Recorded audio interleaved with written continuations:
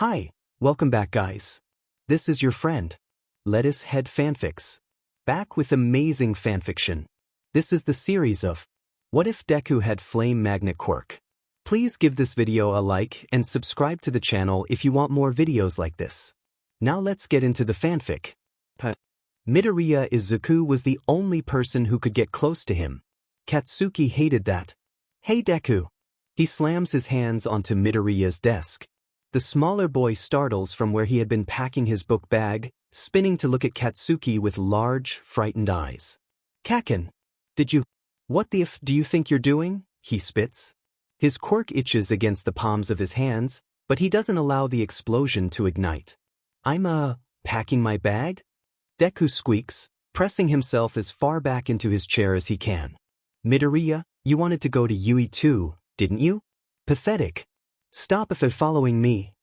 He snarls, feeling the familiar tug of the scar tissue on his cheek. I can't do anything without you being right there. Sorry. Don't apologize to me. I was supposed to be the only one from this shitty junior high to get into Yui. You don't get to piggyback off me like you do for every effing thing else. A small explosion lights between Katsuki's hands and the desk, and for a moment the world stops. But Midoriya is too distracted to activate his quirk, and Katsuki silently thanks whatever god there is for that. Midoriya does wince at the sound. Kaken, I wasn't. You can't even use your diamond quirk without me.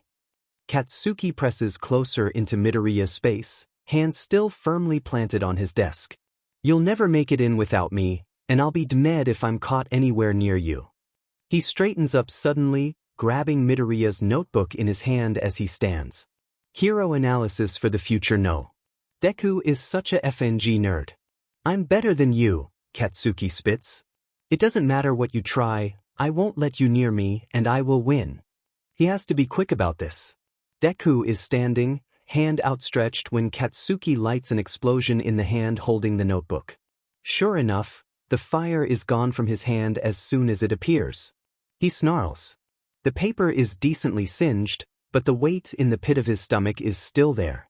Deku lunges at him, the fire from Katsuki's explosion suspended over his hand.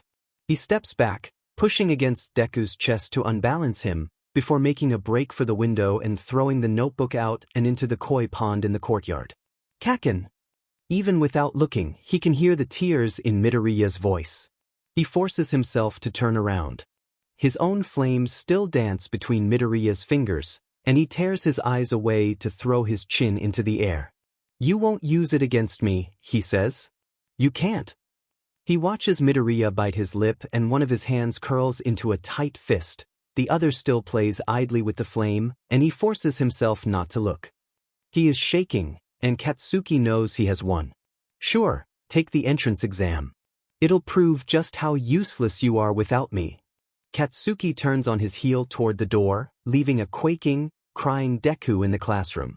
As soon as he is in the twisting maze of hallways, sure that Deku won't come running after him. Katsuki feels the tension drop from his shoulders. Tears prick in the corners of his eyes, and he bites his tongue to push them away. The scar tissue on his cheek pulls almost painfully, if he was still capable of feeling it, and he brings his hand up to run his fingers over the malformed skin. It has been 6 years since Midoriya had turned his own quirk against him. Some part of him is still terrified it will happen again. Izuku doesn't watch Kaken walk out of the room.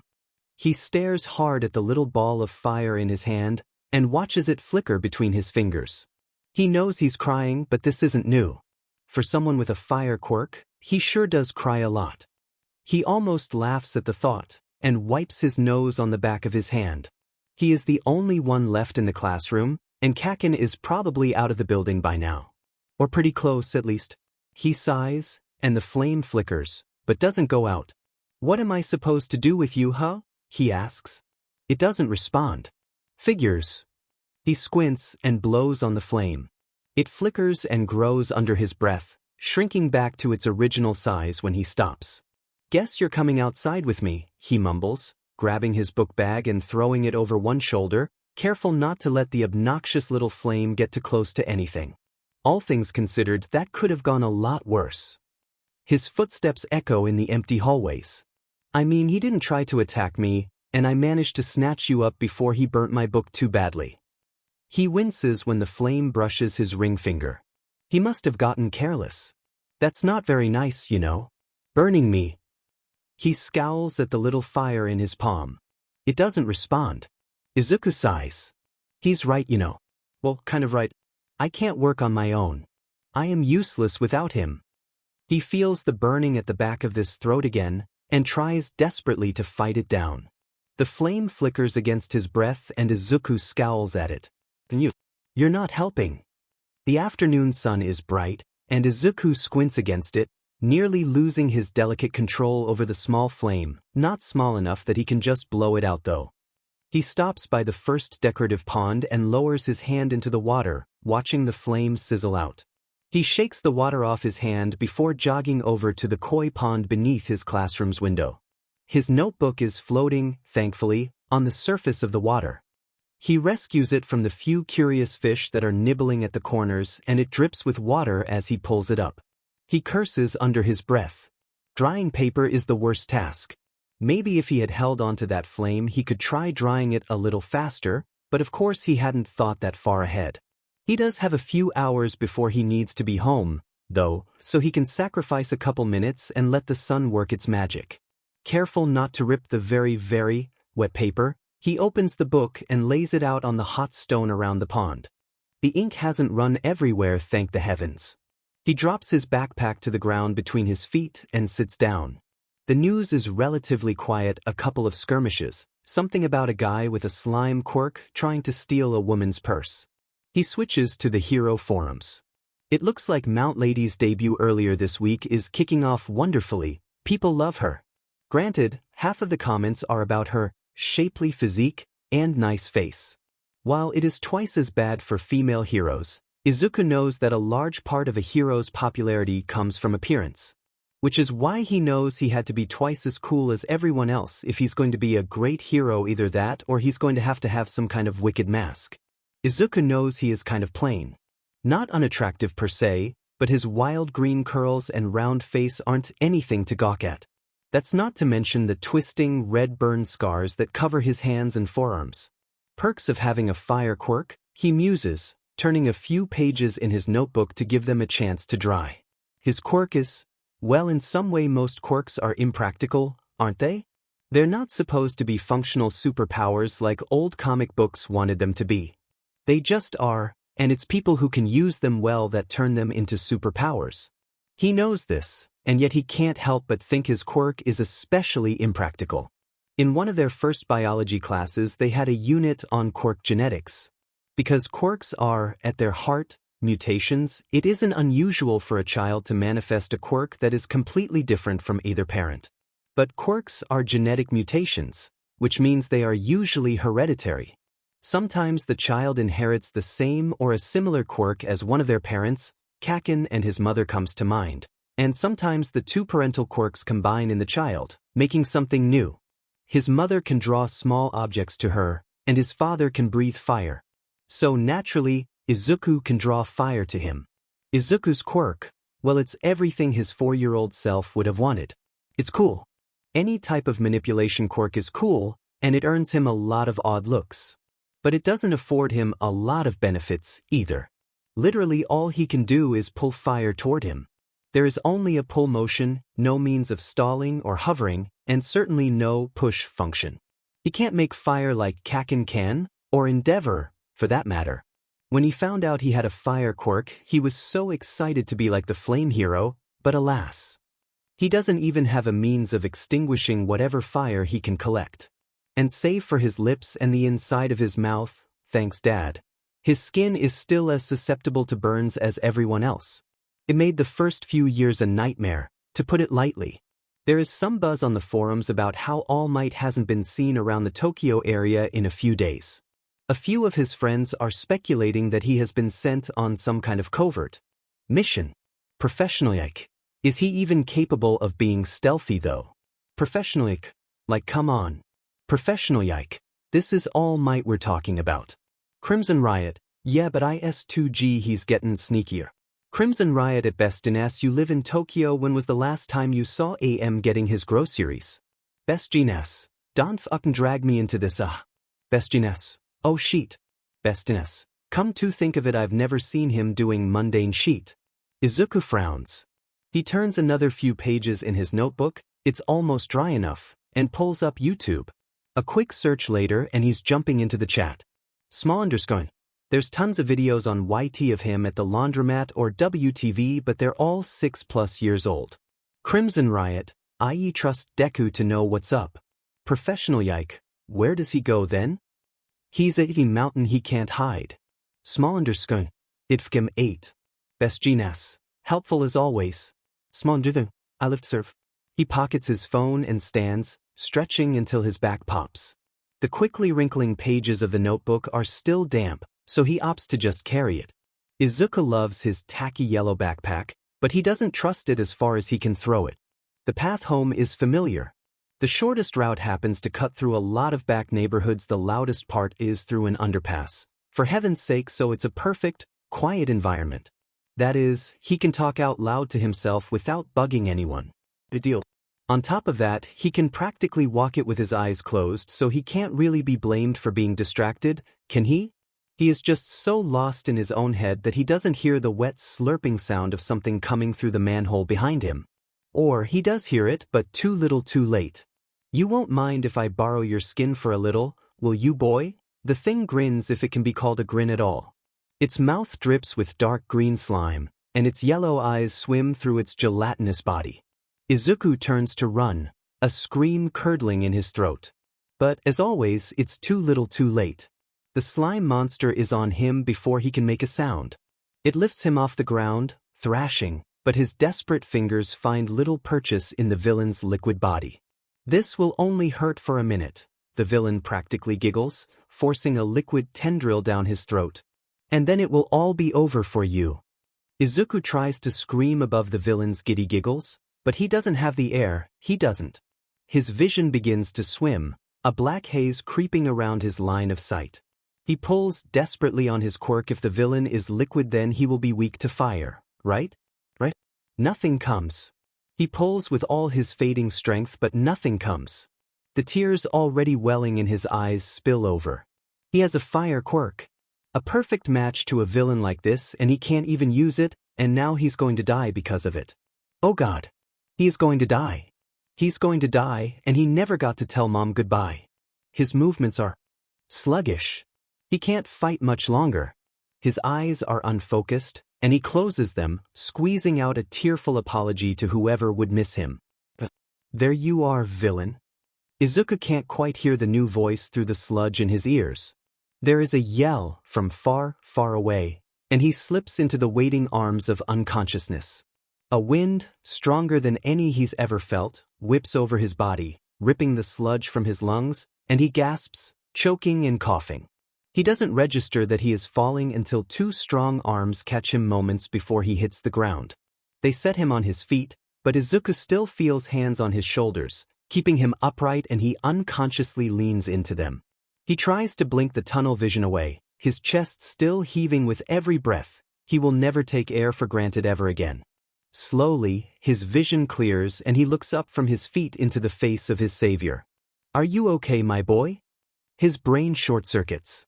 All Might. He instinctively throws his hands in front of his chest, and he knows he is gesticulating wildly, but heaven help him, All Might is right here. I'm fine. Well, actually, I was nearly suffocated by that guy, but you seem to have taken care of him. Thank you, by the way. Thank you. I was trying to get out, but it wasn't really working, and what are you doing here, anyway? You're based in Tokyo. Unless you haven't been seen in Tokyo lately because you've been here? In any case, I'm just so glad you showed up. He squeaks as All Might laughs and claps him again on the shoulder. A nervous talker, eh? Izuku nods sheepishly, or as sheepish as he can be, with his eyes still owlishly wide. All Might laughs again, and Izuku is going to be hearing that sound for the rest of his life. He'd bottle it up if he could. Play it on repeat in his headphones as he falls asleep. Blast it at Kaken whenever he comes too close. If only. All Might is talking again, and Sheet Izuku has been so caught up in his own thoughts that he hasn't heard a word of it. Well, I'll be off. All Might grins, lightly smacking the sludge guy, who glares at him from the inside of the 2 plastic bottles. Gotta turn this fella into the police after all. Wait! Izuku snaps out of his daze and tumbles forward, accidentally smacking All Might in the leg with his outstretched hand. The sludge villain glares at him from his tiny plastic prison. Can I get your autograph? Already done, my boy. Stay out of trouble now. I will. Thank you again. Izuku calls, but All Might has already jumped into the air. The windy backlash catches him full in the face and he stumbles backwards, nearly stepping on his notebook. Sure enough, the open page is covered in All Might's large, distinctive signature. Too bad it's this book, which is going to be permanently warped by water. Maybe it'll add charm. He doesn't realize that he's trembling until he picks the notebook up and tries to close it. It makes sense. He had just nearly died. That probably isn't going to process for a few more hours. Clutching the notebook to his chest, he sits down with his back to a nearby tree. Small underside professional yike at bestiness at Crimson Riot I found All Might. Crimson Riot, UWE. Professional yike. Well, you can't just leave us with that. Small underscore. I'm still trying to process. Small underscore. 'Cause I almost got killed by this slime guy. Small underscore. But then All Might showed up and saved me. Small underscore. So I'm not dead. And also AM signed my notebook? And I'm 80% he cradled me in his arms, but I was kinda dying, so I'm not really sure. Crimson Riot, bro, are you okay? Crimson Riot, I can't even wow. Bestiness, that's a fucking tale if I ever heard one. Professional yike, his strong beefy arms, what I wouldn't give. Crimson Riot, oi knock it off, our boy almost died. Small underscore, yeah, have some sympathy. Small underscore it, sympathy. I'm still shaking in, slay a soy jouch. Smallest thing, I asked him while he was here and not in Tokyo. Best Gene-S? And? Best Gene-S, I'm dying here, bro, what he doing? Small underscore, I think he answered me, but I was too busy being starstruck to hear what he said. Straight. Crimson Riot, bro, it's K. Professional yike. Yeah, it's not like we expected anything less from you, the ultimate fanboy. Best Gene-S. So are we still thinking he's on some covert mission or other? Best Gene-S. Do we need to keep this on the down low? Small underscore. Maybe? He's taking Slime Guy to the police, so maybe not? Crimson Riot. Well, keep us updated, bro. Crimson Riot. And go take a nap if you need a cookie, my friend. Izuku snorts. He does need a cookie. Or at least, a cookie would be really nice right now. Maybe when he gets home he can bake some before practice. What time is it? He groans and looks at his phone's clock again. He still has time, but he will probably have to enlist his mom's help if he does want cookies before he has to leave. He isn't shaking nearly so bad now, it will probably be safe to stand up. And he immediately regrets that decision. Bracing his hands on his knees while he waits for the tunnel vision to fade, he feels the familiar tremor return not to his limbs, but to his core. Like his ribcage is quivering. It isn't a pleasant feeling, and he prays it will fade soon enough. A large explosive noise crashes into his train of thought and he spins around to find the source. His eyes widen as he sees the plume of dark smoke climbing into the sky. No rest for the wicked? Looks like cookies are going to have to wait. Clutching his notebook to his chest, he starts to move toward the commotion.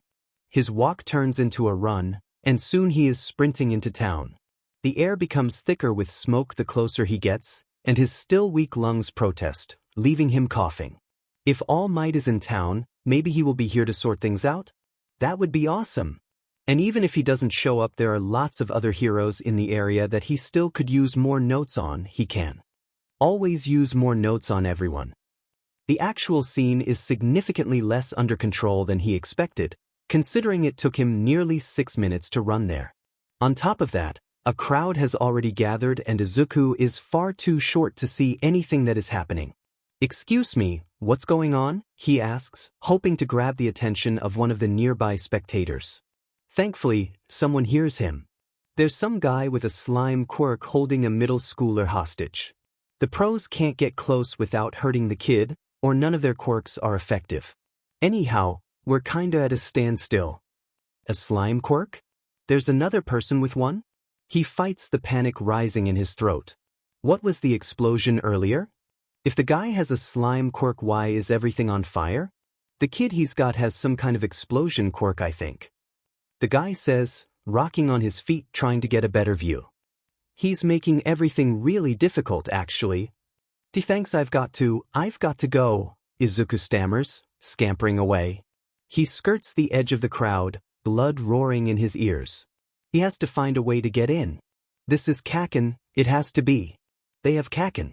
The crowd is thinner here, near the wall bordering the alley.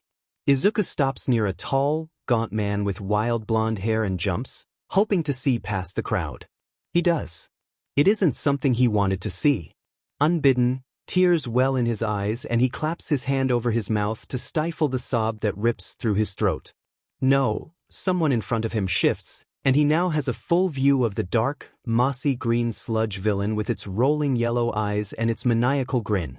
No. I thought he was all might. The villain swirls and moves and strains around the small, thrashing body it holds captive. If Izuku had been looking, he would have seen the blonde man look down at him with something like recognition and dawning horror flashing in his eyes. But he isn't looking. He doesn't see how the man grimaces and clutches his side, his grip on the light post tightening until his knuckles go white. He does see Kaken's wild eyes searching for something, Izuku doesn't know what. He does know that those eyes met his, and in them he sees fear. Fear is not something he wants to see in his friends. Can he even call Bakugo a friend? Eyes.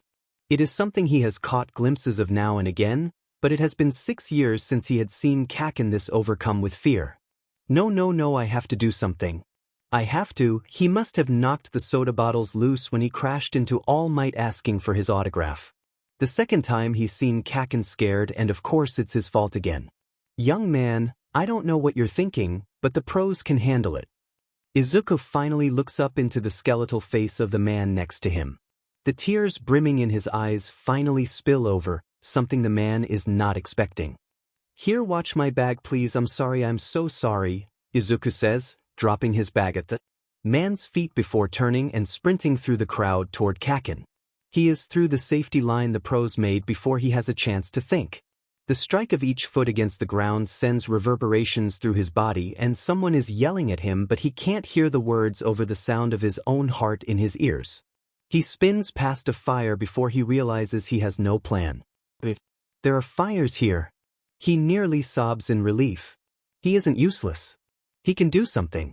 His quirk, lovingly named Fire Pole by his mother, can only pull fire toward him. There is no power in him to push fire away or direct it, but that doesn't mean he can't trick it. The first time he propelled fire anywhere he had been 8 years old, and it had caused a horrible accident that he regrets to this day. It would be another 2 years before he had any semblance of control over where he could throw the flames. Even now, 6 years later, he only can really control small amounts of fire with any kind of confidence. That being said, the amount of fire he is now pulling to himself is no laughing matter. It is no candle flame that he can pull between his fingers to watch it dance. It is not a small handful of fire stolen from one of Kaken's explosions that he can comfortably spread between his fingers or even slingshot across a room if he wants. This is several bonfires that could consume him if given the chance. He pulls at all the fires behind him, his quirk tugging until he feels the air behind him get hot. He could probably get the best propulsion if he starts low, so he pulls the fire toward his knees. The fire runs on the ground after him like a blazing trail, liking at his heels and threatening to burn. Kaken! Izuku is almost close enough to touch the slime villain, and one of its rolling yellow eyes sees him and glares. Duck! He stops running and throws his hand in the air toward the slime villain's eyes and what he hopes is its head. And then he pulls. More specifically, he yanks the fire toward the very tips of his outstretched fingers. He feels the fire rushing over his back and he ducks his head, muffling a cry of pain when a tendril brushes too close to his neck. Just as the first of the flames reaches his fingers, he stops pulling and drops to the ground, rolling away from where the fire, lost in its own swirling momentum, continues upward and tears into the oozing flesh of the sludge monster. Izuku watches from his position, crouched low to the ground, as the villain howls and Bakugo breaks free from its hold long enough to gasp and cough and breathe. And he almost cries with relief, but then it has him again. One of its eyes is rolling dead on the ground as proof that Izuku had done any damage at all, but it wasn't enough. It wasn't enough, and now Kaken is suffocating again, and he wasn't enough. He pushes himself onto shaking feet and reaches again for the fire, but it's all wrong. It's all in the wrong directions, and if he pulls it, to him now he'll hit Kaken. He has to move, get to another side, and somehow get enough momentum to push that much fire at the villain again. His limbs are heavy. He forces himself to take a step, to move to another place in the alley where he can get some kind of advantage. Thick, cold tendrils of slime wrap around his wrists and ankles, locking him into place and dragging him toward the swirling mass of sludge. Distantly, he hears himself scream. He's still in the wrong place. The fire would hit Kaken. He would just as soon hurt him as he would the sludge villain, and he can't. Not again. Izuku's fingers rake uselessly through the slime as he tries to claw himself free. It's no use. All the work All Might had done to save him, and here he is getting himself and his classmate killed by the very same villain.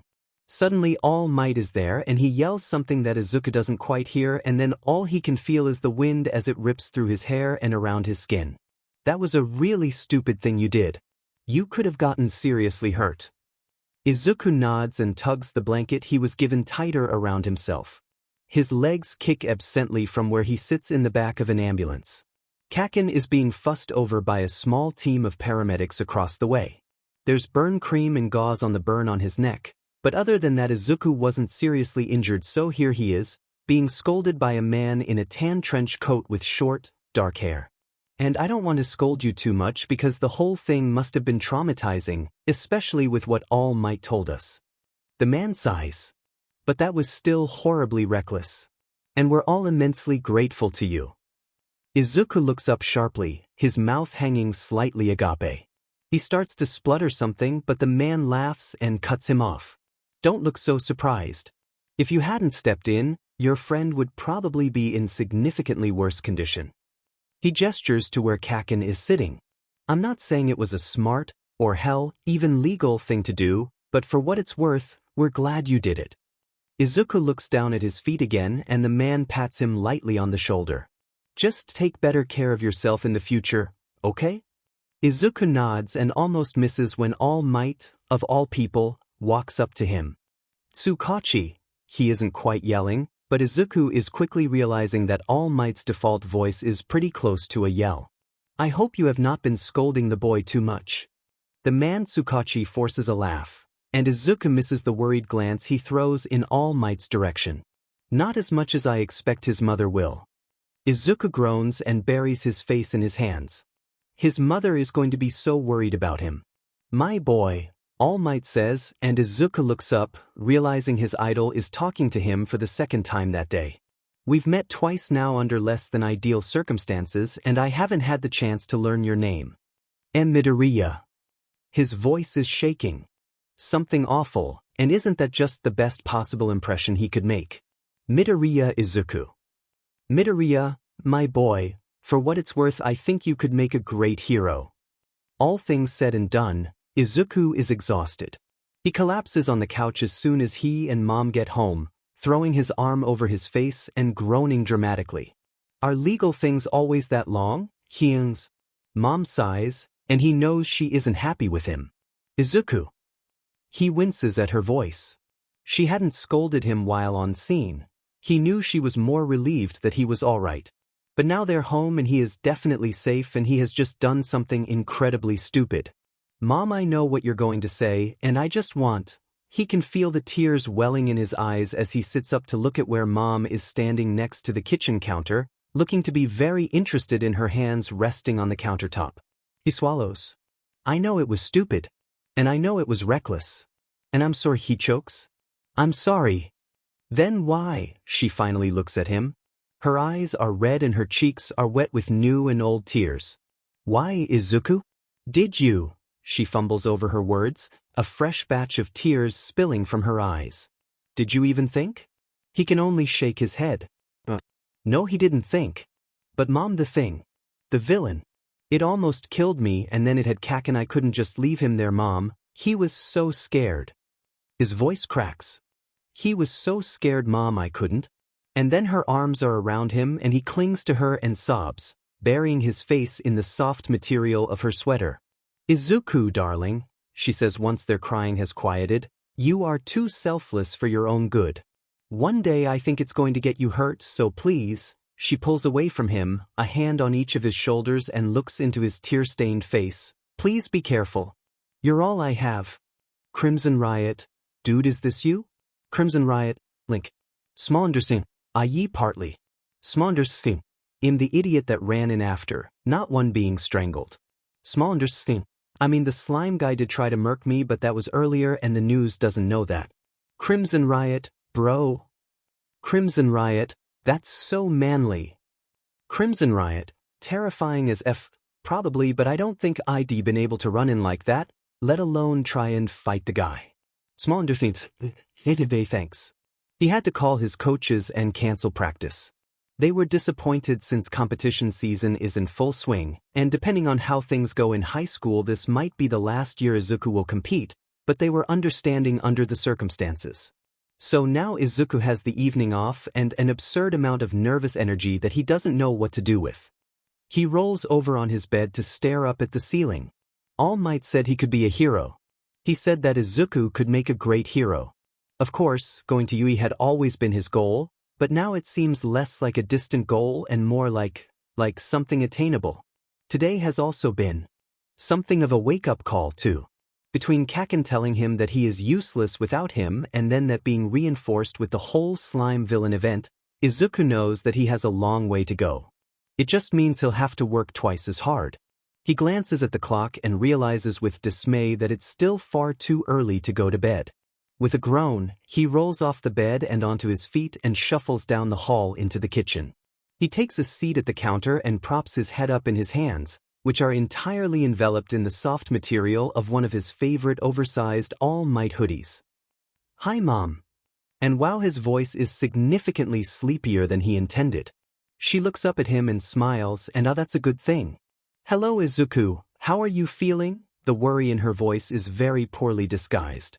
Sleepy, but other than that I'm okay, he says, and it's true. He's been through a lot in the last 6 hours, but he is okay. Mom hums and continues drying the last of the dishes. Can we make cookies? His question must have surprised her, because Mom laughs and turns to look at him with an almost quizzical expression. That sounds like a great idea, honey. Get over here and start measuring the sugar while I finish putting these away. Izuku hops down from the bar stool and grabs a large mixing bowl and the sugar tub. He should probably wait until the event is less fresh in his mother's mind, but he's been mulling this over for too long now and honestly can't bear to keep quiet for much longer. Hey, Mom, he says, pouring the carefully measured sugar in the bowl and snapping the lid back onto the tub. She hums in response. You know how I want to apply to Yui? Izuku doesn't miss her sharp intake of breath. He freezes. It's something they have discussed, obviously, but her support of his decisions is very important to him and he's worried that she's changed her mind in the last few hours. Yes? What about it? She's not objecting yet. That's a good thing. A very good thing. I think I need to get stronger. He hears her start to protest and turns around to look at her. My quirk is good. It's wonderful, really, but I don't really have good control of it. And today, I could have done so much more. He shakes his head, staring hard at his feet. This isn't what he wanted to say. I was really lucky today, Mom. Really lucky. I only burned the back of my neck, but it could have been a lot worse. If I'm going to get into Yui, if I'm going to be a hero, I need to make sure I don't hurt myself with my own quirk, right? So I need to get stronger. He looks up at Mom, and her eyes are glistening with tears. Izuku, her voice quivers and it's all he can do to keep from crying with her. I want to disagree with you. I want to keep you home and keep you safe, but I can't. She puts down the plate she was holding and wipes her eyes on her sleeve. I'll help you get stronger, Izuku. What can I do? Izuku grins and throws his arms around her. Thank you, Mom, you're the best. She laughs and pushes him off of her. I know, make your cookies, boy. He grabs the sugar bin from the counter and puts it away before grabbing the butter out of the fridge. So I was thinking, I need somewhere safe to practice using my quirk, right? Somewhere where I won't put other people in danger, so it needs to be out of the way, and it probably needs to be somewhere that there isn't a whole lot of flammable stuff, and I probably need a lot of room to move around. You'll also need somewhere where you can easily put out any fires you make, Mom says, totally unfazed by Izuku's storm of muttering. So somewhere open where there aren't a lot of people? Izuku hums thoughtfully as he grabs the hand mixer to cream the butter and sugars together. Mom cracks a couple eggs into the bowl once he turns the mixer off. What about Dagoba Beach? She asks. Dagoba? Isn't that the place where everyone dumps their trash? Mom nods. Get the flour, I'll mix this. And yes, it is. If you cleared an area, you'd have a ring to practice, and you would be close enough to the water that any fires you start won't be a big deal. Izuku stops and stares into the middle distance, his nose wrinkling. That could work. Mom smacks him lightly on the arm, laughing. Surprised your silly old mom could come up with a decent idea? Izuku laughs with her. No, I just never would have thought of it. It's a really good idea. Nobody goes to Dagoba. I'd be totally alone.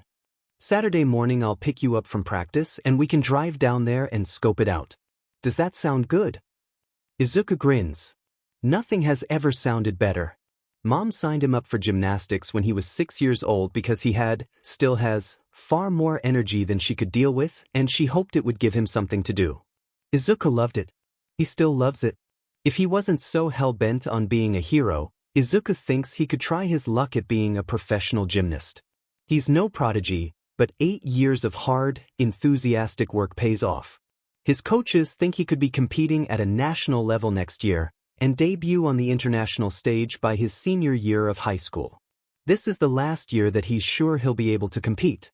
Next year is a little iffy, since competition season runs February through May, and by May he'll be in high school and hopefully in Yui's hero course, so he isn't sure how much time he'll have to give to his childhood passion. So for now he's throwing himself into practice, hoping to give the last year his best effort yet. Not that he wasn't giving his best effort into all the other competitions, but this is different. His best events are floor and vault. According to Chie, he was also a natural at the balance beam, but she'd said it through tears of laughter the one time she forced him to try, so he's skeptical. But if he can get the high bar routine down, he wants to try for the all-around medal in his upcoming competition. His coaches think he has a fighting chance. He's outstanding in a few of the events, and pretty good at rings and the parallel bars, and if he can manage not to botch the high bar he'll be set. Easier said than done, he thinks from where he lies on the mat under the high bar, staring up at the ceiling. He's completely covered in chalk from all the times he's fallen trying to get this routine down. Everything hurts. He's pretty sure his hair is actually dripping with sweat. He pushes himself into a sitting position and nope, his hair is quite literally dripping. That was better, Midoriya, but I still fell, Izuku hums, finishing his Okada-sensei's sentence. What do you think you're doing wrong? I'm not fast enough? It's like, by the time I see the bar again it's too late and I can't catch it. So what are you going to do about it? His coach pats him on the shoulder. Take some time and think about it. You're probably too tired right now to make much a difference. You'll just end up hurting yourself. Izuku groans as he stands up. He's probably going to be sporting a few nasty bruises, but what's new? Certainly not that. He rolls his shoulders, popping his back. He's gonna be sore too, he can feel it. Mom is waiting outside for him when he finishes cleaning himself off and packing his bag. Are you ready to hit the beach? Izuku grins. As I'll ever be. Dagoba isn't far from where they live, and they drive for maybe 10 minutes before Mom pulls into a small parking lot near the overlook where the garbage starts to pile up. It's worse than I thought it would be, Izuku's, climbing out of the car and staring at the literal rolling hills of garbage. I thought you wanted to be a hero? Mom says. Now come on, let's see if we can pick our way through this. I wore my good shoes and everything. Izuku groans again for good measure, but follows his mom with more eagerness than he's felt in years. This is kind of an adventure after all. A stinky, gross adventure, but Izuku is a teenage boy and scaling the mountains of garbage is almost making him forget how tired he is. Don't forget what we're here for. Mom calls after him, laughing at his antics.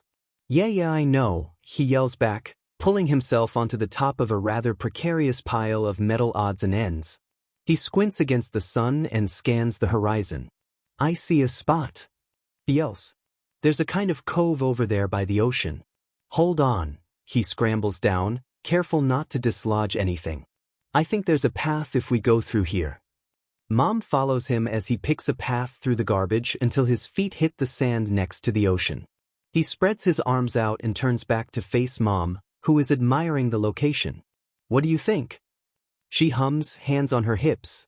The area is still totally swamped in garbage, but it's reined in on 3 sides by overlarge hills of garbage, and the 4th side by the ocean. It's like a little valley, and there is surprisingly little on the actual valley floor. It shouldn't take more than a few days to clear a large enough space to work. I think this looks great. I can rent a trailer to hook up to the car and we can pull the garbage you move to the dump, she says. Izuku laughs. If I didn't know any better, I'd say you roped me into this as some kind of community cleanup project. Mom laughs with him. Who says I didn't? She smacks him on the shoulder. Come on. The day is still young.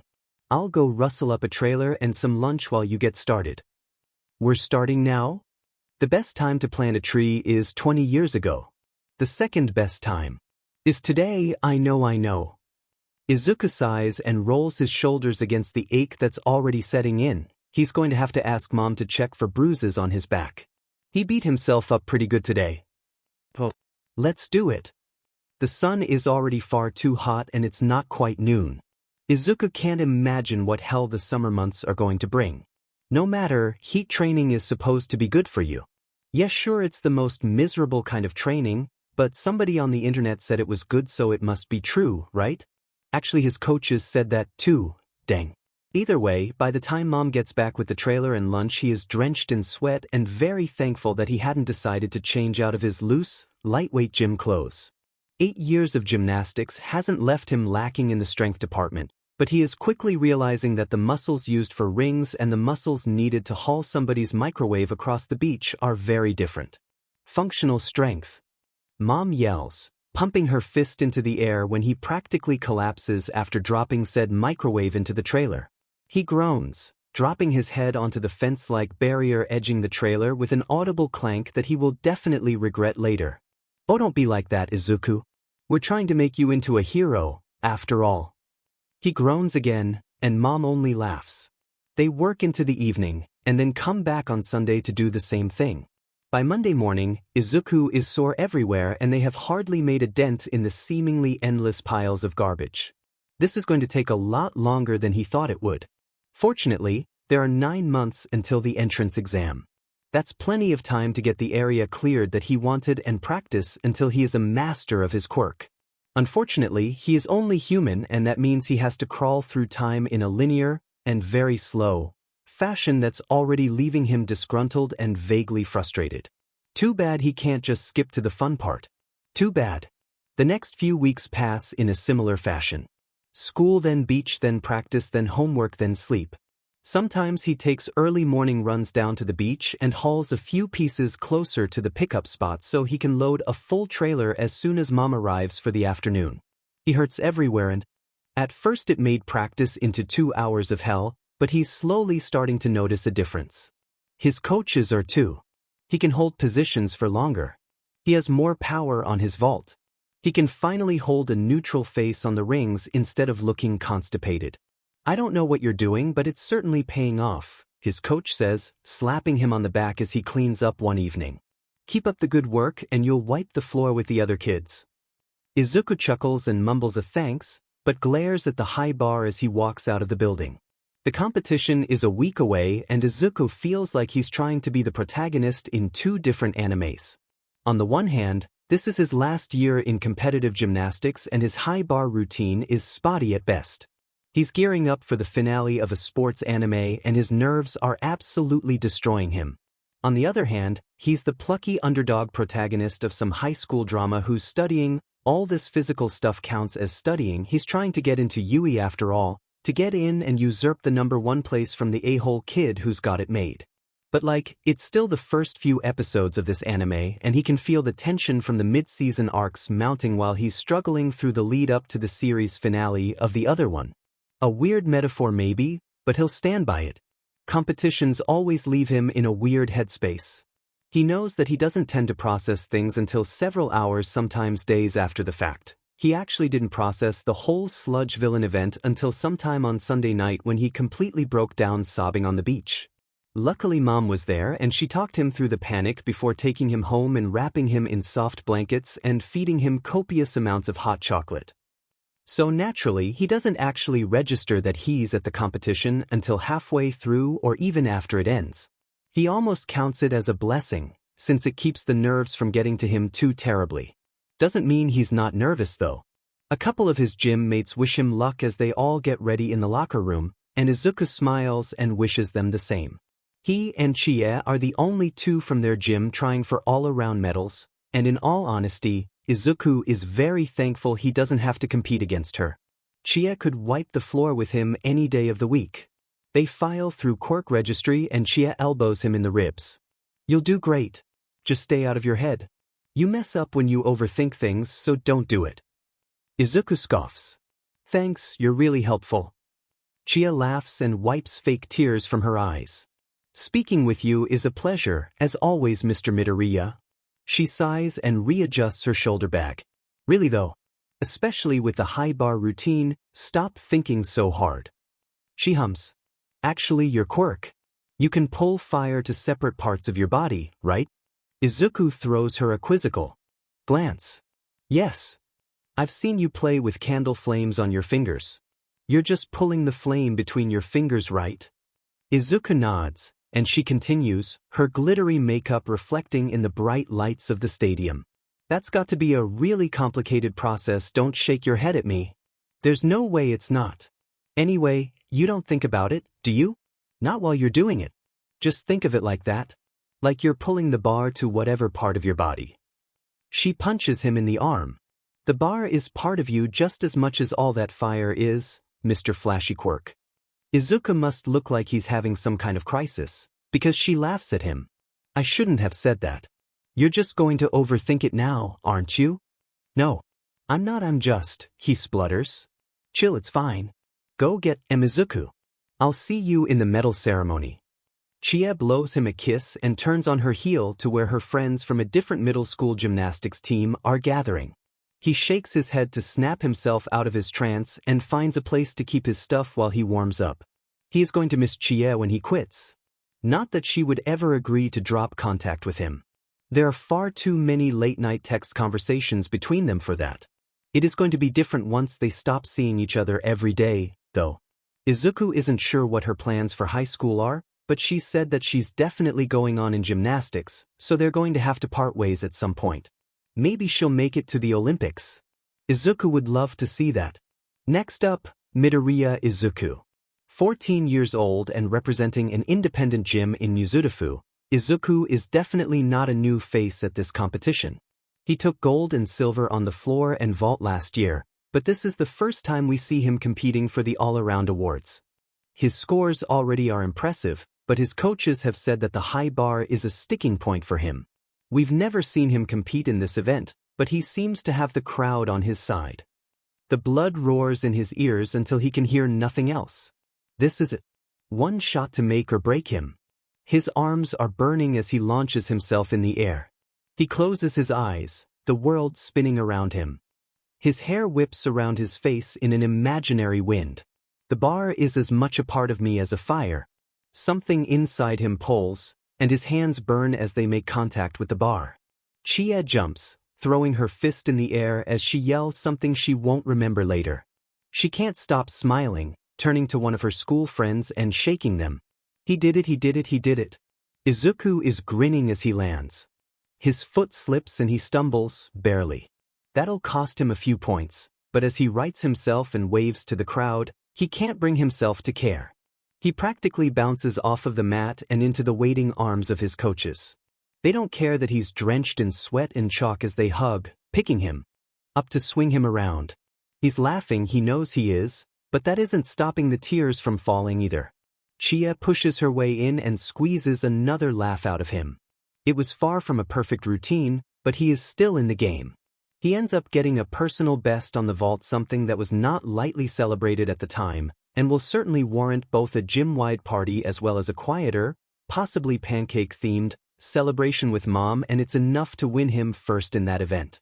He performs well enough on still rings, parallel bars, and pommel horse to keep him in the all-around competition, but not well enough to place. He's first in floor again.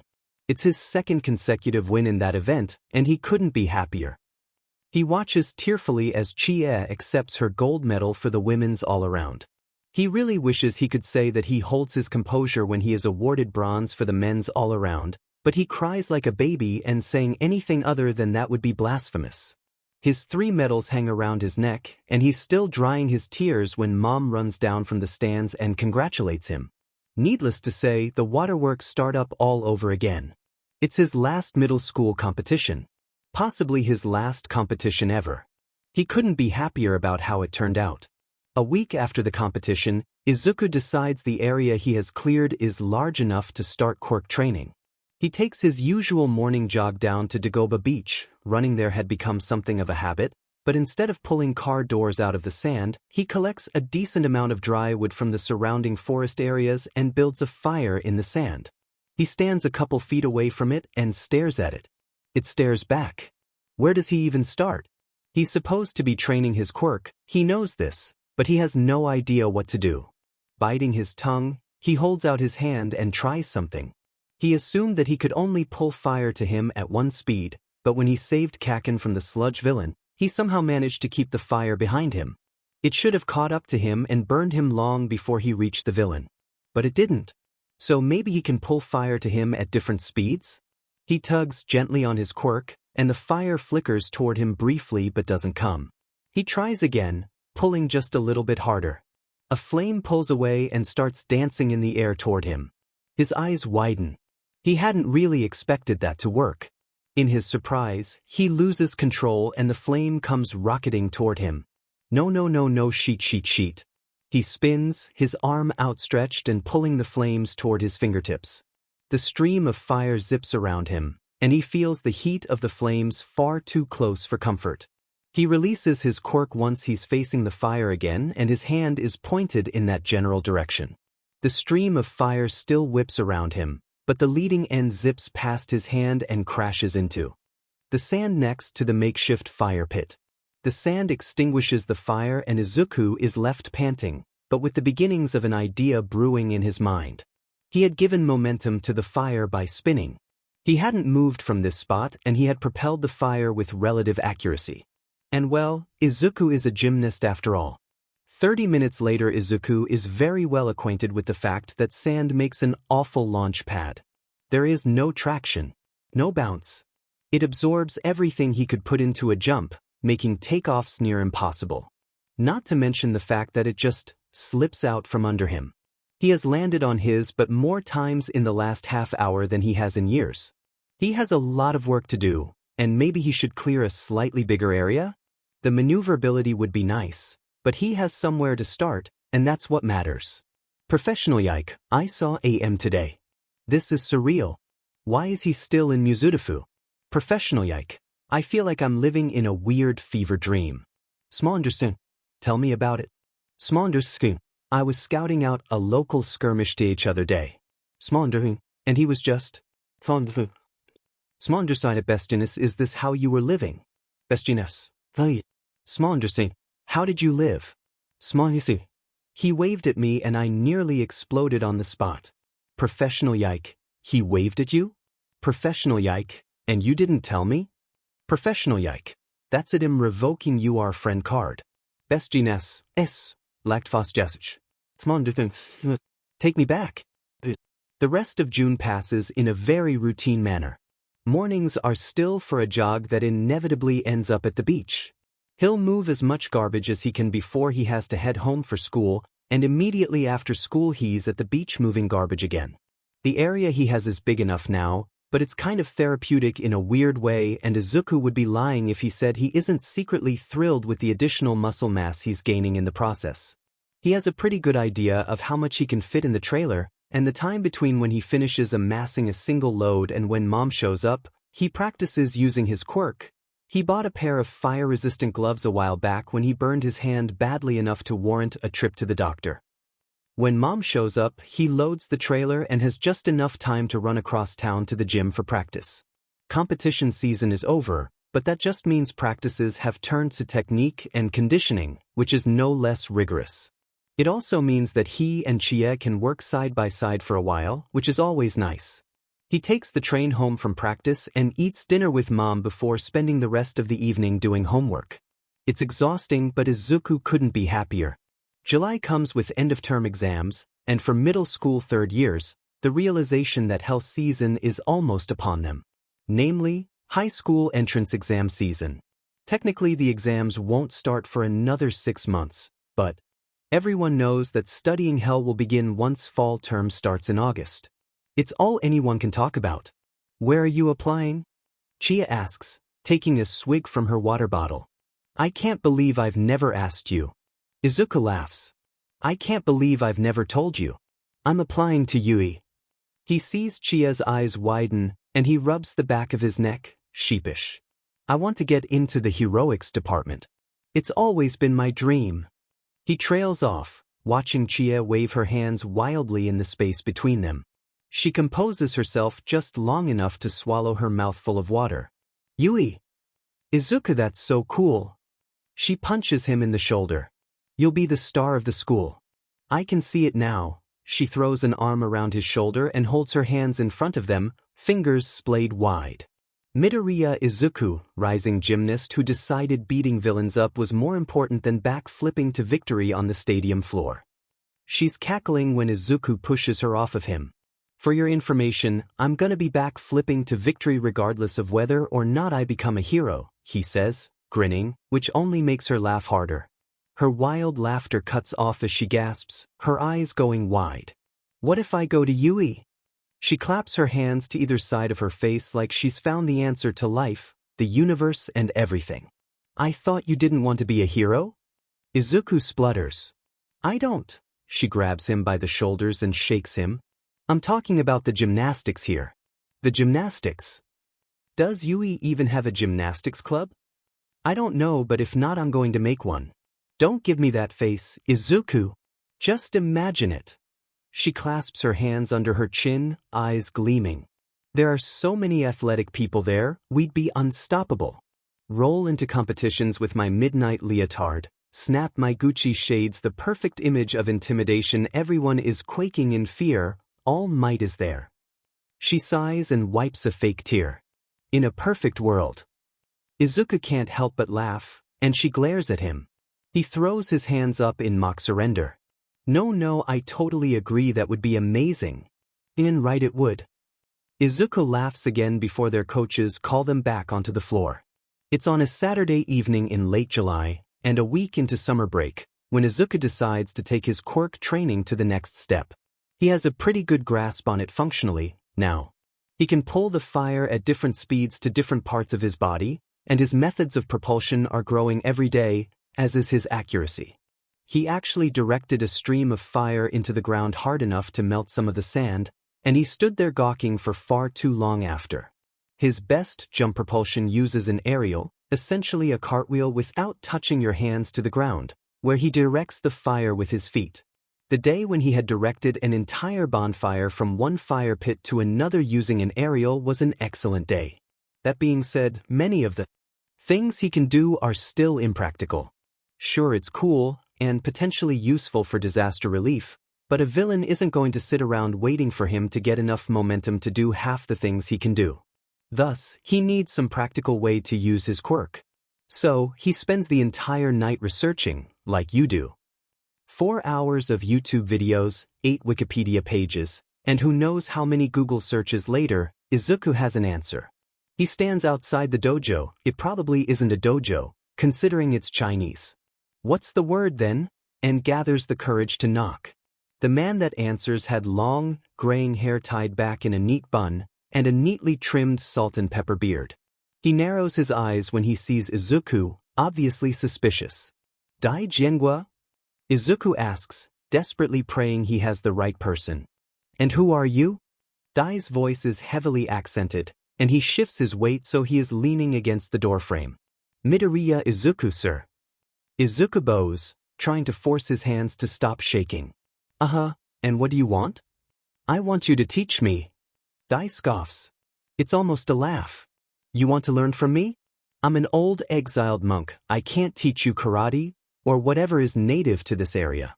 I only know the northern Shaolin techniques. That's why I want to learn from you, Izuku blurts. I did a lot of research, and it all led me to you. He bows again at the hip, hoping it conveys his sincerity. Please, sir, you're the only one who can help me. Dai is quiet, and Izuku fears the worst. Midoriya Izuku, was it? There is almost a laughter in his voice. Stand up. I'll teach you. Jiangua-sensei is ruthless, and Kung Fu is way harder than Izuku had given it credit for. He had insisted Izuku use his given name, but that doesn't mean he goes easy on Izuku in any way, shape, or form. Thankfully, years of gymnastics pay off in his dexterity and strength, but those are the only things he has going for him. Kung Fu is hard. But when Izuku runs to the beach in the evenings, he finds, to his utter delight, that the moves Jiangua-sensei is teaching him are perfect to direct the fire. With his gloves on, he can catch handfuls of fire in each hand, and even just doing warm-up stances direct that fire around his body and then away to increasingly accurate targets. Summer passes all too quickly, and Izuku has never felt more ready to tackle the UE entrance exam. He had to quit gymnastics when he started under Jiangua-sensei. Money is tight enough already, he didn't want to burden mom with anything else, and Chie is understandably upset with him. They go to different middle schools, so she whined about never seeing him again until he invites her to run with him in the mornings. He's never had a running partner before, and he's gotta admit, it's really quite nice. It does cut into his morning garbage removal time, but in all honesty, he doesn't really need it anymore. If the beach gets any cleaner, he knows it's going to start attracting tourists, and the whole reason he chose Dagoba is because no one goes there. The start of fall term also means that he has to deal with Kaken again, and Izuku is not ready. He's not really afraid that Kaken will hurt him. There's not a lot he can do, and even if he just comes at Izuku with his fists, Izuku now has enough training to deflect him, if nothing else. But that doesn't mean that he isn't exhausting to be around. It also doesn't mean that any of Izuku's fear responses are aware that Kaken can't hurt him. Honestly, that's far worse than anything Kaken himself could throw at him. He can run from bullies forever, but there's no escaping his own mind. Don't even get him started on the guilt he feels every time he sees the scar on Kaken's face. Kaken seems to be pointedly ignoring him though, and Izuku thanks his lucky stars. He's more than happy to sit complacently in the back of the classroom, minding his own business. The work is hard, and Izuku quickly falls back into the school time routine. September bleeds into October, bleeds into November, and well, these entrance exams aren't going to study for themselves. Izuku isn't universally liked by the people in his middle school, far from it in fact, but he's pleasant enough to be around and has good grades, so he finds himself seeking into a small study group. He invites Chie to join, and soon there are 5 or 6 of them that meet in the park in the afternoons to study with each other. It's fun in a weird way. He knows that none of these people would ever speak to him under any other circumstances, but Izuku has the best grades in the class second to Kaken, and they're probably taking advantage of that. He doesn't really mind. Leading these study groups is helping him as well, and the illusion of having so many friends is kind of nice. At least he's got Chie. Obviously it is all too good to be true. Or at least too good to last. Kaken corners him. It's Tuesday on the last week of school in December. School is out for the day, fall term is almost over, and there's only a month until the UE entrance exam. Deku. Izuku can hear the sneer in his voice before he sees it, and turns around just in time for Kaken's signature right hook. He stumbles backwards a few steps, rubbing his jaw. Kaken stands over him, several inches taller, and cedes, but doesn't move to attack him again. I know what you're doing, he spits. Izuku blinks. What? Don't think I haven't seen you. Kaken tenses like he wants to attack Izuku again, but doesn't. We live on the same FNG street, Deku. I see you every FNG day. Training or whatever you want to call it. Izuku opens his mouth to argue. Don't you dare fang speak, shitty Deku, Kaken hisses, stepping forward into Izuku's space. He shrinks away, out of habit, trying to make himself look as small as possible. I don't care what you do, you'll never make it. You're wrong. The words slip out of Izuku's mouth before he has time to stop them. Well, too late now. Go big or go home, right? I'm going to make it into Yui. Kaken laughs. Actually laughs. His posture relaxes and he steps back, hands strung loosely in his pockets. Good luck with that, Deku. I don't care how much training you think you've done, you're useless without me and you know it. He turns and saunters away, leaving Izuku biting his lip and trying not to cry. Kaken is right. He's right and Izuku hates that. Izuku is out of bed before 6 on exam day. He meets Chie for a run, hoping it will calm him down, but all her enthusiasm and pep talks fall useless on his scattered nerves. It would probably be worse if there wasn't a large portion of his brain telling him that this isn't real, but that doesn't make the nerves non-existent, and he's still a mess when he gets off the train and walks toward the towering glass building that is Yui High School. He stops under the massive archway and issages in a deep breath. This is it. This is happening, it isn't. No way. Can't be. His first step into the Yui threshold is thwarted when he promptly trips over his own feet and dives face-first into the cement. This is it. This is how I die. There's a light touch on his back and somehow he never hits the ground. I'm so sorry. I should have asked before I used my quirk, but I didn't want you to fall. Someone behind him says, her voice high and far too chipper, considering the circumstances. It's fine. Izuku stammers. The feeling of weightlessness is honestly very odd. Here, just put your feet under you. Sorry, I'm going to grab your arm, she says, and sure enough there's a hand on his arm, swinging him so he is mostly upright again. And release. Gravity returns to him rather suddenly, and his feet hit the ground, causing him to stumble a bit. Thanks. Is that your quirk? He asks, turning to finally look at the girl. She's not much shorter than him, with light brown hair and a round face. She's really cute, honestly, and Izuku feels himself flush. Thankfully, she doesn't notice, or just doesn't care, because she nods eagerly and falls into step with him as they walk toward the school. It is. I can negate the gravity on any object that I touch with all 5 fingers. Although, I've got kind of a weight limit, and if I go over it I get nauseous, she says, almost sheepish. That's so cool. Izuku exclaims, perhaps too loudly. Can you float any object? Can you use your quirk on more than one thing at a time? She laughs. Yes and yes. Or at least, I haven't found anything yet that's immune to my quirk. She blushes, and you think it's cool? It's a mutant quirk.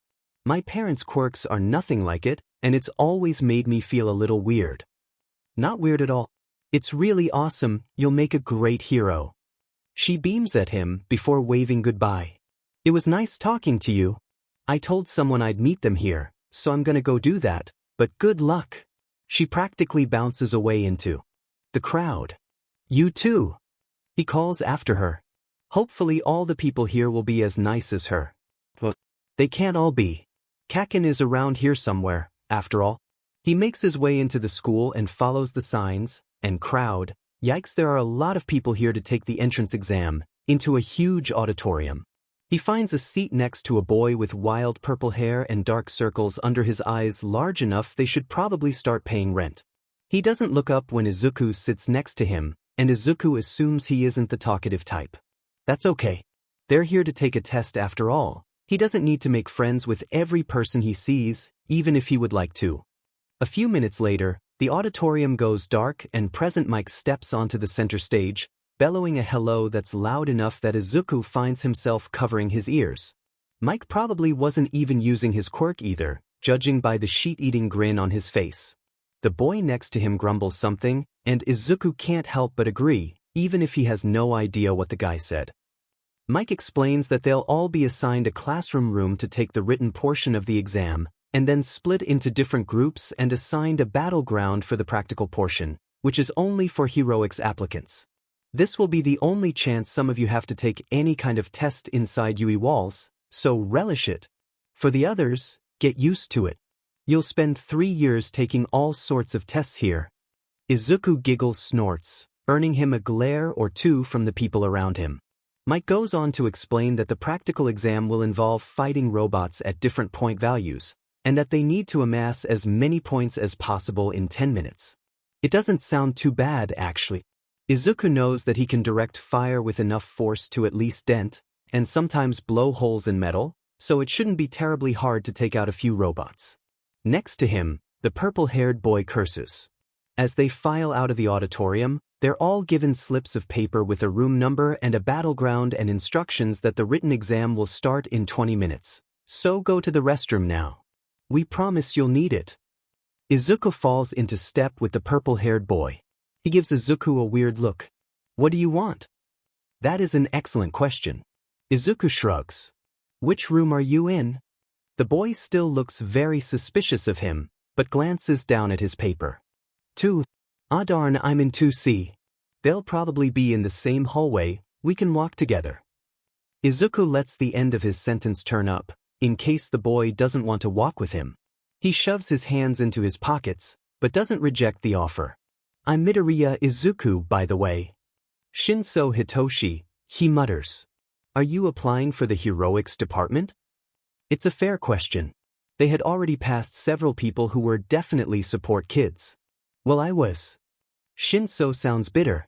Very bitter. I have a psychological quirk, though. It's not going to do FANG anything against robots. He kicks the ground. So I'm just going to get into general studies and beat everyone at the sports festival, so they have to move me up. Izuku hums. The practical exam really isn't fair, is it? Shinso snorts, and Izuku can't help but smile. Well, I think you'll be great. Shinso is still looking at his feet. Thanks, I guess. You're trying for heroics. Yeah. I also applied for general studies, so if I don't pass the practical, I'll see you there. If you pass the written exam.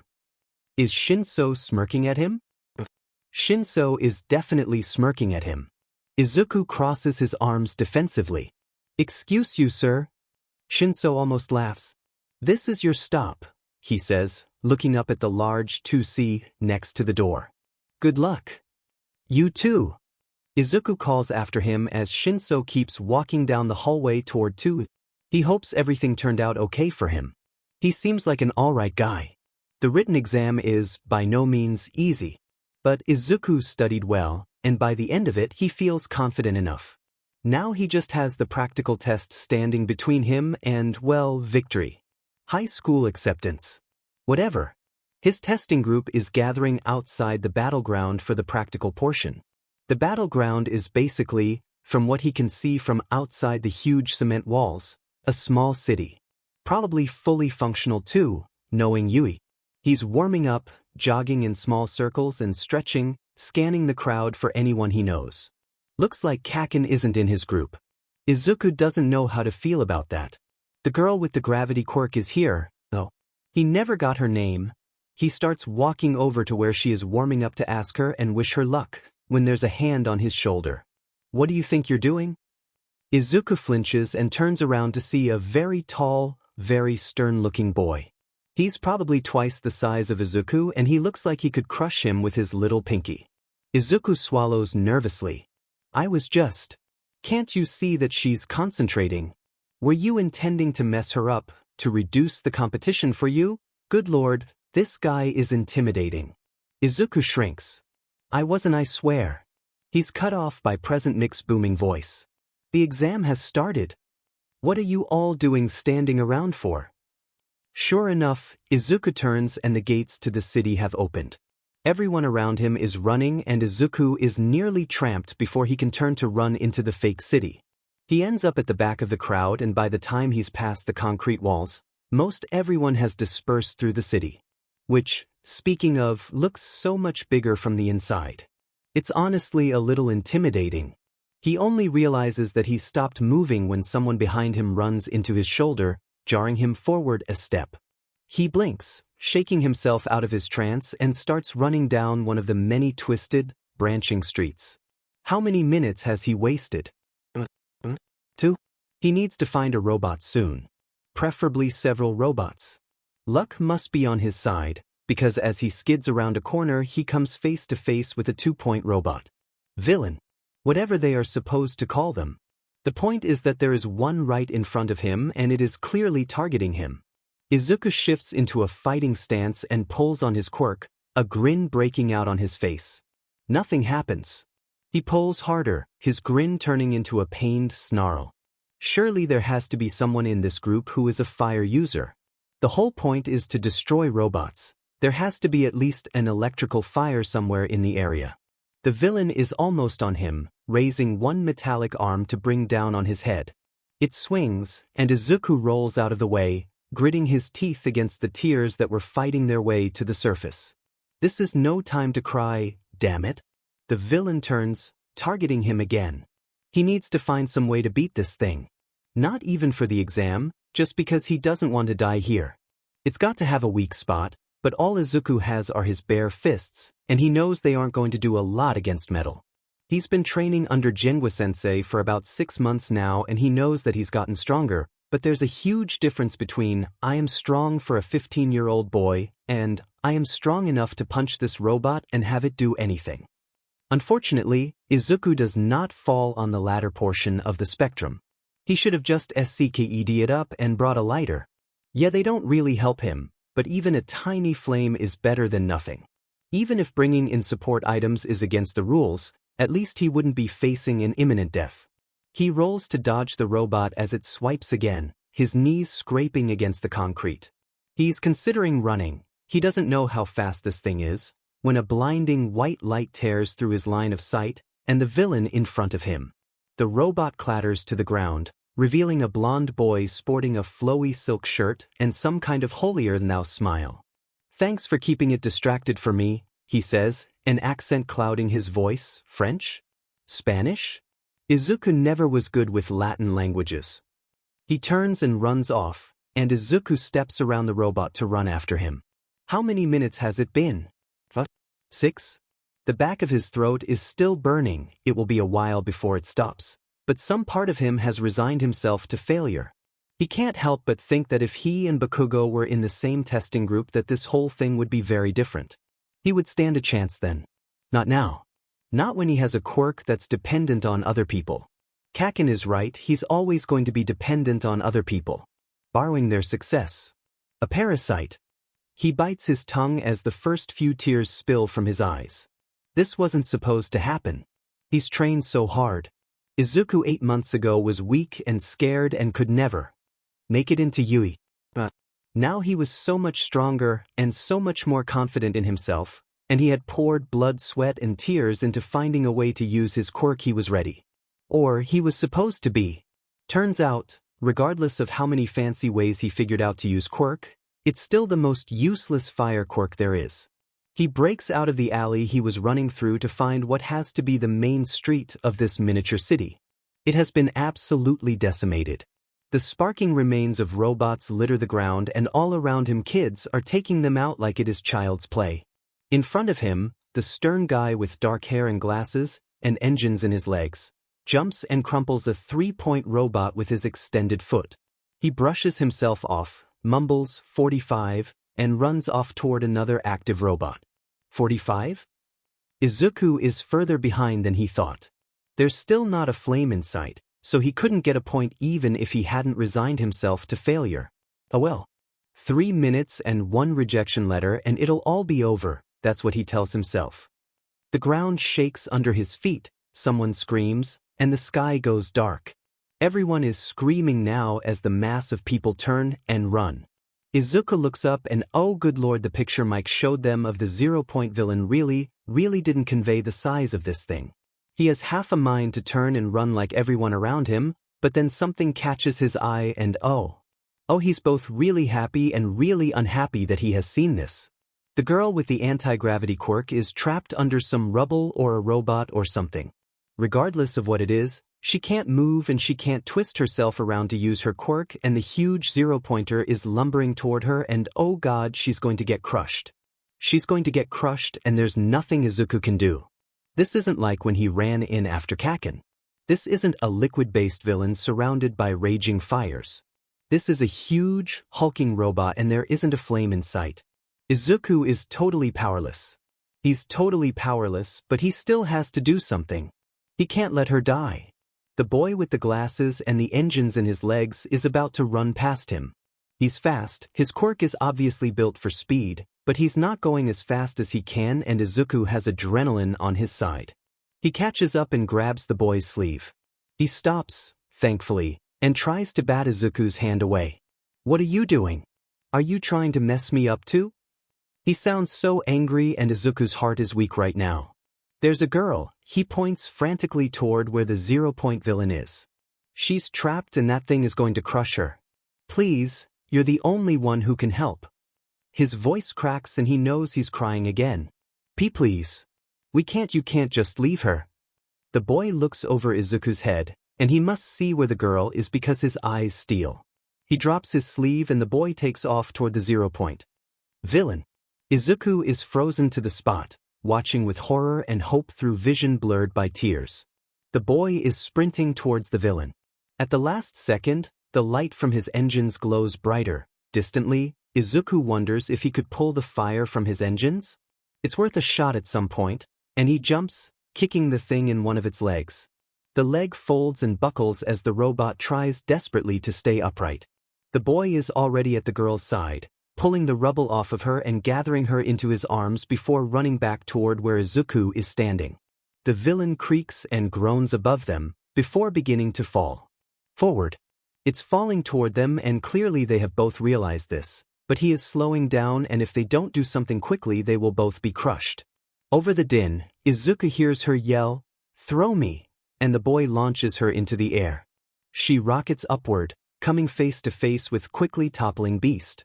She slaps it across the face, before falling back toward the ground, the robot floating gently upward. The boy catches her in a princess carry and keeps running until he is only a few meters from where Izuku is standing.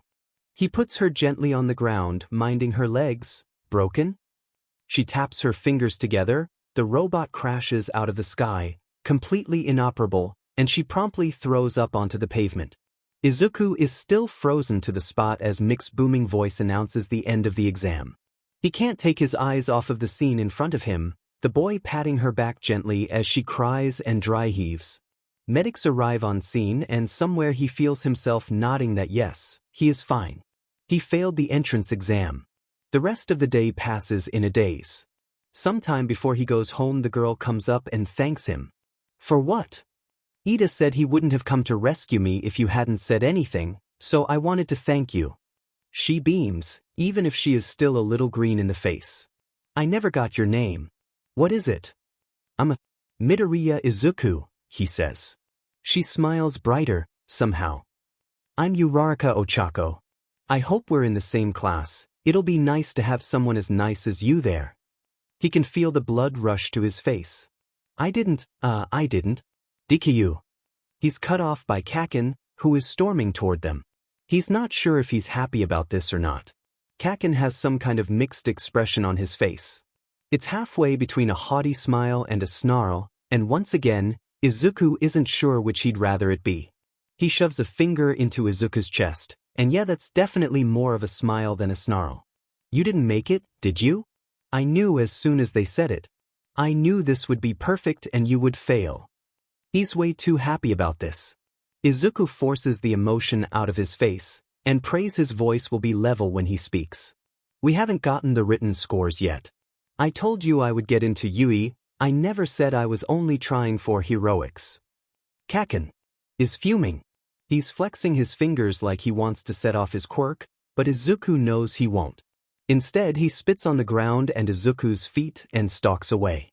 Izuku breathes a sigh of relief and slumps backwards into the numb buzz he's been living in since the exam ended. Well, he sounds pleasant. He looks over to see that Uraraka has crossed her arms over her chest. Izuku can't help but chuckle a little. Pleasant isn't exactly the word I would use. Is he? Right? Yeah. I failed the practical exam, and we both kind of saw it coming. Oh. I'm sorry. Uraraka shuffles her feet nervously. He shrugs. It's fine. Why did he call you Deku? I thought your name was... She doesn't want to finish the sentence, Probably because she's too polite to use his first name, even in this scenario. It's something my friends call me. Like a nickname. He didn't really sound like a friend. She scowls at where Kaken walked away. If your friends call you Deku, can I call you Deku? Is that okay? It sounds kinda like, you can do it. Izuku smiles. Sure. He certainly hopes Uraraka makes it into the heroics course. She will make a wonderful hero, he just knows it. Mom jumps on him when he gets home, wrapping him a hug and demanding to know how it all went. He smiles weakly and tells her the truth. That he didn't earn a single point in the practical exam, but he feels pretty hopeful about the written part. She wipes her tears and decides they're going to make katsudon tonight because you can never go wrong with comfort food, Izuku. He follows her into the kitchen to help. Cooking with Mom has always been one of his favorite things, and maybe it'll snap him out of the dazed funk he's in. The whole thing still hasn't processed. He knows it will eventually, and hopefully he'll be somewhere private when it does. There are a few texts from Chia wishing him luck and asking him how it went. He replies with a quick, "I'll tell you tomorrow," on our run, and falls asleep on the couch with his head in Mom's lap, a Ghibli movie humming quietly on the TV.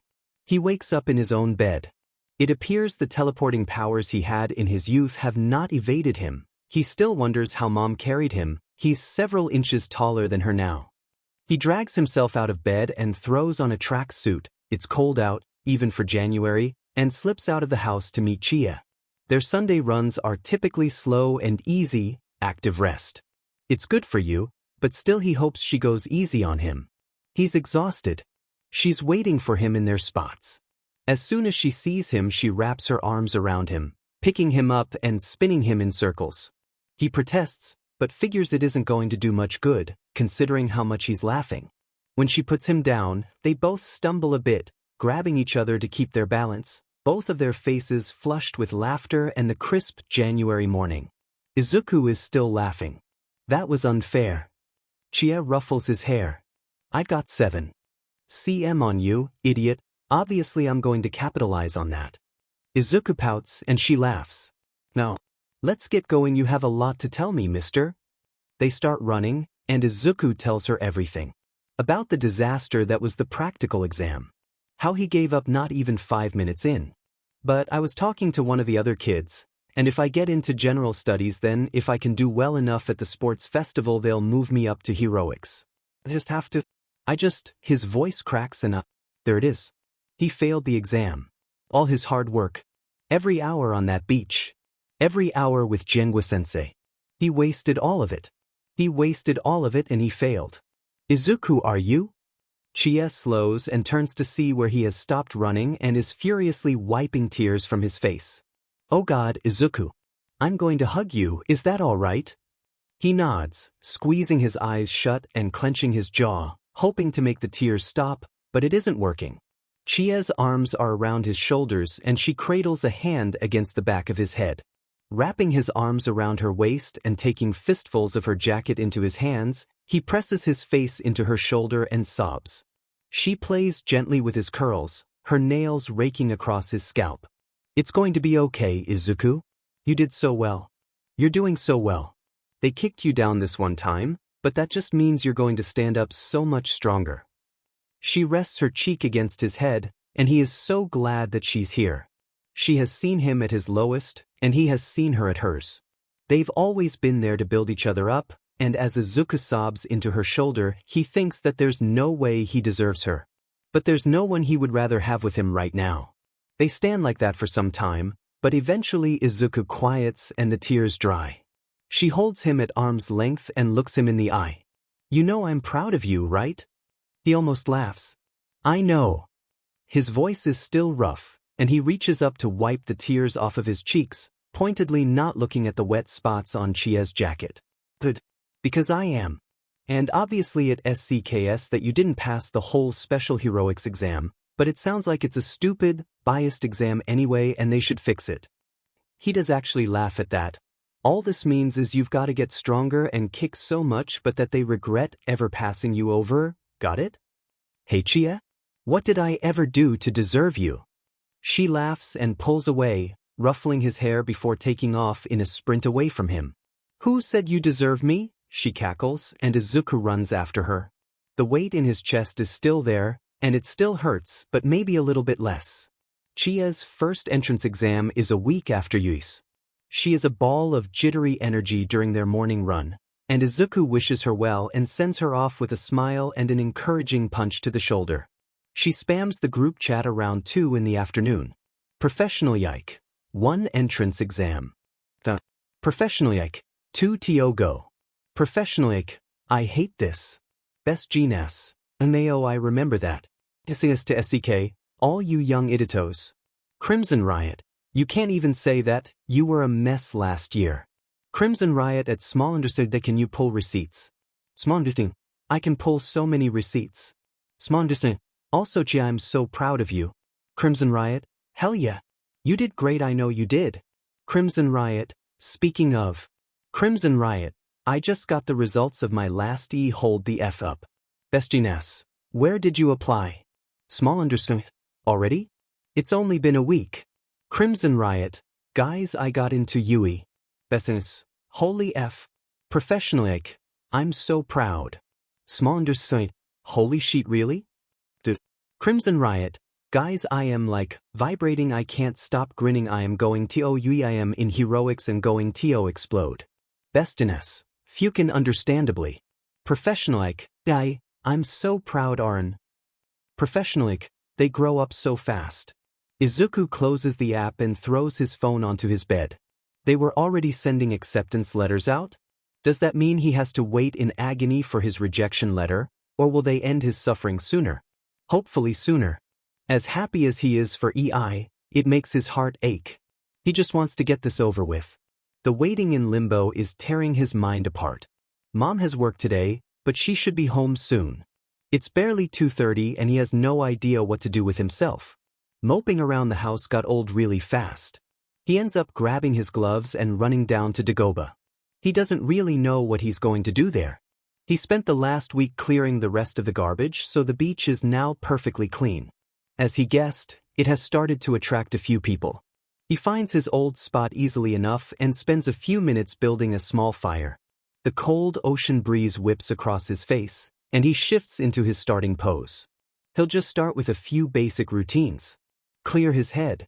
He pulls his fists into his sides, back rigid, and then falls into the familiar steps. The fire whips around him, pulled by his hands, his feet, his hips. His hair whips in the wind, and he loses himself in the movements. It's like a dance. He is perfectly centered, perfectly in control. There is nothing here that can disturb him. His failures cannot touch him because he is here, not there. He spins them around with his hands, and they burn in the fire around him. He wasn't enough then, but he will be. He will be the strongest because he is here, and he is perfectly in control. He started a mile behind, but that just means he will run faster. Nothing can hold him back. The fire sparks in the air past his eyes, and he closes his eyes to just feel the heat against his skin. He spins into an aerial and the fire follows his feet right back into the makeshift fire pit. He finally stops moving and pants, wiping the sweat off his forehead. Someone cheers, and he looks up to see a few people clapping politely, and a little boy who can't be more than 5 or 6 with his hands in the air, cheering loudly. Izuku smiles and waves, ducking his head in a shallow bow. He can feel his face heating up. He really wasn't expecting spectators. That was awesome. The boy yells. How did you do that? It's kung fu. And my quirk, Izuku says, rubbing the back of his neck. It's very impressive, the woman standing next to the boy, his mom, says. He chuckles and looks at his feet. Thanks. We'll leave you be, one of the other women says. Thanks for the show. They all turn and walk away, leaving Izuku with his little fire and his burning cheeks. He puts the fire out and runs back home, feeling significantly better than when he left.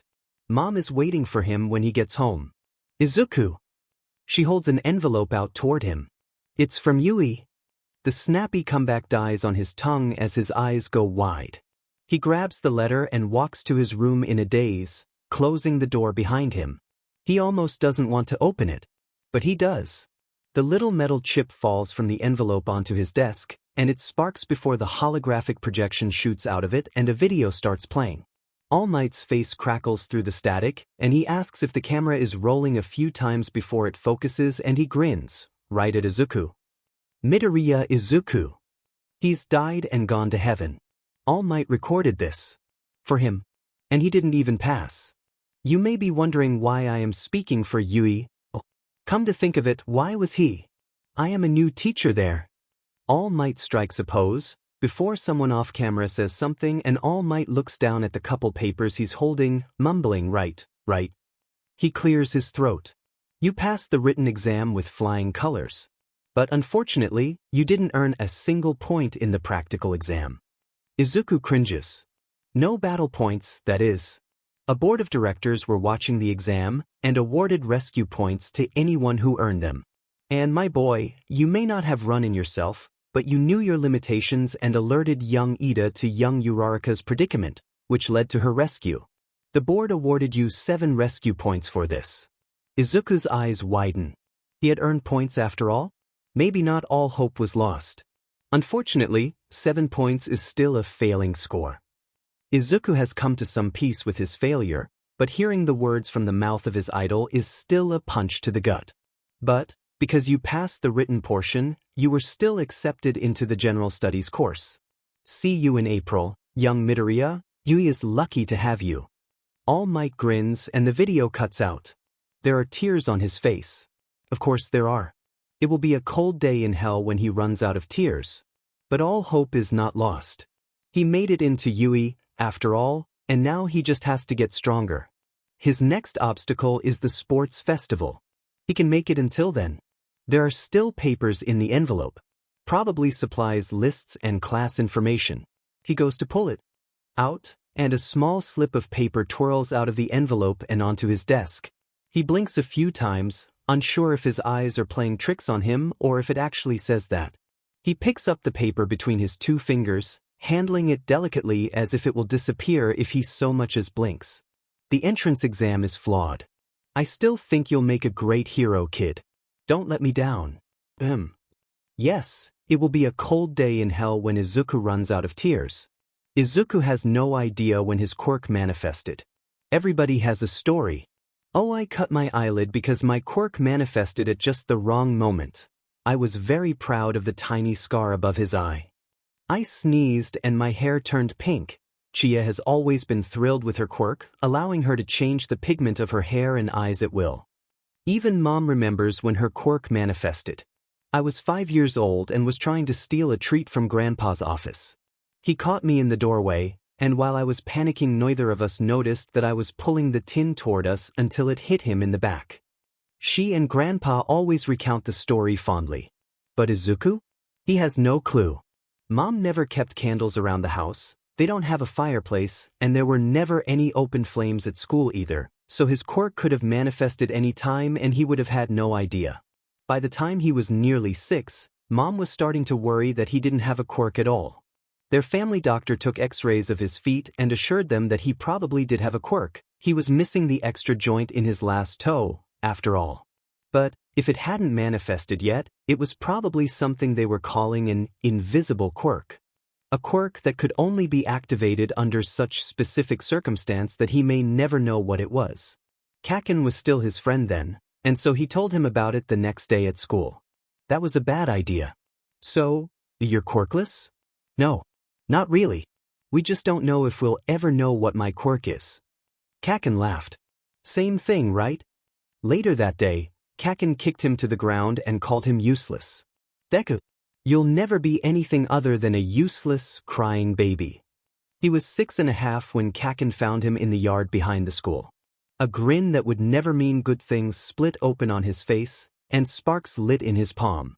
There were no teachers around, and Izuku knew what that meant. He cried. He cried and he begged, but Kaken laughed and lit an explosion in his palm. It was a warning. It wasn't meant to hit him, he knew this, knows this. Kaken does too. But the small explosion was out as soon as it appeared, and Izuku screamed. He was sent home that day with his hands wrapped and bleeding, and Kaken was suspended despite his adamant protests that he hadn't done anything. I didn't touch him. I didn't touch him. His first day of high school is tomorrow, and Izuku couldn't be more excited. He's been bouncing off the walls all morning. Must have been expecting this, because she just looks at him, struggling to stay still as he eats his breakfast, and laughs. Technically school starts tomorrow, but there's a whole induction ceremony, welcome assembly, whatever you want to call it today. They're meeting their homeroom teachers too, so today might as well be the first day of school. He and EI talked last night, both of them way too excited to get any real sleep. EI was obviously disappointed that they wouldn't be in the same class, but at the end of the day they were both ecstatic to actually meet each other in real life. Class 1A and 1C were probably in the same hallway, and they could see each other at lunch if nothing else. Or today. It isn't a real school day, so they can probably meet up today. Izuku bounces up and puts his bowl in the sink with a little more force than probably necessary. Bye, Mom. He grabs his bag and kisses her on the cheek. Be safe, she yells after him, laughing as he practically sprints out the door. It's a 10-minute train ride to Yui's campus, and Izuku cannot stop moving the entire time.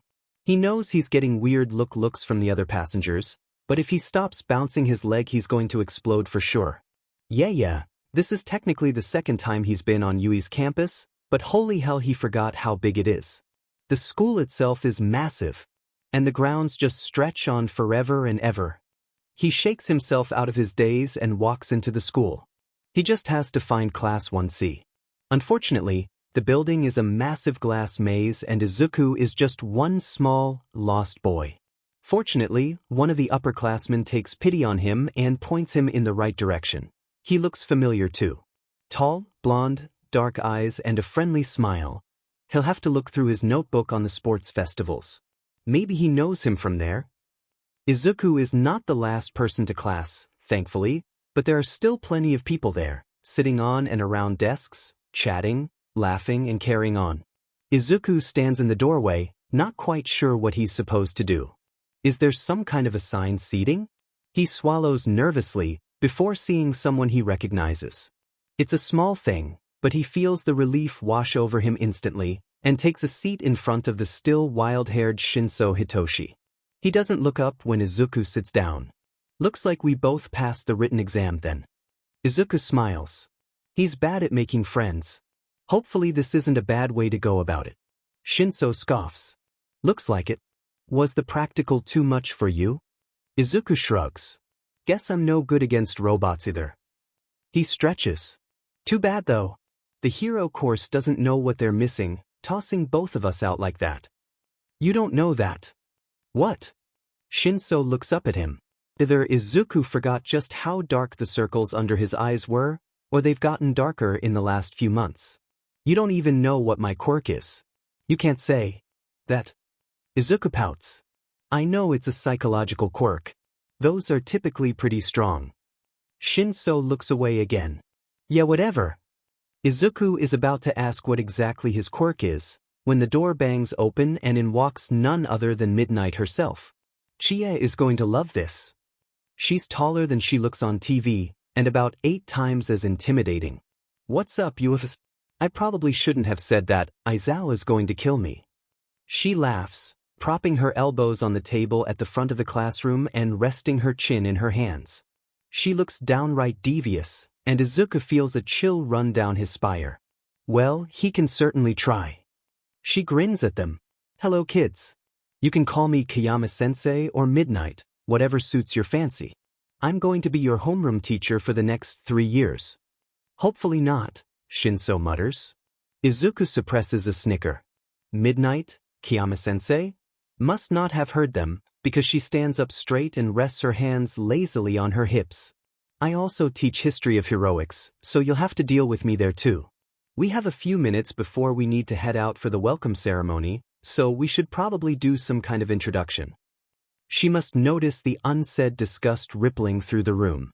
Hey listen, I don't want to do this as much as you. But, she splays her hands open by her shoulders in almost a shrug, we've got to kill time somehow and you're sure as hell not going to get to do this tomorrow. So say your name and one interesting thing about yourself, and please for the love of God don't just say what your quirk is. There has got to be something more interesting about you than that. Here I'll start. She taps her finger on her chin. My name is Kiyama, you don't get to know my given name, and I own 3 dogs who are probably smarter than the lot of you collectively. She gestures to a girl sitting on the front row. She stands and starts to say her name when there's some kind of commotion outside the door, like a lot of people running past. Midnight curses under her breath. Aizawa, what are you doing now? She shakes her head before looking back at the girl and smiling. Sorry, please continue. Introductions continue around the room, and Izuku would be lying if he said he was paying any more than half attention. With any luck, he won't be in class with these people for more than a few weeks anyway. Not that that is a good reason not to care about someone, but introductions are always miserable anyway. Eventually the line of awkward introductions comes to Izuku, and he stands, catching his foot on his desk and nearly falling over in the process. So much for first impressions. I'm Midoriya Izuku, and I'm a gymnast? He didn't mean to make that sound like a question, but here we are. A gymnast? A girl sitting near him asks. Is that one of the quirkless sports? It's an Olympic sport, so it is quirk regulated, Izuku squeaks. The girl nods thoughtfully and Izuku sinks into his seat, face burning. Behind him, Shinso shifts to stand. My name is Shinso Hitoshi. I have 3 cats that are definitely smarter than the lot of you combined. Midnight snorts as he sits back down, and Izuku turns around to smile at him. Shinso rolls his eyes and props his face in his hand lazily. The introductions continue, and soon enough Midnight is herding them out of the classroom and toward the courtyard where the welcome assembly will be. Izuku falls into step with Shinso, but he avoids looking at Izuku and tries to lose him around every corner they turn. He can't be friends with everyone, Izuku knows that, but he is hoping it will be easier to make friends at Yui. He really doesn't want a repeat of middle school. At least he has EI though. They agreed to find each other at the welcome assembly. Midnight directs them to a section of seats, and they all file in while she turns to someone standing over another class next to them. Is Aizawa not going to be here? The man, Vlad King, the blood hero. Yui is so cool, sighs and rubs his temples. No, he's not. I heard them out on the field, so heaven help those poor kids, he's probably going to expel one before school even starts. As is life. Aizawa wouldn't be himself if he didn't expel half his class in the first week. Vlad King laughs. You're right about that. Izuku keeps searching the crowd, but he can't find EI. Or anyone with bright red hair, for that matter. Even if EI looks different in person than he does over Snapchat, his hair is distinctive enough to pick out of a crowd, right? Maybe he is in Aizawa's class. Izuku hopes he's okay from the sound of it. EI is going to have an interesting couple of years at Yui. Hopefully they all will. He certainly hopes so. If the next 3 years are boring, he is going to be very, very disappointed. This is Yui after all. The crowd of students quiets down as someone walks to the raised podium at the front. If someone can be applied to the small, white rodent, the small white animal of some kind in a nicely tailored suit walks to the microphone, stretches out his paws, and smiles. Welcome to Yui, and welcome back to all of our returning students. A cheer ripples through the crowd, and Izuku can't help but feel swept up in it. The grin on his face sure isn't going to leave anytime soon. He hasn't felt this excited about anything in years. The principal, who is definitely some kind of animal with a quirk, was not the least of the surprises that came with the welcome assembly. The whole thing feels like a bizarre fever dream, to be honest. A couple of the third years speak, including the blonde one who helped him find his classroom. When it ends, Midnight herds them back to the classroom and gives them a simple rundown of how tomorrow is going to work. You have 6 class PRDS, with 5-minute breaks between. You will also have 45 minutes for lunch, between PRDS 4 and the heroics classes have a 7th PRD, so you won't be able to talk to them or anyone teaching them until that 7th PRD is over. I will let you know when I'm on duty to teach them, so I don't just disappear on you randomly. She slaps the desk with her open palm. Sound good? Yes, sensei. They chorus. Great. Now get lost. It's Sunday and I have a date with sweatpants and Netflix. She shoos them out of the room. Izuku tries to catch Shinso in the hallway, But the purple-haired boy keeps his head down and gets out of Izuku's way with a determination that he hasn't seen since he and Kaken were 8. Which is too bad. He really was hoping to conspire with Shinso about getting into heroics.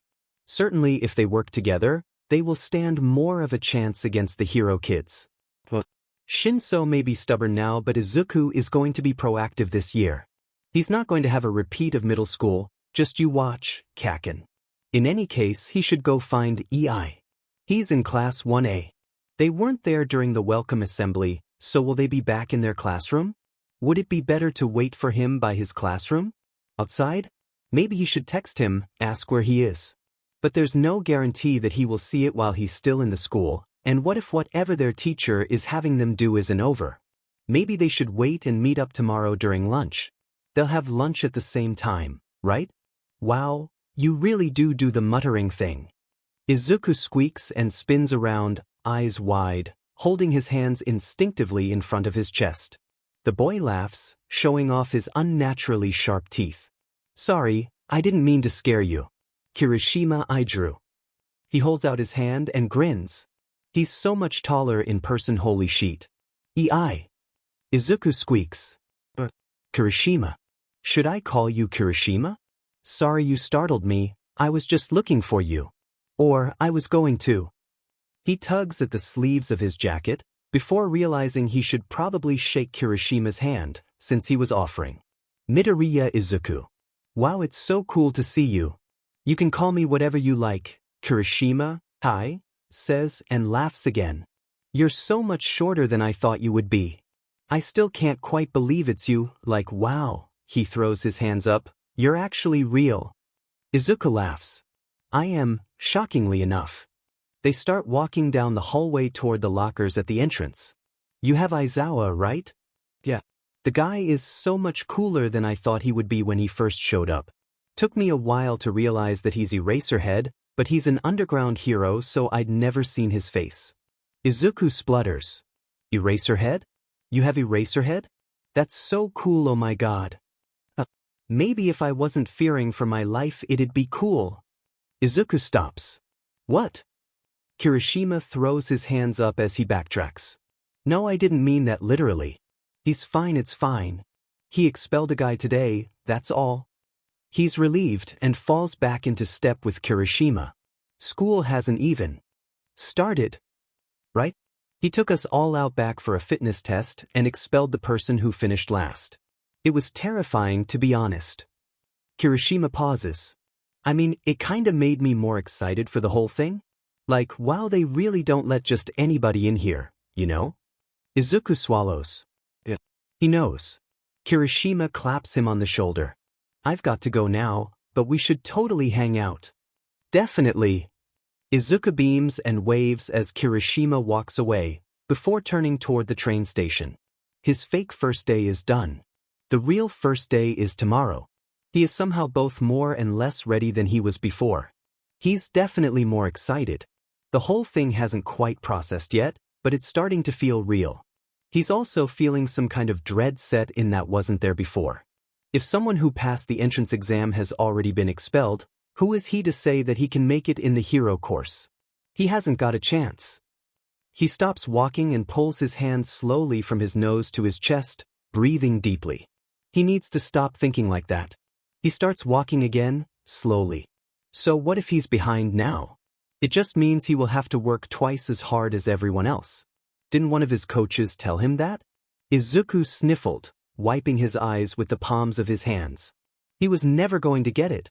Okada-sensei crouched down next to him. Izuku, why are you crying? Because Chie and Masumi can already do the new jump and I can't, and he hiccuped, his voice catching, I'll never be as good as them. Okada-sensei took him by the shoulders and looked into his eyes. Listen, Izuku. Just because someone learns something faster than you doesn't mean they're better than you. And it certainly doesn't mean you can't still fight tooth and nail for the top spot. You just have to work twice as hard as them. 3 times as hard, even. I promise your victory will be so much sweeter then. That's it. He squares his shoulders. He may not have hit the ground running far from it, in fact, but that's not going to stop him. by God or heaven or all the powers that be, he is going to make them regret not putting him in the hero course sooner. They effing what? Izuku laughs and rolls over on his bed, readjusting the phone. Yeah. Expelled a kid on the first day. Before the first day. Whatever. I'm shook. Izuku, they're going to eat you alive. I'm not sure about that. I think I'd be pretty chewy. Chie is quiet for a second on the other end of the line. Izuku, you little sheet. And then he's laughing again, and she is too. The principal, oh, he's like a mouse or something? A guinea pig maybe? Chie cackles. What? What the F kind of place is Yui? Honestly, I have no idea, but Midnight is my homeroom teacher, so. No. What? You're pulling my leg. A grin pulls at the corners of his mouth. Nope. She strolled into the room in full costume, and the first thing she said to us was, "What's up, you F's?" It was a magical experience. Chie groans. I can't believe this. I can't. Midnight is my favorite hero. Why the F? Do you get her as your teacher? Holy shit, Midnight is your teacher.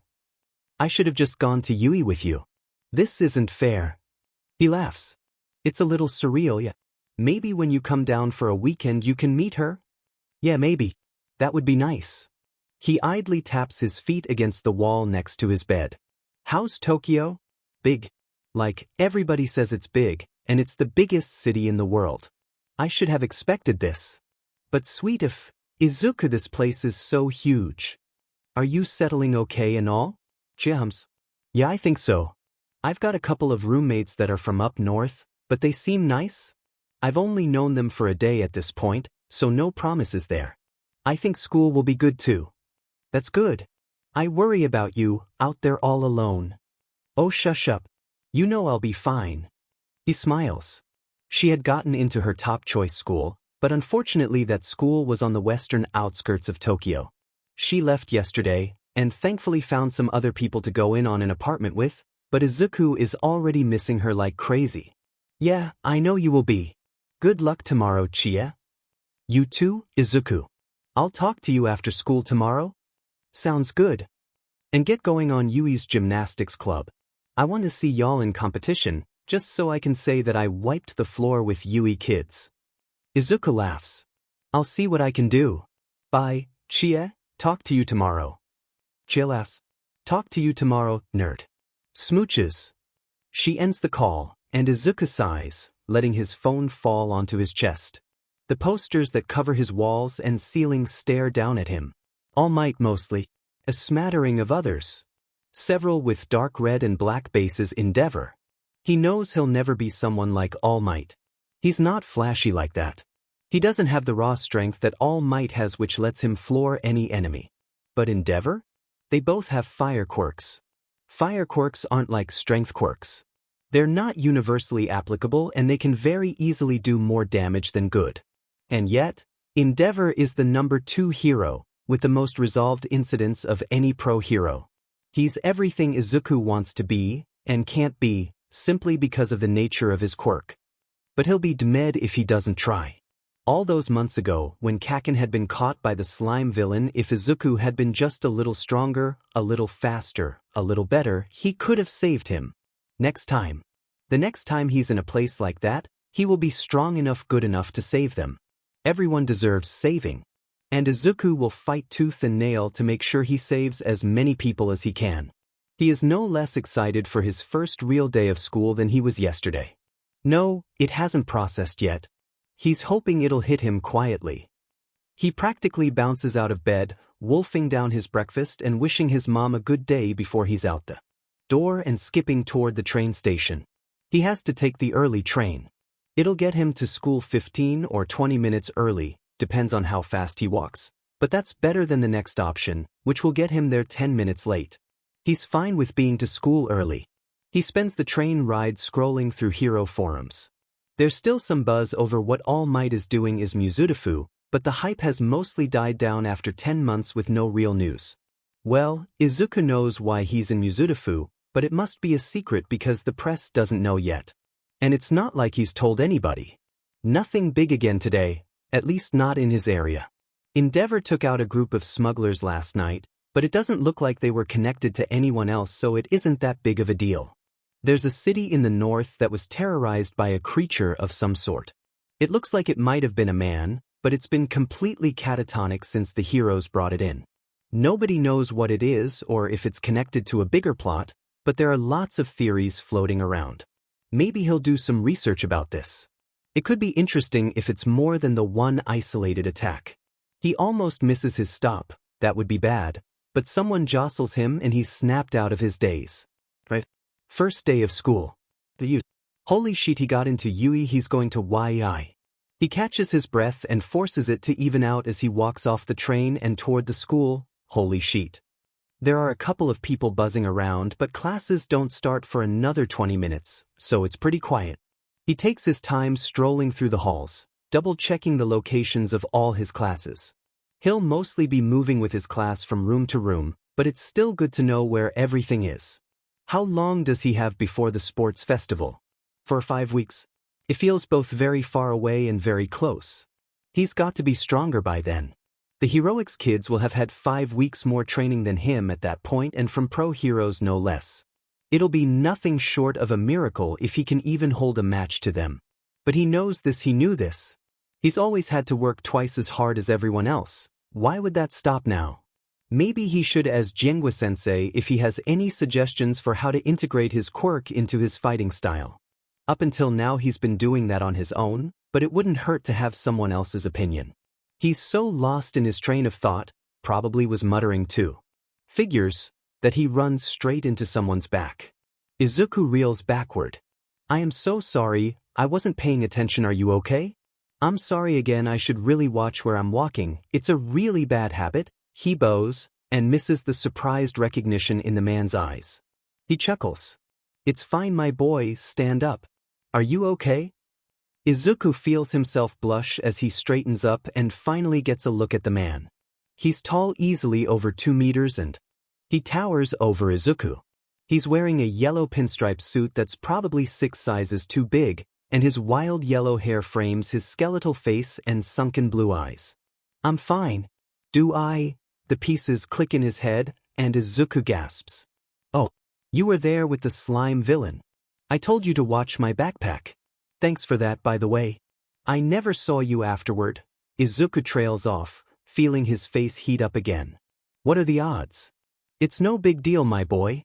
I'm just glad you're okay. You're too reckless for your own good. The man shakes his head, a small, knowing smile on his face. I never got your name, do you mind? Not at all. Izuku squeaks. I'm Midoriya Izuku. And you? Yagi Tashinori. The man Yagi offers a hand, and Izuku shakes it. His hand is so big, it absolutely swallows Izuku's own. Walk with me. He gestures down the hall and Izuku nods, falling into step with him. Well, he's taking 2 steps for every one of Yagi's, but the guy is a giant. Do you teach here? Izuku asks. Yagi smiles. I do, actually. I just started though, this is my first year. Izuku beams. Me too, actually. What are the odds? He feels himself skipping a little bit. Yui is amazing. If you don't mind me asking, are you a pro hero? Most of the teachers here are, and I don't recognize you. Yagi hums. You could say that. Technically I'm still a pro hero, but I had to retire early from hero work. An injury caught up to me, and I've been ill since, so I can't work like I used to. So you decided to teach? Something like that. I wanted to make sure the next generation is in good hands. What's your hero name? If you don't mind me asking, Izuku says, throwing his hands up in front of his chest apologetically. Yagi laughs. You wouldn't know me. I've been out of commission since you were very young. He's dodging the question, Izuku can tell that much. What would make him hide his hero identity though? He's teaching at UE, there are not a lot of places to hide here. Well, if he doesn't want to share, Izuku won't press. A bell rings, and Izuku nearly jumps out of his skin. That's the warning bell, my boy. You should probably get to homeroom. Izuku nods. It was nice taking to you, Mr. Yagi. You too, young Midoriya. I hope we'll cross paths again. Yagi smiles at him and Izuku grins back, spinning on his heel and running for Class 1C. When he gets home he'll run some searches for Yagi Tashinori. He sounds so familiar when he's talking. Izuku is sure he knows him from somewhere. They're all assigned desks in homeroom, and Izuku is delighted to find that he'll be sitting diagonally in front of Shinso. Kitty corner? Is that what it's called? He flashes the other boy a smile, but Shinso rolls his eyes and looks pointedly out the window away from Izuku. He frowns. As far as he knows, Shinso doesn't have any other friends here or otherwise. So wouldn't he be eager to actually make a friend or two? They have the same goal. At the very least they can help each other get into the hero course, right? Two is better than one after all. Some nagging voice at the back of his head insists that he just isn't meant for friends. He has Chie but she left, and he had Kaken, but we all know how that turned out. His fault. It's been 7 years now and he'll never be able to heal the rift he caused. He's not even sure what's wrong with him. He's overbearing? Is it the muttering?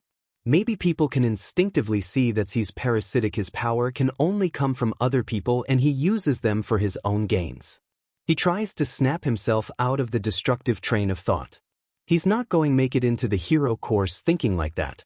Hell, he won't be able to help anyone if he keeps this up. He folds his hands on his desk and tries to listen to what Midnight is saying. Maybe it will amount to nothing, but he's going to keep trying to befriend Shinso. They'd talked easily enough at the entrance exam. The potential for friendship is there, he just knows it is. Of course, he won't push Shinsu's boundaries or make him uncomfortable, but he'll be dead if he lets this purple tired boy slip under his radar. The first day of school is syllabus day. Izuku knew this coming in, but some part of him still hoped they would be doing something different. Not so. In some of their classes they jump right into the material, but most of them rehash rules and class policies. Most of the teachers mention something about sporadically teaching heroics during 7th PRD, and how they'll try to keep them notified of when. He doesn't see Yagi all day. Honestly, he's kind of disappointed. He doesn't know which hero Yagi was, but he was really nice and Izuku would have liked to have a class with him. Lunch rolls around soon enough, and Izuku finds himself faced with the enormous, sprawling cafeteria and absolutely no idea what to do. It's not like he has any friends to sit with. Not for the first time he wishes Chie had actually applied to Yui with him. He grabs his tray of food, which looks heavenly by the way, and is walking toward an empty table when someone grabs his arm. He stumbles forward, nearly losing his food. Behind him, a familiar high-pitched voice curses. Deku, I'm so sorry, are you okay? I really should be more careful. Izuku laughs, turning around to see Uraraka, flushed and still apologizing profusely. It's okay, I'm fine. It's good to see you. He was so caught up in looking for Kirishima yesterday that he'd forgotten to check the crowd for her, he realizes. She beams. You too. Do you want to come eat lunch with us? Me and Ida, That sounds great. Thank you. He follows her across the cafeteria to where the tall, stern boy with glasses is sitting. When he sees them, he jumps to his feet. Uraraka. You shouldn't have run off like that. Who is this? Uraraka plops down, pulling Izuku by the elbow down next to her. I can't believe you don't remember. This is Deku. Midoriya. Some kind of recognition flashes in Ida's eyes. Oh, forgive me. My name is Ida Tenya. Izuku barks some kind of startled laugh. Midoriya Izuku. It's nice to finally talk to you under normal circumstances. Ida adjusts his glasses but smiles. I agree. It's good to see that you made it into Yui. Which class are you in? Oh, I'm in O1C. I didn't pass the practical. He feels himself growing sheepish and forces himself to snap out of it. I'm glad that you guys both got in too. Which classes are you in? We're both in 1A. Uraraka says, grinning and bouncing in her seat. It's been crazy so far and we're only a day in. Izuku laughs. Wow, really? Indeed, Ida says. 2 students have already been expelled. It's disconcerting to say the least. 2? I knew about the one yesterday, but there's another. His mouth is hanging open. Yeah. Uraraka grimaces. I'm happy to see him go, though. The kid yesterday seemed nice, and I don't think it was fair that he got expelled just for coming in last. But today this other boy with like, purple sticky hair? I don't really know. He tried to grope one of the other girls and Aizawa expelled him for it. Honestly, I'm really glad we don't have to deal with him. I share a similar sentiment, Ida says. Yikes though. 2 kids in 2 days? Are you going to be alright? Uraraka laughs. I hope so. Our first real day of hero training is today and I'm really excited. Something sharp pangs in Izuku's chest. He smiles, regardless. I'm really excited for you. Thankfully, they devolve away from heroics, and quirks too. Neither Ida nor Uraraka asks him about his quirk, and Ida never mentions his, and Izuku falls into the steady push and pull of a conversation. It's weird. Sitting and talking with people at lunch, that is. Nice weird though. He's glad Uraraka remembered him and singled him out. She's really nice and funny, even if Ida still looks a little wary of him. Not that Izuku really blames him. He's walking back to class when Shinso bumps into him. I see you're cozying up to the hero kids. They're not going to help you. He sneers, walking ahead of Izuku and away before he can defend himself. Maybe that's it? He's bitter. That's certain now. At the entrance exam he seemed fine with getting into the heroics department through the back door, but maybe he's more bitter about the situation than Izuku realized. Maybe he also doesn't realize that there's no weakness in working with other people with having help. It's a concept Izuku himself is still struggling with a bit. Other people helping him is too similar to him using them. He knows there's a mental block there and he knows it stems from guilt over his quirk and he's trying to work around it. He is, but doing anything not on 100% of his own power is a lot, nerve-wracking. Maybe Shinso is in a similar place. Maybe they can help each other. Izuku sighs and walks into class. It's going to a long road, but something is telling him that his and Shinsu's best chance of making it through this whole ordeal is to work together. He just has to get Shinso to see that. The purple-haired boy is sitting at his desk, chin propped in his hand and staring out the window, seemingly oblivious to the world around him. He doesn't look up when Izuku sits down. He doesn't even know Shinsu's quirk. But hey, he's got 5 weeks. Well, 5 weeks minus 1 day. He can break through all this ice in that time, right? He has to. Shinso looks like he needs just as much saving from his own mind and Izuku does. Katsuki really hates that he flinched when All Might burst through the door. He doesn't think anyone noticed, but he still scowls down at his desk. It's not his fault that he can't stop associating All Might with the whole sludge villain thing. He's working through it with his therapist. God, he hates that too. And it's almost better, but not enough that he doesn't feel himself suffocating as soon as he hears All Might's voice. God, if this is so stupid. At least they're going to do battle training. Maybe if he can blow something up he'll feel better. His costume is actually pretty nice. Those support team fuckers, or whoever he submitted the design to, actually did a decent job. The gauntlets are lighter around his wrists than he expected them to be, but they're also empty, so maybe he shouldn't be too surprised. The real test will be if they can handle a full power blast while countering the recoil. Hopefully he'll get to test them out. He'd better. He's been waiting for too long and he's too jittery right now. He needs to release all this pent-up energy or he's going to die. Maybe not die, but he'll end up doing something that he'll have to spend hours talking through with his therapist, so same thing, right? All Might is explaining the exercise, but Katsuki is only half listening. Something about teams of 3, a villain team and a hero team, need to protect a nuclear weapon yada yada. He really should be more excited about this than he is, this being the first day at UE and all. In all honesty, it's taking everything he has to tune All Might out and keep the bile down his throat. He really didn't think he'd react this strongly to a voice of all things. All Might didn't even get there until it was almost over. He's drawing teams now. Maybe if he knew anyone in his class's names he'd care more, but he doesn't. He's strong enough by himself that it shouldn't matter anyway. The first matchup will be, All Might sticks his hands in the 2 boxes in front of him. Team C as heroes and Team A as villains. Villains, you'll have 5 minutes to hide your weapon before the hero team enters the building. He's Team A and he's a villain. Katsuki grins. He would never consider being a villain in real life, what the F dash. But being a pretend villain for a training? It's all the excuse he needs to blow someone Up and he is ecstatic.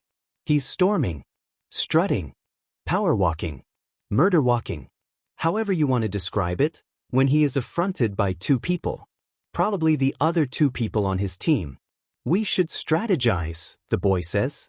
His costume looks like a cross between a car engine and a robot. In short, it's tacky and horrible and he could really use some design advice. What are your quirks? The girl asks. Her costume at least has some design sense. It's red, an excellent color, with some kind of high-collared crop top and short shorts in the same color. She's also sporting a yellow belt that looks way too bulky to be practical, but hey, if she wants to limit her movement, that's her problem, not his. Engine. I have engines in my legs. The boy says. Good if he's so loud. I can light explosions in my palms, Katsuki grumbles. Better to concede than fight them about it for the rest of the time. I can create anything from my body fat, she says. It would be very easy for me to barricade the weapon into the room we choose for it. Fantastic, you two guard it and I'll ambush them, Katsuki says. This is working out better than he hoped. My quirk is more combat-oriented, anyway. Engine boy hums. That doesn't sound like the best plan. Do you have a better one? I'll wait. Ponytail sighs. We should move the weapon to a higher floor. It'll give you more room to fight the hero team and give us longer to fortify it. Great. I'll see you fuckers when this is over. Language. Engine yells after him, but Katsuki is already racing down the hallway to get an idea of the layout of the building. This will all be over very quickly, if he has anything to say about it. And he will. The building very obviously isn't meant to resemble an actual, functional building. Each floor is practically a maze, with more hallways than rooms. Makes for good training, he supposes. The hero team has the octopus guy, the really bouncy girl who's been hanging out with DM and Deku. He can't escape him. Everywhere he goes, everything he does, Deku is always right there, isn't he? And the half-and-half BSRD with the god-awful ice costume. The only things he knows about their quirks are based on what he saw yesterday in the physical exam, which isn't a lot. Arms guy is probably who he has to look out for though. Stealth has never been his strong suit, but if Arms can grow extra hands on his hands then he can probably grow ears too, and Katsuki would rather have the element of surprise on his side. So he finds the best stakeout on the second floor, crouches and waits. Ponytail and Engine are a couple floors above him, 5. Not that it matters, he won't let anyone get near them, and he can't hear them moving anymore, so they must be ready. He breathes out slowly, steeling himself, and stops fighting the crazed grin threatening to break out on his face. Mom always says it makes him look like a maniac, but so what? He's the villain here, he might as well look the part. All Might calls time, and they're officially on the clock. The hero team should be coming in now. He waits in silence for a few painful seconds. Then he hears something. It's a faint popping sound, like when you drop an ice cube in a cup of water and it cracks. Was it always so cold in here? His eyes widen. Oh no. A sheet of ice is rapidly crawling along the floor toward him. Along the walls too. Sheet. He jumps, firing off an explosion, and alerting everyone to his position, damn it, to keep him in the air, and narrowly avoids becoming encased in the ice himself. He doesn't land soundly, and his feet slip under him. A string of curses fly from his mouth, but he doesn't fall, so who's the real winner here? Not this fucking ice, that's who. This is certainly going to make things more difficult though. He grits his teeth and grins. BSDRD's making it interesting for him? Thank if dash. It'd be awfully boring if he was the only one here with any sense. There are footsteps coming toward him now. Calm and measured, like whoever it is doesn't have a care in the world. It's probably that half-and-half ice BSTRD. Thinks he's won. Think again beach. He comes into view and Katsuki lunges, his palms sparking in anticipation. Half-and-half blinks lazily and sweeps his hand up from his side. He hears the cracking before he sees the ice forming, and unfortunately they both have too much momentum. He crashes into the small glacier and it seals around him, locking him into place. What the F dash? Half-and-half shrugs, and is that a smirk? Oh, the BSRD is definitely smirking at him and Katsuki is going to blow his FING face off. Don't be disappointed just because I'm stronger than you. He doesn't even spare Katsuki a backward glance as he continues on down the hallway. His loss. Katsuki may be trapped in ice, but he still has a hell of a lot of sweat on his hands and in his gloves. It takes a second, but he ignites it and the ice shatters around his hands and arms. Hey you! Ice BC, he yells, prying himself the rest of the way out of the ice block. Get over here and fight me. He doesn't actually expect him to get over here. From any strategic standpoint, that's a PSS poor move, and if this BSTRD fell for it, Katsuki would be sorely disappointed. He does expect him to at least glance back, and glance back he does. Katsuki is already on him, propelling himself forward with the force of his explosions and hooking half and half right across the face. Or, he would have if a sheet of ice hadn't sprung up out of nowhere. The ice shatters under the force of his explosion, and he yells in frustration. There's a very loud crashing sound from somewhere above them and the building shakes with it. Half and half smirks again. It's been good playing with you, but... And then All Might's voice in all of their ears. Hero team wins. Mom isn't there when he gets home. That's not unusual, she rarely gets home before him. He pulls some chicken out of the freezer to defrost and retreats to his room. He passed Yagi in the hallway after 6th PRD, but he seemed to be in a hurry and didn't stop to talk. He did wave though, which is nice. All that said, Izuku's curiosity is still mounting. He pulls open his laptop and types Yagi Tashinori into the search bar. Nothing. Well, technically he gets thousands of results, but none of them are particularly helpful. There's somebody named Yagi Tashinori who was a small-time movie director, but he died some 50 or 60 years ago. There's absolutely nothing relating to heroes. He drums his fingers on his desk and types Aizawa Shoyuda into the search bar. He overheard my call out to the very scruffy-looking teacher sometime between classes. He has several pages of notebook number 6 dedicated to Eraserhead, but he didn't know his real name until today.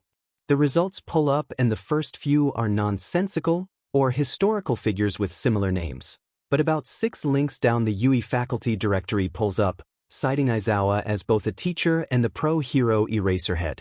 What? His eyebrows pinching together involuntarily, Izuku follows the link through to the UE faculty page. The page is full of a colorful assortment of heroes, several in the top 30 or 40, but all well known enough that Izuku has heard of them. He has notes on most of them, actually. All Might even has a page. Izuku laughs at that. The headshot they have of him is mildly atrocious. The yellow pinstripe suit is tacky beyond all belief, but it definitely adds something. Charm maybe? The fact that the symbol of peace is a fashion disaster isn't exactly something that the public shrinks away from laughing at. It's all in good fun, All Might's one flaw, as we like to say, but he certainly isn't doing himself any favors with this suit. Izuku closes All Might's profile and keeps scrolling through the teachers. When he reaches the bottom, he frowns, scrolling back up to look through it again. And then he pulls up the website's internal search function and searches Yagi Tashinori. Nothing. He did say he was new, maybe they just haven't made a page for him yet. But this is All Might's first year teaching at UE as well, and he has a profile all set up and is searchable on the website. Something isn't adding up here. Yagi had seemed honest when Izuku was talking to him. He fancies himself to be a pretty perceptive person, and there hadn't seemed to be anything that Yagi was outright lying to him about. He was definitely being dodgy about his hero identity, but that's why Izuku is here trying to find him. And he'll be dead if he doesn't find something. He cracks his knuckles and dives in. He actually shoots a message to his friends first. For heads are better than one. Small underscore at professional yike at bestiness at Crimson Riot. Have you guys ever heard of a hero named Yagi Tashinori? Small underscore. That's his real name, not his hero name BTW. Bestiness. No? Professional yike. Yeah ik bro. Professional yike. Can't believe we found a hero you don't know. Props to this Yagi guy. Bestiness. Yeah what is up? Where did you find this guy? Small underscore. He tias at UA. I don't have him though. I talked to him before school and he seemed like a cool guy. Small underscore. He was super dodgy about his hero identity though, so I'm doing some RERCH. Professional yike. Maybe he's an underground hero? Doesn't want PPL to know who he is. Small understand. Yeah, maybe. Small understand. I'll let you guys know if I find anything. Best Gnas. Yeet bro. Professionally Ike. Please don't speak. Izuku closes the chat window and starts down all his usual routes of people investigation. There are always ways to find people, you just have to know how to do it. He always likes to try the non-shady methods first before he starts breaking into government databases for quirk registries. That's the foolproof, but last resort, method. He does a couple searches for the family name Yagi. It isn't one he's heard very many times, so maybe he'll find something unique. He stumbles across a few articles about a family named Yagi who were all murdered, save for their 7-year-old son, who isn't named, by villains some 60 years ago. It's a heart-wrenching story, but he can't track this little boy, who would be what, 64 or 65 now, to the Yagi at Yui. The boy was too young, so legally they couldn't say his first name. The ages might line up though? Yagi said he was before Izuku's time, and it's true that this little boy, had he become a hero, would have been in and out of his prime long before Izuku was born. It's hard to tell how old Yagi is though. He looks sickly, but he's not really graying or wrinkled, so he could be anywhere from 35 to 90 and Izuku wouldn't bat an eye. Izuku groans in frustration. How the hell is he supposed to figure out who Yagi is? He realizes he's probably not. The guy covered his tracks for a reason, but if he thinks that's gonna stop Izuku, the king of nosiness, from doing everything in his power to find him, then he's dead wrong. The Quirk registry database is technically public property, but that doesn't mean that it isn't guarded by every security measure the government could legally take. There's a lot of damage people can do with the Quirk registry, especially because it's tied so closely to a lot of other, more sensitive public records.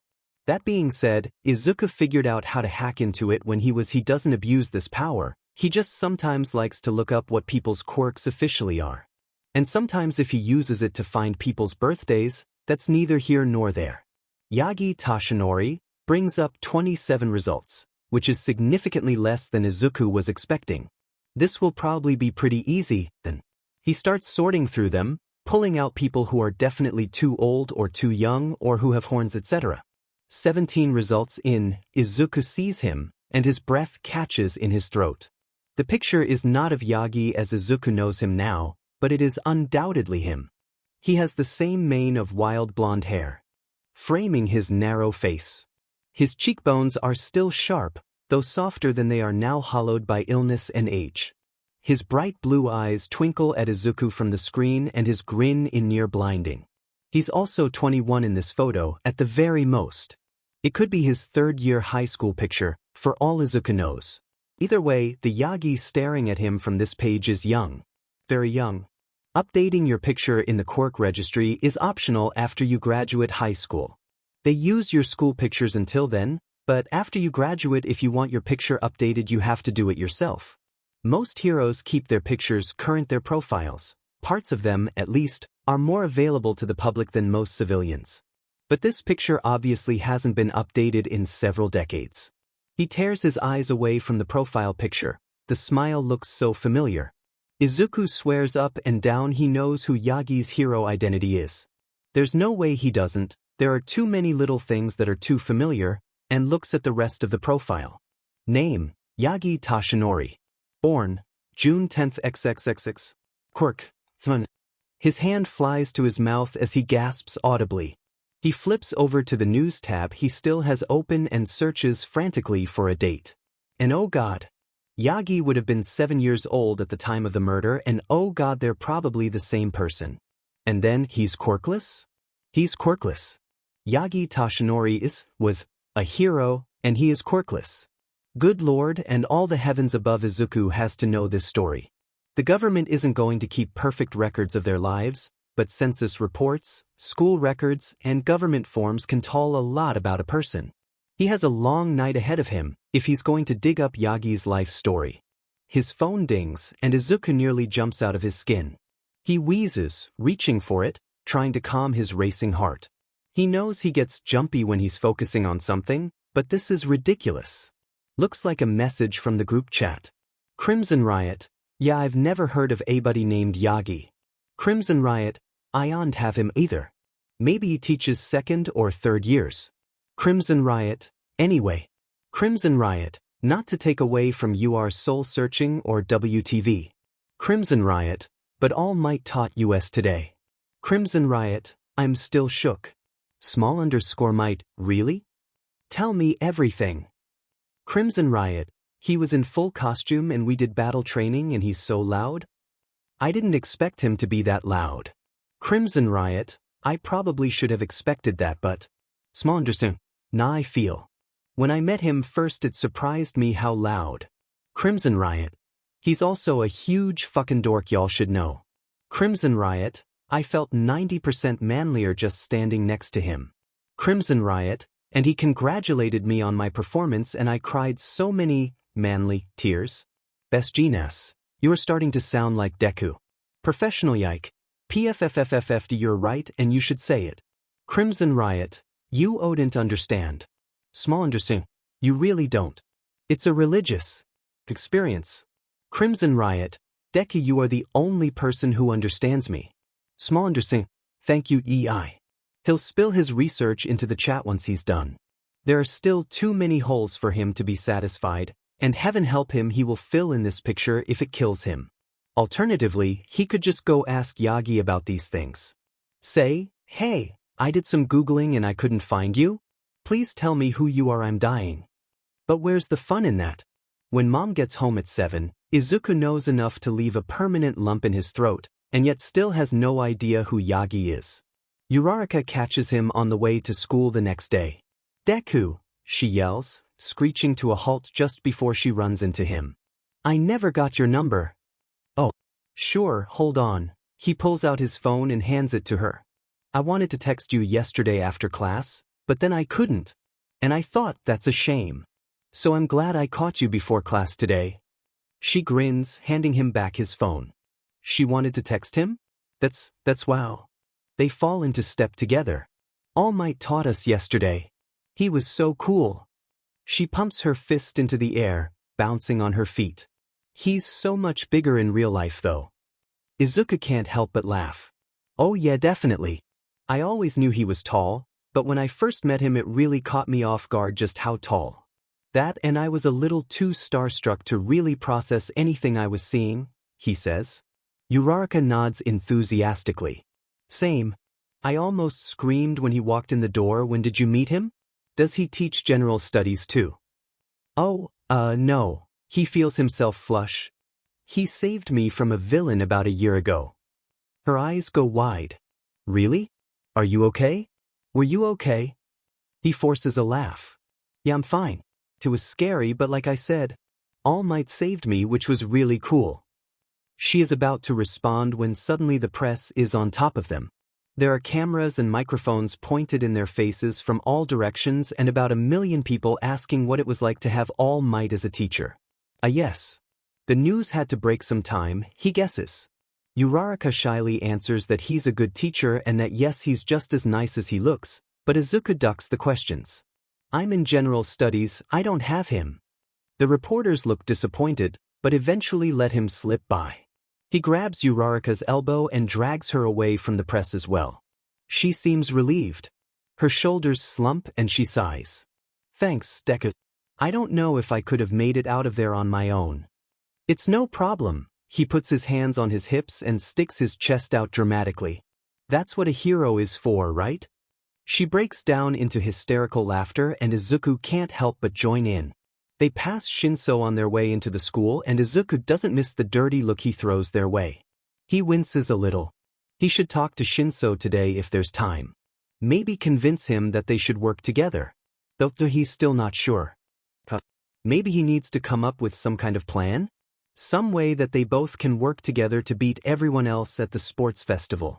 Would Shinso be more receptive to a plan like that, or would it be better to just try and befriend him first? Deku. His head snaps up and he looks, wide-eyed, at Uraraka. You're mumbling to yourself. What's up? Oh, sorry. He rubs the back of his neck sheepishly. It's nothing important. Just school work. He's not sure why he lies to her. Maybe if he and Shinso can catch the hero classes off guard they'll stand a better chance?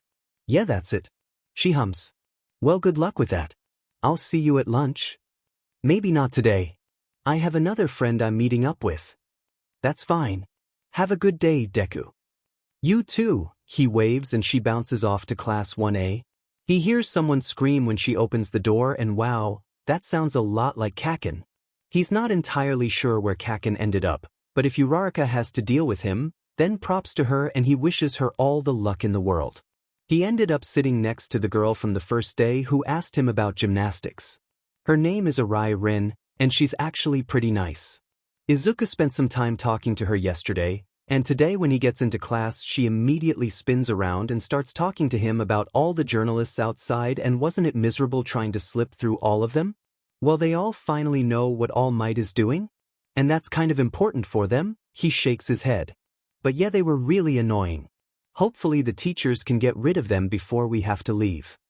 Arai sighs. Hopefully. I haven't even seen All Might yet. Me either actually. Isn't it weird? Where is he? I want to meet him. I want him to crush my head between his pecs. Izuku chokes out a startled laugh. You what? She waves her hand idly through the air. It's not important. More importantly, don't you? I can't say I've ever thought about it. He swears he hears Shinso snort from behind him. Has he ever thought about All Might crushing his head between his pecs? Good lord, that's such a strange image. He needs to stop thinking about it or he'll be scarred for life. Thankfully, Midnight saves him from his own thoughts and this conversation when she walks in and announces that they need to pick a class president. Everyone perks up at that. As much as Izuku would like to be the class president, he doesn't think it's all that realistic. He's not exactly planning on staying in this class for very long, and shouldn't the class president have some kind of loyalty to the class as a whole? They probably should. Someone suggests that everyone who wants to be president give a 30-second campaign pitch and then they all vote, since they don't know each other that well. It seems reasonable enough, and one by one most of Class 1C tries to sell themselves in 30 seconds or less. Izuku can't help but notice that Shinso also doesn't offer himself up as a potential candidate. Arai does, and while Izuku wouldn't trust her not to crack an egg, let alone lead a class, he's got to admit that she has his vote. At least the chaos will be fun to watch. Arai actually amasses 3 votes, he wonders who the third one was, but she doesn't beat out another girl who gets 5. Granted, the other girl, Ueno, actually looks like she has her life together. She'll make a good class president, and maybe she can manage to rein in her overexcitable vice president. That would be a feat in of itself. Homeroom is over pretty quickly, and Izuku learns that the teachers at Yui, despite being pro-heroes and looking severely less than qualified to teach things like math and English, does Present Mike even have any certification? They don't go easy on students. It is the top school in Japan. He should have guessed that the academics would be challenging too, but he isn't expecting to be lost in math on the second day of school. Ectoplasm seems like a nice enough guy, if a bit intimidating, but his teaching style is very different than anything Izuku has dealt with before, and it always takes him a bit to figure out what people are trying to tell him. In a week or so he should be fine, but the adjustment PRD is always tricky. Ectoplasm had also promised to let them know when he was teaching heroics, and he hadn't said anything today, so maybe he'll go talk to him after school and see if he can get everything sorted out. He'll never make it into heroics if he's failing math, that's for sure. He'll deal with math after school though. Now is lunchtime and he promised EI he'd sit with him today. They even have a pre-arranged meeting spot and everything. Aijuru is waiting there for him. He's scrolling through their group chat. Chie and Kuma have forgotten that they have a private server for a reason, and are planning a lunch date for this Saturday since they're both in Tokyo now. He's so engrossed that he doesn't notice Deku approaching him and startles, barely, when he sets down his lunch tray and takes the seat across from him. "Oh sorry, Kirishima. I didn't mean to spook you," Deku says, waving his hands in some kind of apologetic dance. Aijuru almost laughs. He's so much more expressive than he imagined.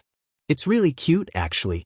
Not to mention that Deku's hair looks so much fluffier in real life. "It's fine. Don't worry about it, bro." Deku seems to relax at that.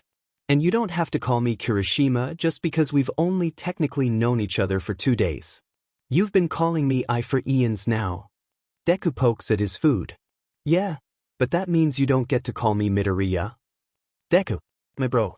I wouldn't dream of it." He seems to perk up at that, and Ijiru's heart soars. This is going so well. How's Yui's infamous heroics program treating you?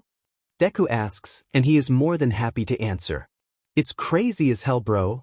Aizawa's expelled 2 kids already and I keep thinking it's gonna be me next. But All Might is so cool. And I don't know the other kids that well, but everyone is crazy strong and it's making me feel a little like a phony. Deku smacks him lightly on the hand, but then his eyes go wide and he reels away. Sorry. I shouldn't have hit you like that. It's just something Chie and I do and I forgot not everyone does. Ijiru laughs. It's fine, bro. Deku sighs. Okay, good. Because I meant it. You shouldn't talk about yourself like that. You're more than strong enough to be in the hero course. Deku looks so earnest, and honestly he's flattered. He claps a hand over his heart. Bro! He's cut off by the alarm bell sounding and the lunch crowd completely going to hell. He grabs Deku's arm and hauls him to his feet as the crowd washes over then and out into the hallway. Everyone is screaming and pushing each other. Ijiru is really glad he's not claustrophobic, or this would be a nightmare. What's going on? Deku yells. It means someone's breached security. There's someone on school grounds, comes the response from an upperclassman. That does nothing to quell Ijiru's nerves. If anything, his stomach ties into larger knots than before. This is like something out of an American horror film. He's about ready to accept his death. He has yet to let go of Deku though. He's so tiny he'd be eaten alive by this crowd when something whizzes above his head and slams into the archway above the door. That's Ida. Ijiru had been secretly hoping he would have won class president, but hadn't been willing to sacrifice his vote. He isn't too hung up on it. Todoroki seems like he'll make a fine class president. He's cool and level-headed enough. Everyone! Ida yells above the din. It's just the media. Please calm down. Just the media? The crowd quiets and Deku slumps against him. It makes sense, doesn't it? They were trying really hard to get into the school when he'd gotten here this morning. Still, it's a little disconcerting. Yui's supposed to have really great security. Like the best. Deku must be thinking the same thing because he's muttering up a storm. Cute? Good lord, Ijiru is too gay for this. Not long after, a teacher shows up and informs them that it was, in fact, a false alarm and that everything is okay now. They shuffle back into the lunchroom and Deku gives him this look. It's not nothing, is it? Ijiru says. Deku swallows. I don't think so. I really want it to be nothing, but is it ever? Deku smiles barely. It doesn't reach his eyes. You're talking to the guy who almost got killed by the same villain twice in a day. His face twists, like he's thinking something that he won't say. Any coincidence is a bad thing in my book. Needless to say, Ijiru is on edge for the rest of the day, and can't properly appreciate that Snipe is teaching heroics for the day. Under any other circumstances, he'd be ecstatic. Snipe is one of his favorites. He is pleasantly surprised when Todoroki gives the class presidency over to Ida. It's fitting and it makes him respect Todoroki more, but it's not enough to snap him out of his funk. He's hopelessly distracted and ends up taking a pretty bad fall during whatever obstacle course Snipe has them doing, maneuverability exercise. He hardens himself before he hits the ground, so he doesn't hurt himself. He's a little shaken maybe, but Snipe still pulls him out of the exercise and is fussing over him? Honestly, not something Ijiru would have expected, but that's the only way he can describe what is happening. Snipe ends up conceding a bit and doesn't send him to see Recovery Girl, but he is held out for the rest of the class. Ijiru huffs and rests his chin in his hand. He's not really excited about just watching the rest of the class. How is he supposed to get stronger if he's stuck out here? Then again, maybe it's better if he takes a minute to lose himself in his thoughts. If he can work through whatever was distracting him, this won't happen again. Unsurprisingly, Bakugo is one of the first people done. But shitty hair. What the F are you doing up here? Ijiru startles out of his weird trance. I fell and Snipe pulled me out. Teach. He almost looks like he want to kick something. Ijiru or the ground maybe, and he tenses just in case, but Bakugo turns on his heel toward the locker room. Ijiru watches him go. Bakugo is interesting to say the least. He's definitely one of the strongest people in their class, but he's got this whole air of hostility around him that's a little more intimidating than he would care to admit. He's just very loud and very rude. Really hot. Idru wishes his type wasn't a-hole bad boy, but here we are. There's something there though. He isn't the best at reading people, but there's something in the way that Bakugo runs his fingers absently over the scar on his face when he's not thinking, or the almost soft look that flashed over his face before he turned away just a moment ago that makes him think that there has to be something. So what if he spends too much time watching him in class? Idru is 15 and gay and Bakugo is hot. Sue him. He's not sure what that something is, but he really wants to find out. It took significantly longer than he was expecting, but Ectoplasm was really very willing to work with him, and Izuku is starting to get a grasp on how he teaches. It'll still be a few more weeks before it clicks entirely, but at least he's no longer behind on the second day of school.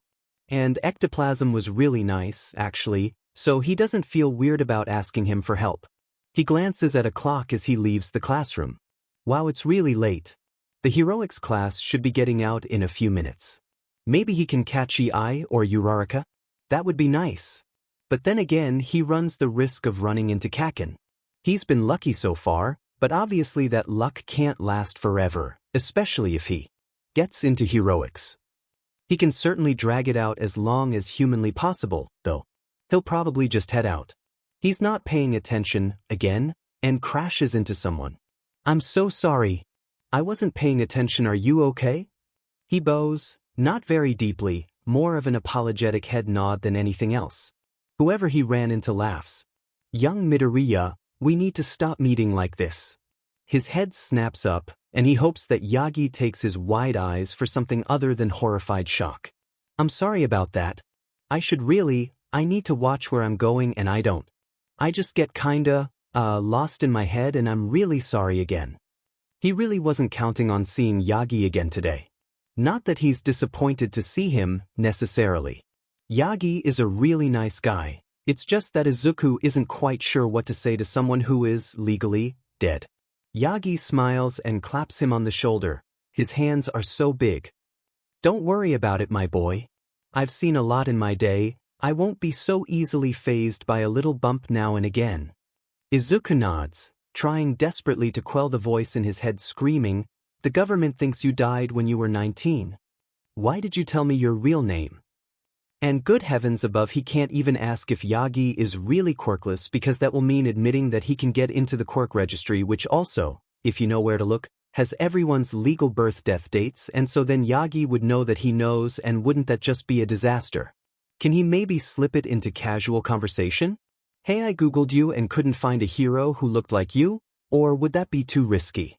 Do you teach the second and third years? You know what? Fine. Whatever. That's a good enough question. Yagi chuckles. Disappointed you don't have me? There's some kind of mischievous glint in his eye, and Izuku really wishes he could associate that with anything other than, I've been in hiding for nearly half a century, you've got nothing on me, kid, but alas. Yeah, a little, is what he actually says.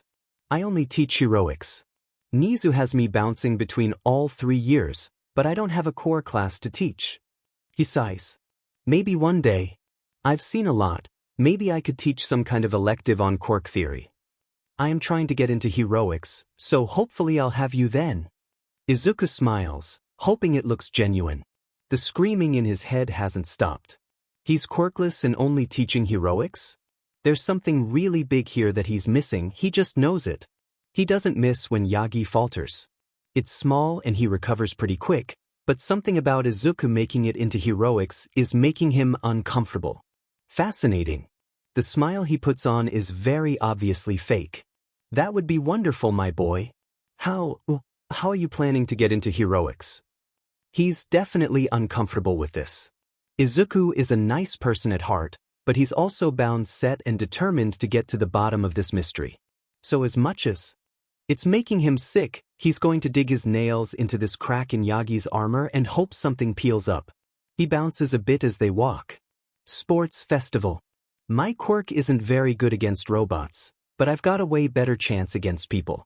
And I figure if a Gen Ed kid can beat out at least most of the heroic students, they've got to consider me, right? At least none of that is a lie. He is excited to show everyone at the sports festival what he's made of. They certainly should.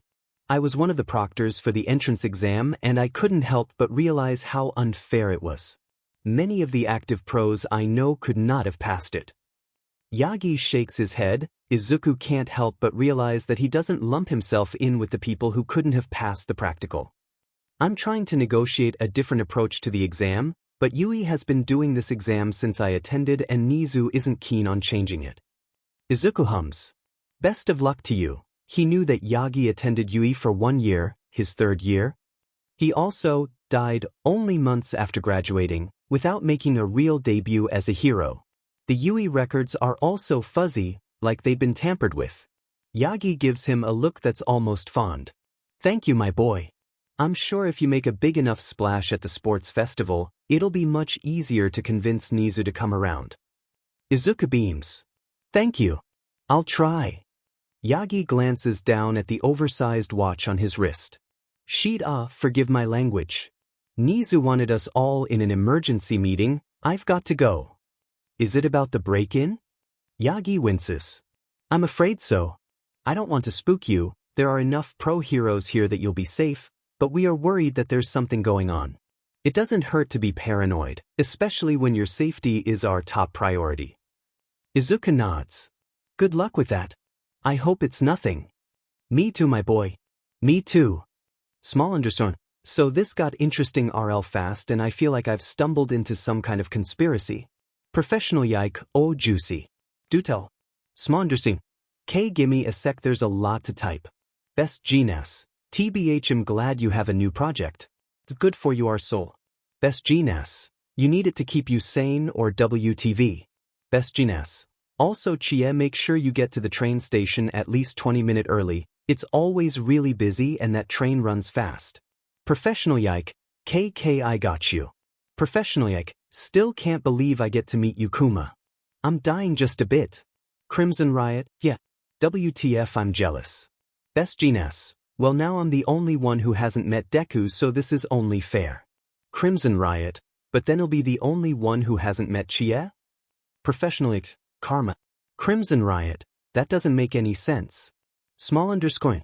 Sorry, this is long. Okay, so Yagi Tashinori isn't listed as a teacher at UA. All the other teachers have their real and code names listed, but not him apparently. I thought maybe it was BC he's new, but AM has a page and he's new too, so IDEC.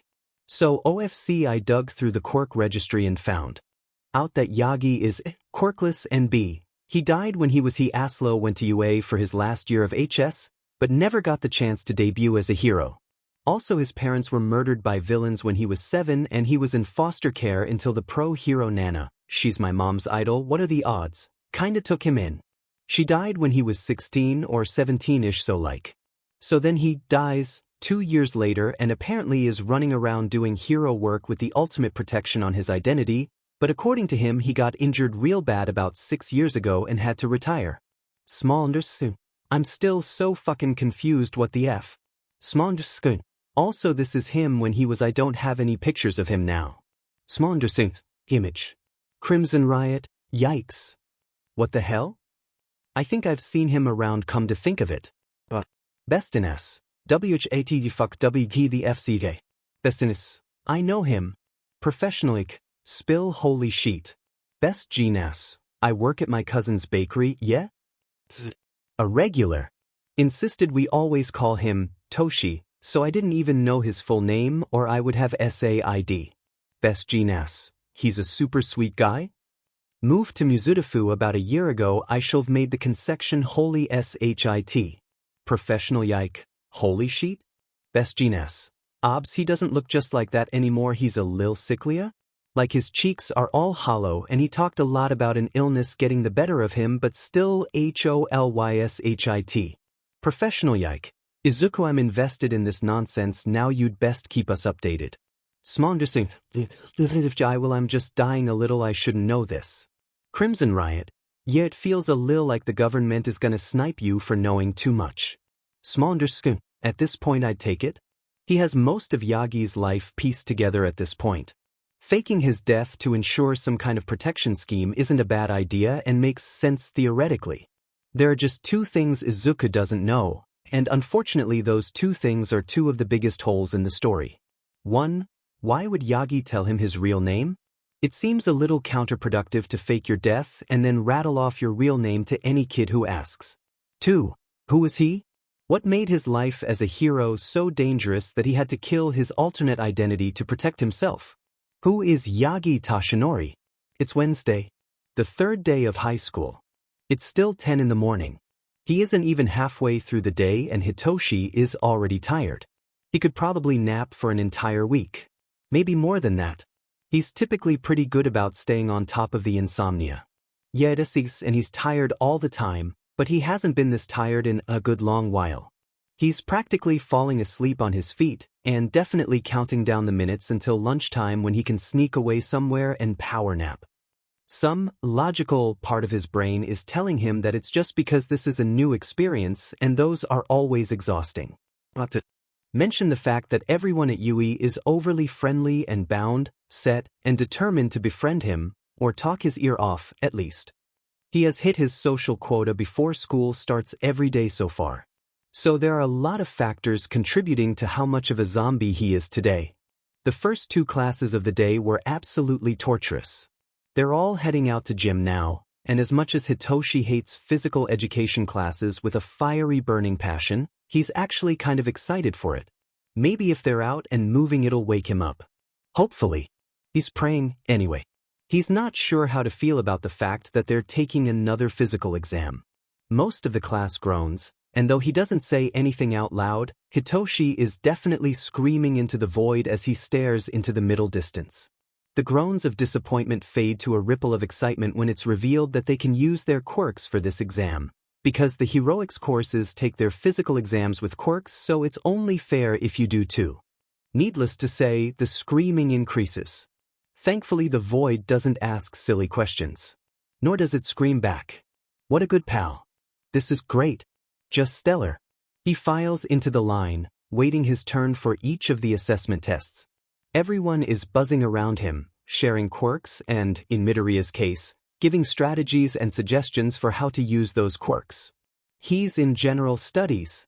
There should be enough people in this class with non-physical quirks that he won't be the only one getting the same scores on both tests, but apparently not. This is Yui, after all, he thinks with a sigh. Can't expect to find other people like him. Psychological quirks are rare enough as it is, and with Yui's bias toward physical quirks, he really shouldn't be surprised that he's the only one. Some part of him still insists that there should be some kind of override for people with psychological quirks, because they're effective as just not in the same way strength-enhancing quirks are. Maybe he'll start some kind of protest. That would be fun. It is kind of interesting to see what kind of quirks everyone has. They haven't had a lot of chances to play show and tell with them, so there are a lot of surprises. For starters, Arai's quirk is metal as F-. She and Midoriya are standing right next to him, so he heard when she said, "It's called dust. I can turn my body to dust and then reform it," so he really should have been expecting it, but holy shit was he ever wrong. She's lining up with a few other kids for the 100-meter sprint. Midoriya grins at her and she gives him a thumbs up before the whistle calls and the other 3 kids take off running. Arai doesn't. She jumps into the air and disintegrates. Dissolves. Turns to dust. The dust, which kind of looks like ashes, and isn't that morbid, floats through the air, carried by the breeze and whizzes past the other 3 kids before coming back. Together at the finish line. Arai, who is rematerializing significantly slower than she fell apart, it's awfully morbid. There are chunks of her skin still missing, and watching her muscles and organs reform over her bones is something Hitoshi isn't going to get out of his head for a long, long time. Claps and yells something. The other kids come panting across the finish, and most of the class is yelling curses along the lines of, "What the F kind of quirk is that?" Either that or they're complimenting her on her use of a probably impractical and terrifying quirk. She eats up the praise with a grin that's more mischievous than it should be, and dissolves her hand. She catches the pile of dust in her other hand, and oh god, Hitoshi really didn't think he was queasy, but seeing the cross-section of her wrist, which is still pulsing and very much alive, is making his stomach churn. He still doesn't regret voting for her. She didn't make class president, But she's the vice and that's probably the better position for her. It'll certainly be more entertaining and less terrifying this way, at least. And watching Ueno try to deal with her has been like a live sitcom all on its own. He can't help but notice that they're halfway through the exam and Midoriya hasn't used his quirk once. Now that he thinks of it, he doesn't actually know what Midoriya's quirk is. It's got to be something powerful, or he never would have considered taking the practical exam. But he didn't pass it either, so who knows? That's not really saying a lot, only 40 people passed the practical out of the 500 or so that took it. It's got to be something physical or combat-oriented. Or at least, that's the most likely. Most everyone in their class has already used their quirk on at least one test, or he's overheard them planning which test they'll use it on. And while Midoriya has been very vocal in helping people strategize how to best use their quirks, he hasn't once said anything about himself. Honestly, Hitoshi isn't quite sure why he's so fixed on Midoriya right now. That's a lie, he knows exactly why. He's been doing his best to ignore him for the last few days, telling himself that he doesn't need a distraction on his track to heroics. But Midoriya is persistent. Way more so than Hitoshi expected him to be. So maybe that's factoring into his fixation. But in all honesty, he can't tear his eyes away from Midoriya's arms. They met for the first time in January, and it was cold so they had both been wearing sweaters, and their winter uniforms are long-sleeved, so he hadn't thought much about the odd splotchy coloring of Midoriya's hands. But now they're all in their gym uniforms, which are short-sleeved, and Midoriya's arms are exposed to the world. Which is a really weird way to phrase that. He knows that, but it's the only way he can think of. Midoriya's arms are absolutely covered in scar tissue. It's red and splotchy and pulls over his muscles in odd, and often borderline. There are too many places where the skin is warped enough that he knows Midoriya lost more than a few layers of skin to the injury. They look like burn scars? There's nothing else he can think of that would cause damage like that. It's like Midoriya stuck his arms in a bonfire. Repeatedly. Hitoshi can't tear his eyes away. Yeah, he knows staring is rude, shove off. So he's going to blame that for why he notices that Midoriya hasn't once used his quirk. He still pulls impressive scores on a lot of the tests. I'm a gymnast, obviously I have good grip strength, but they're all the same as last time. Hitoshi wishes his scores were the same as last time. They're actually lower now and he's going to blame that on the sleep deprivation. If only there was some part of this test that was like, how fast can you force someone else to eat a bowl of cereal? He'd be so good at that. God, he's exhausted. The fitness test, in the end, did very little to wake him up. If anything, he's more tired now and cursing his existence. They're shooed off the field and Midoriya falls into step with him, as per normal, on their way back to the locker room. If only he could ask about all the scarring without sounding like a creep. So I noticed you didn't use your quirk. Fucking smooth, Hitoshi. Midoriya actually laughs, like it surprised him. It's not an angry or forced laugh though, so Hitoshi is going to count that as some kind of victory. It wouldn't have helped me. Arai can turn into dust and you found a way for her to use that. Midoriya hums. Yeah, I'm glad that actually worked. I was kinda worried that she wouldn't be able to pull herself back together and then we'd have to deal with her being half a person, but thankfully not. Thankfully not, indeed. Just watching the Arai rebuild herself for 45 seconds had been traumatizing enough. He doesn't want to see that every day. That's not the point though. Midoriya is redirecting the conversation and Hitoshi is going to get answers out of this kid if it kills him. What is your quirk? What's your quirk? Midoriya raises an eyebrow at him, some kind of smile that can't mean good things pulling on his mouth. Hitoshi groans. Inwardly or outwardly he's not really sure. Probably outwardly, given that Midoriya laughs at him. You don't have to tell me if you don't want, but you did want to be a hero, right? Won't people have to know your quirk then? Hitoshi shakes his head. It would actually be better if they didn't. I was planning on being an underground hero. Midoriya's face lights up. Like Eraserhead. Oh, that makes a lot of sense, since you both have psychological quirks. I should have thought of that. Of course, psychological quirks are more effective if people don't know what they are. That almost pulls a surprised laugh out of him. Eraserhead is actually my favorite hero, he says, a little sheepishly. Really? He teaches Class 1A, did you know? Wait, really? Hitoshi would have tried to hide the excitement in his voice, but oh my god, this is Eraserhead we're talking about. Yeah. I have a couple friends in his class, and apparently he's already expelled 2 students, so you know what that means. Midoriya shoots him that same mischievous smile. 2 open slots in the hero course. Oh shit, you're right. Midoriya laughs. Right? If that's not fate, I'm not sure what is. But also, can you imagine being in Eraserhead's class? He's so cool. I would love to learn from him. Not that I don't appreciate Midnight being our teacher, she's definitely one of my favorite heroes. She's my friend Chia's role model in life. Actually, but it's different, you know? She's not teaching us heroic stuff because we're Gen Edition. But Eraserhead would be teaching us specifically how to be heroes, and some kind of strangled noise escapes his throat. Hitoshi isn't entirely sure if that was ever intended to sound like a word or not. It would be so cool I would die. He can't help but agree, and he hums. Eraserhead being his homeroom teacher would be essentially a dream come true. And maybe Midoriya is right? Some people will have to know his quirk, so he'll have to get over his fear of telling people eventually. God, it's so effing hard though.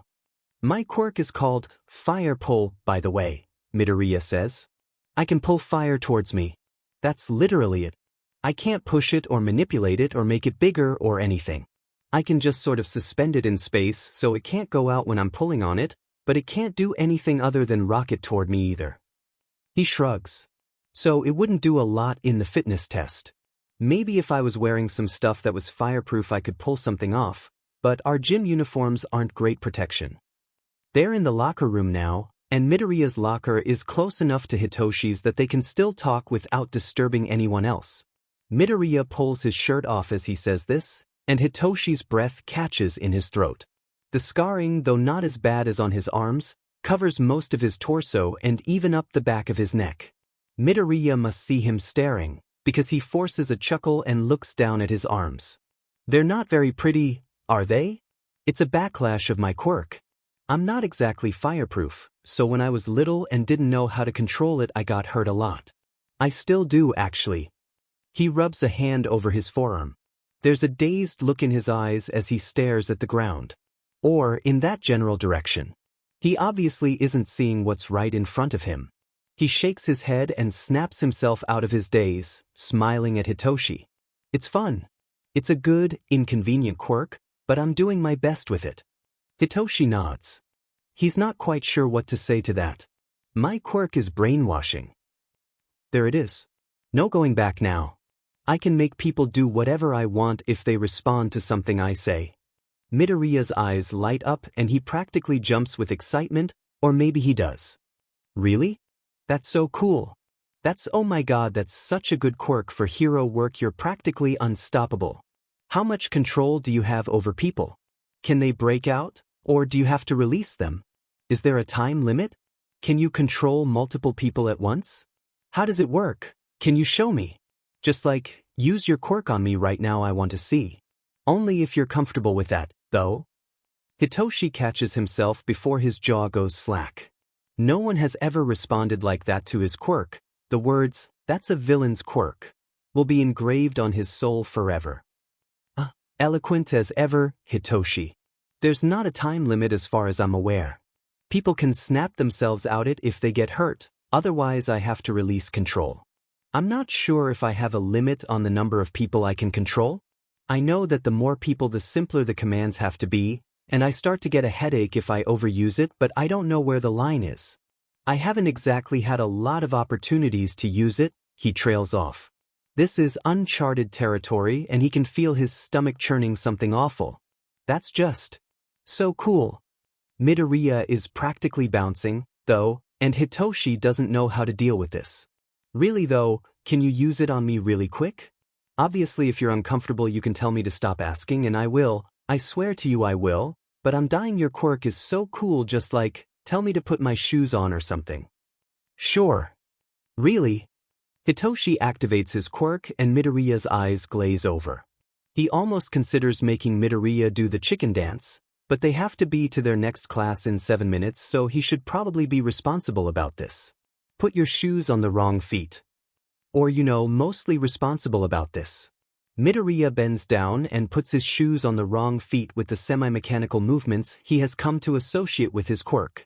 He's always wondered if there is a way to make people move more naturally under his control, but he's never had a lot of willing test subjects, so that's still a path that has remained unexplored. Midoriya straightens and his glazed eyes stare past Hitoshi. He doesn't really like relinquishing control willingly. It's a weird process, but he should probably get used to it. It's like he has to sever the internal links he has with the person, which is really strange and makes his brain feel kind of fuzzy. He sighs and cuts his mental thread with Midoriya. The fuzziness hits his brain and he squeezes his eyes against it, but it fades into the exhaustion, so it's not too bad. He's still really tired though, so maybe it is weird and not quite worth it. Midoriya blinks as his volition snaps back to him. He sways a little on his feet before breaking into a wide grin. That was so cool. Is the fuzziness a side effect?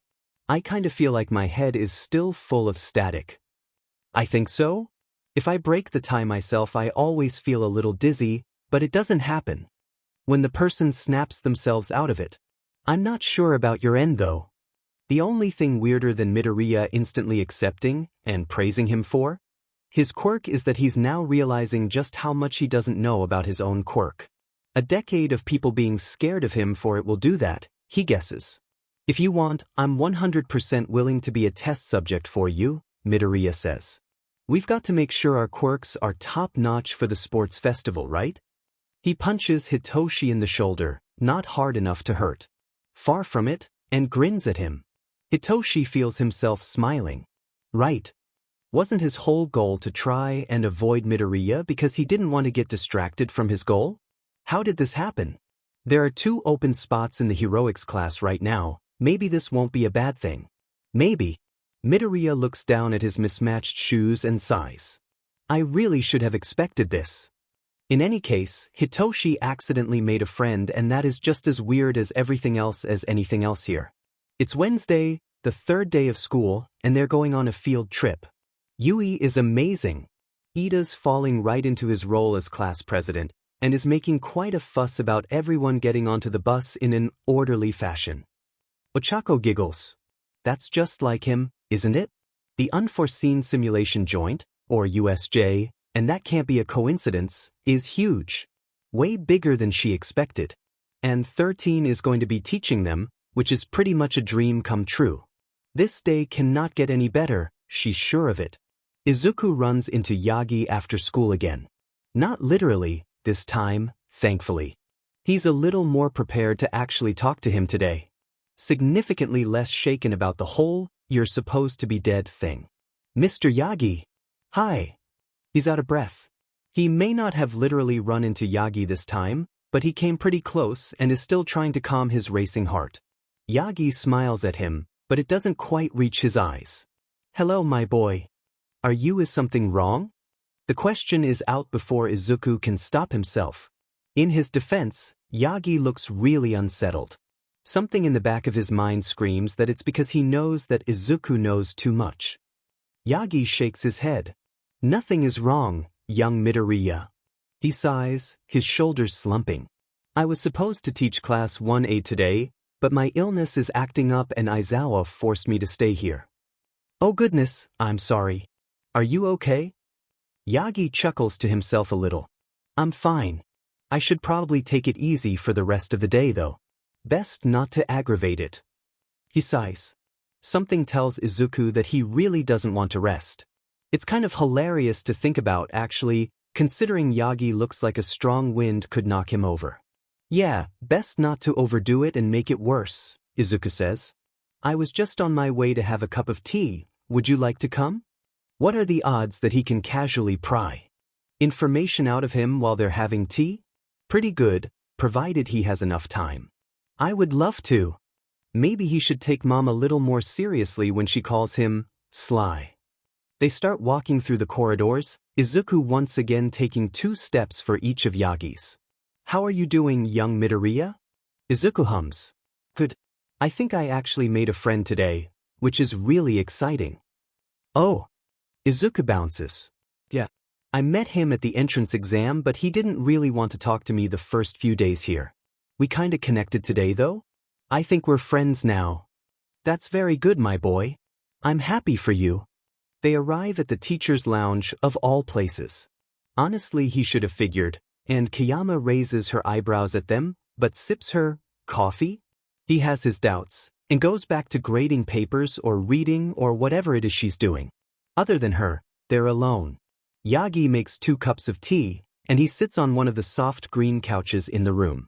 Izuku takes a seat across from him, cradling his cup in his hands and sipping on it idly. It's really good. Way nicer than anything they keep at home. Yagi says something about how hard teaching is, but he's enjoying it. I don't know how Aizawa can just expel kids like they mean nothing. My first day here I walked into his class and felt like I needed to adopt every one of those kids. Izuku barks out a startled laugh and covers his mouth. Why Yagi couldn't wait until he was done drinking to say that is beyond him. Give them a few weeks. You'll either start responding to Dad, or you'll want to drown the lot of them, Kayama says and takes another drink out of her mug. Believe me, it happens every time. I'm not sure I'm ready for that, Yagi mumbles, staring at his tea like it'll help him. Do you think that about me, Kayama-sensei? Izuku says. This could backfire really easily, but he's feeling cheeky and it just kinda slipped out. She laughs. Somewhere he wonders if he shouldn't have recorded this conversation. Chia would love it. Midoriya, you are a headache waiting to happen.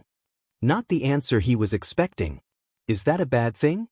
Far from it. He can see the smile pulling on her mouth and preens a little bit. Mom has referred to him as her little chaos agent for years now. He knows he's been the cause of a fair share of headaches. Miss Kayama is your teacher? Yagi asks. Yeah. She's my homeroom teacher, he says. Maybe this will actually be easier with midnight here. More odds of someone slipping up and saying something they shouldn't. How much does she know though? There's certainly a lot to probe here. Yagi smiles. That's wonderful. Miss Kayama is a great teacher and a fantastic hero. She actually interned at my office when she was a first year. She was a delight even then. Midnight hums. That's not exactly how I would put it. Izuku doesn't miss how her eyes flit to him. Fascinating. Oh, don't do yourself this disservice, Miss Kayama. You're a very fun person. She snorts, and Izuku giggles. Aren't you supposed to be teaching today? Yagi freezes. It lasts half a second before he relaxes and starts talking again, but Izuku doesn't miss it. Aizawa told me to stay here. It's the Yagi hums, like there's a phrase or word he's searching for, but my injury illness is acting up, isn't all that hard to say? It's what he's said to Izuku every time they've talked about it. He throws a sideways glance at Izuku, who pretends to be very interested in his tea. I'm out of time for the day. Midnight quirks an eyebrow and nods in Izuku's direction. He's pointedly looking at a painting on the other side of the room. Maybe not pointedly so much as, I'm trying to be casual but still give you the illusion of privacy. Yagi shakes his head. Izuku frowns. You should really be more careful with yourself, she clears her throat. You're not as young as you used to be, and nobody here wants you dead just yet. She flashes him a smile. Yagi chuckles, but it's forced and awkward. He glances at the clock. Are you okay? Izuku asks. It's a fair question. Yagi doesn't look super great. Just worried, my boy. He glances at the clock again, and his hands shake a little. I can't help but feel that something is wrong. He smiles, but it's definitely forced. Comes with the business and all. Izuku frowns. Do you need to go? Yagi glances at the clock again. I shouldn't. You really shouldn't. Midnight is almost glaring at them from over her mug. His hands are still shaking as he sets his half-empty cup on the coffee table between them. I'm just going to stop by. If everything is fine, I'll come right back. I just don't feel right about this. He stands up and nearly knocks his cup over with his knees. Sheet. Sorry, I need to, language. I have to go. He's out of the room a lot faster than Izuku thought he could move. Is he okay? Kayama sighs. He's a reckless BSTRD, so probably not. But those kids are on Yui property and they have Eraserhead and 13 with them. They'll be fine, even if something bad is happening. Izuku hums. Maybe it's just how Yagi was acting, but he definitely can feel a knot forming in his stomach. He finishes his tea and head out of the school.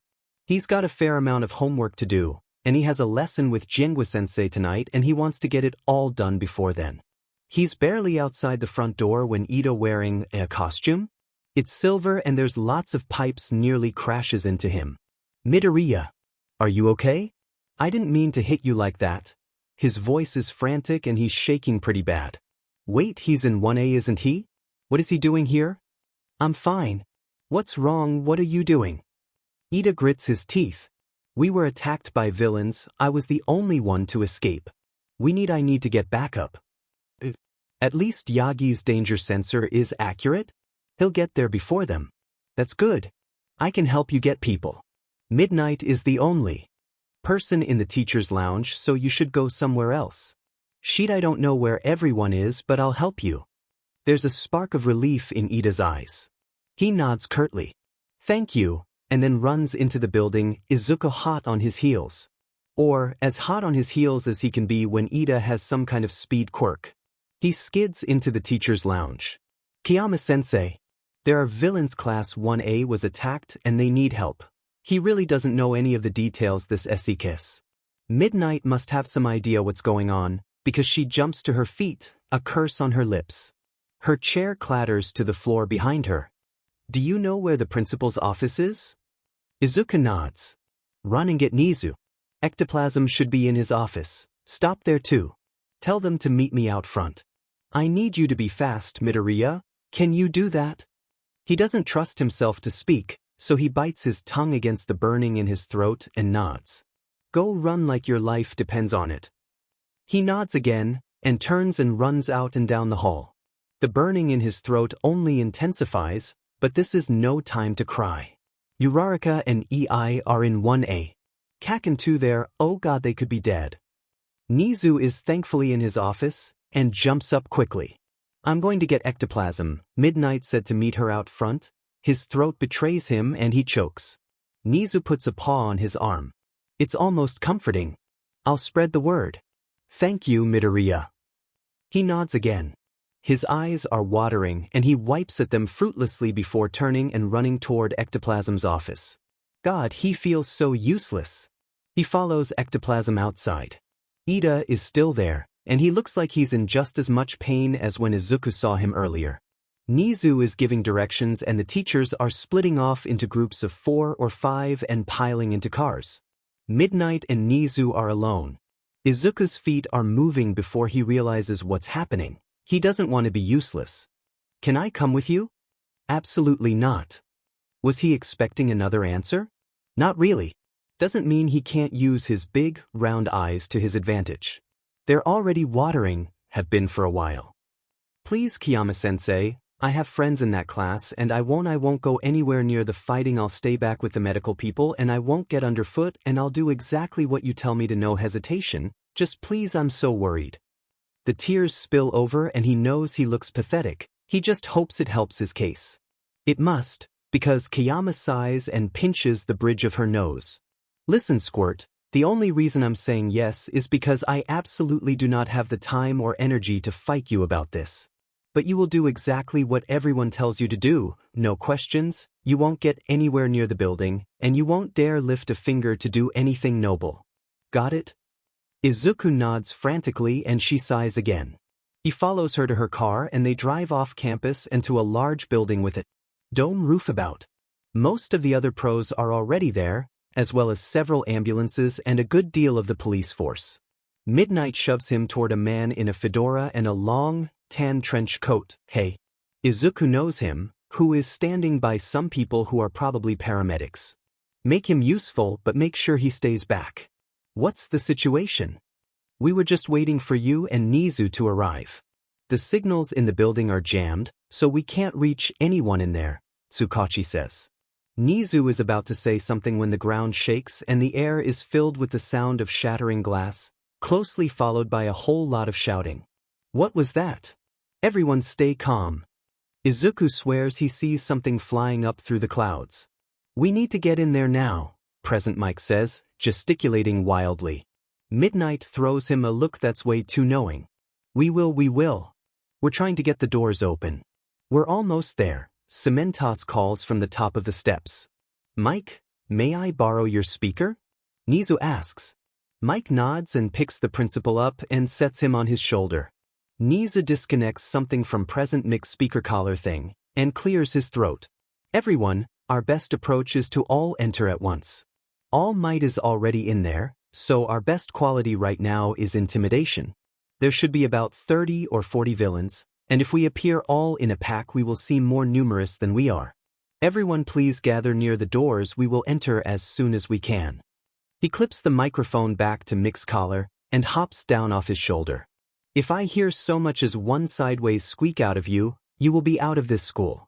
Understood? Yes, Kiyama-sensei.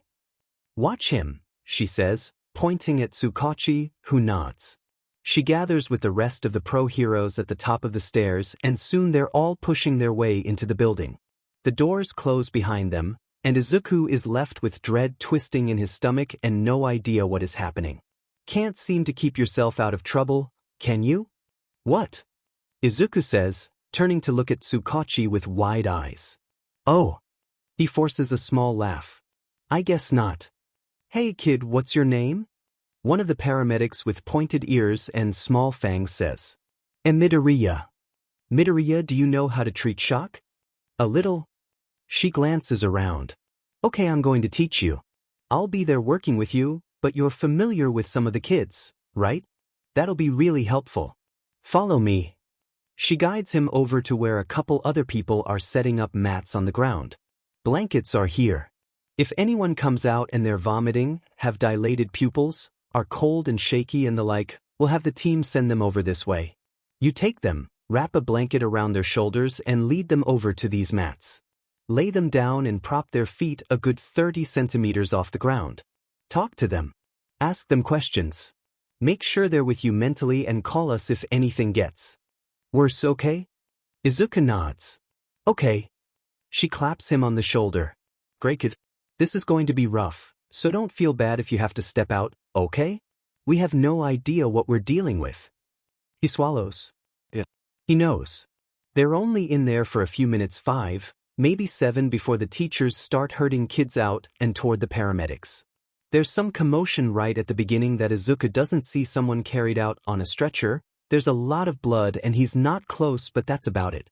There are a few teachers herding the students, in small groups, out of the building.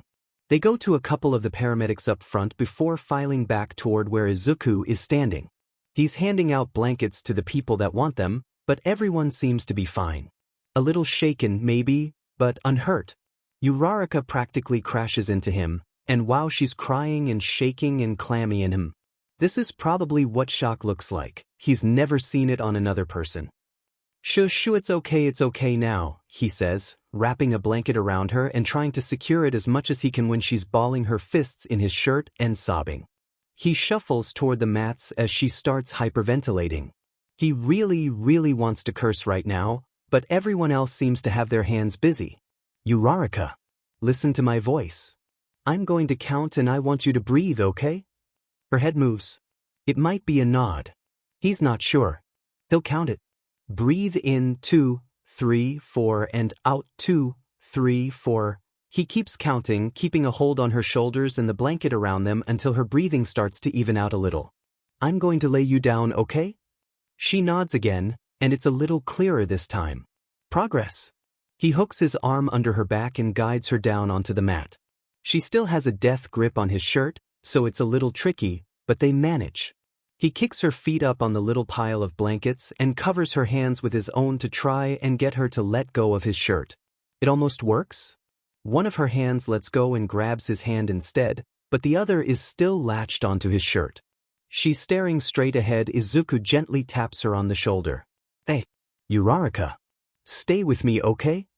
She turns her head to look at him and her breathing picks up again. No, Shu, it's okay, breathe with me. He counts again, squeezing her one hand as her breaths even out. She starts crying again, but she's getting a little color in her cheeks, so he's going to count that as a win. They could have lost me, she blubbers through her tears. He squeezes her hand again. It's okay. You're safe now, it's over. There's a large portion of his mind that desperately wants to know what happened, but unfortunately he's not allowed to listen to that voice right now. They couldn't even have come, she sobs. Hey, shoo, just breathe, Izuku says, squeezing her hand again and adjusting her blanket so it's covering more of her. They're so far away, Deku. My parents live 3 hours north. She chokes. They have no idea. She's more coherent now. That has to be progress. I'm so sorry. But you're okay, you know that, right? You're okay and everyone else is too. He glances around to make sure he didn't just lie to her face, but no, all 18 kids from 1A are accounted for and apparently uninjured. There's a couple of them that are struggling a bit, like Uraraka, but they got out mostly unscathed. It looks like most of the pros are still in the building, so they're not out of the woods just yet. Deku, I was so scared. There was a thing. It was big and it was too strong and it had too many quirks and it beat him into the ground, Deku. She sobs. I thought we were going to die. Beat who into the ground? Is Yagi okay? He can't even ask her that because he's supposed to be calming her down, not working her up. Good hell. He glances around again and oh, there's EI and he actually looks fine. He's also talking amicably with Kaken, and isn't that a sight Izuku never thought he'd live to see? Kaken is actually talking to him. He's actually holding a conversation. Like a normal person. But Uraraka starts to loosen her death grip on his shirt and his hand, drawing him back to the present. You with me? He asks. Her tears are drying and she blinks at him. I think so, she whispers. He smiles and tries to make it as reassuring as he can. Good. One of the paramedics comes over to them and shoos Izuku away to fuss over Uraraka. He doesn't have anything to do now and he is not prepared for the anxiety to crash over him as soon as he stops moving. But hey, here we are and he doesn't have anything to do with his hands, and that's just stressful in of itself. This is miserable. His head is pounding and he wants to throw up. It's better than if he would have stayed back though. At least knowing that all of his peers made it out is a huge relief. There's just someone who got beat into the ground, and Yagi who is really sick today and over his exertion limit, and hasn't come out of the building yet. Izuku desperately hopes that there isn't a correlation between those two things. He glances back and it looks like Uraraka is sitting up now to talk to the paramedics. He breathes a sigh of relief. At least there's that. He's half tempted to pull out his phone and spam the group chat, but he probably shouldn't, and maybe EI should break the ice on that one. He's the one who actually went through the whole thing. God, he just feels so lost. He wants to know if Yagi is okay. He also doesn't really want Kaken to know that he's here because Kaken looks angry and Izuku would like to live through today, thanks. So he ducks behind one of the emergency vehicles that's unoccupied and off, thankfully, and tries to get a hold of himself. What even happened? He was fine and now he's not fine, and God, there's just a lot of things, aren't there? Who knew Kaken would push it over the edge? He knew. Somewhere in there the kids from 1A were taken back to the school on the bus they came on. He's not really sure when they left. He's also pretty sure the heroes have forgotten that he's here. That's what he gets for hiding during a panic attack, right? His own train of thought almost pulls a dry laugh out of him. It's not supposed to be funny, he should be more sensitive. Or something like that. He's coming out of his hiding spot and looking around for midnight when the doors to the building USJ? He's heard that tossed around a few times. Open, and Cementos comes out with Yagi, who looks so much worse for the wear, draped over him. Izuku's heart soars. Yagi is okay. He's okay. Actually, okay, probably isn't the best word to use. He's alive at least. Alive and on his feet, despite the blood dripping down his chin and covering the front of his shirt. Is that what his illness does to him? No wonder no one wants him to overdo it. That's a lot of blood. That's really a startling amount of blood. He shakes himself out of his train of thought and runs across the parking lot, walkway, to meet Yagi at the bottom of the stairs. He doesn't miss how a lot of the pros immediately tense as soon as they see him. Yagi! He skids to a stop just before he runs into him. That would be bad. Are you okay? What happened? Yagi smiles. It's a little gruesome with all the blood, but it warms his heart all the same. He lifts his hand like he's going to pat Izuku on the shoulder, but stops at the last second, probably noticing that there's quite a bit of blood on his hand. I'm fine, my boy. What are you doing here? I came with Midnight. Tashinori, for the love of God, can you stay out of trouble for 10 minutes? Izuku is glad that Tsukachi sounds this exasperated with everyone, but still, he giggles a little. Cementas helps Yagi onto a stretcher, but he doesn't lie down. A couple medical people swarm him, taking vital signs and whatever else. Tsukachi comes to stand at Izuku's side, and sighs deeply. Yagi and Izuku share a look. How much worse did you make it? There's some kind of fondness in Tsukachi's voice. Which isn't surprising if he's using Yagi's given name. Which means that Tsukachi is probably his given name, and yikes, Izuku is really glad he hasn't called the detective by name yet. That would have been embarrassing. Yagi winces. In half? In half? You only have an hour and a half now? Good Toshi, you're going to give me a stress ulcer, Tsukachi says, pinching the bridge of his nose. This is fine. We can deal with this. He glances at Izuku. Does? Yagi shakes his head. No. Tsukachi purses his lips. What can you tell me? Yagi shifts and Izuku didn't realize until this moment that he had both of his hands around one of Yagi's. Weird. Not like he's going to move though. There was a creature. Their leader, Shigaraki, kept calling it a pneuma. It responded to his commands and had multiple quirks. I don't know how many, but I think I saw 3 or 4. He breathes and it's wet through all the blood. It took everything me and all might, he glances at Izuku as he says this, had to beat it. We almost didn't. He squeezes Izuku's hands. He's not sure how consciously. Tsukachi says in a sharp breathe through his teeth. This is bad. Yagi nods. Very.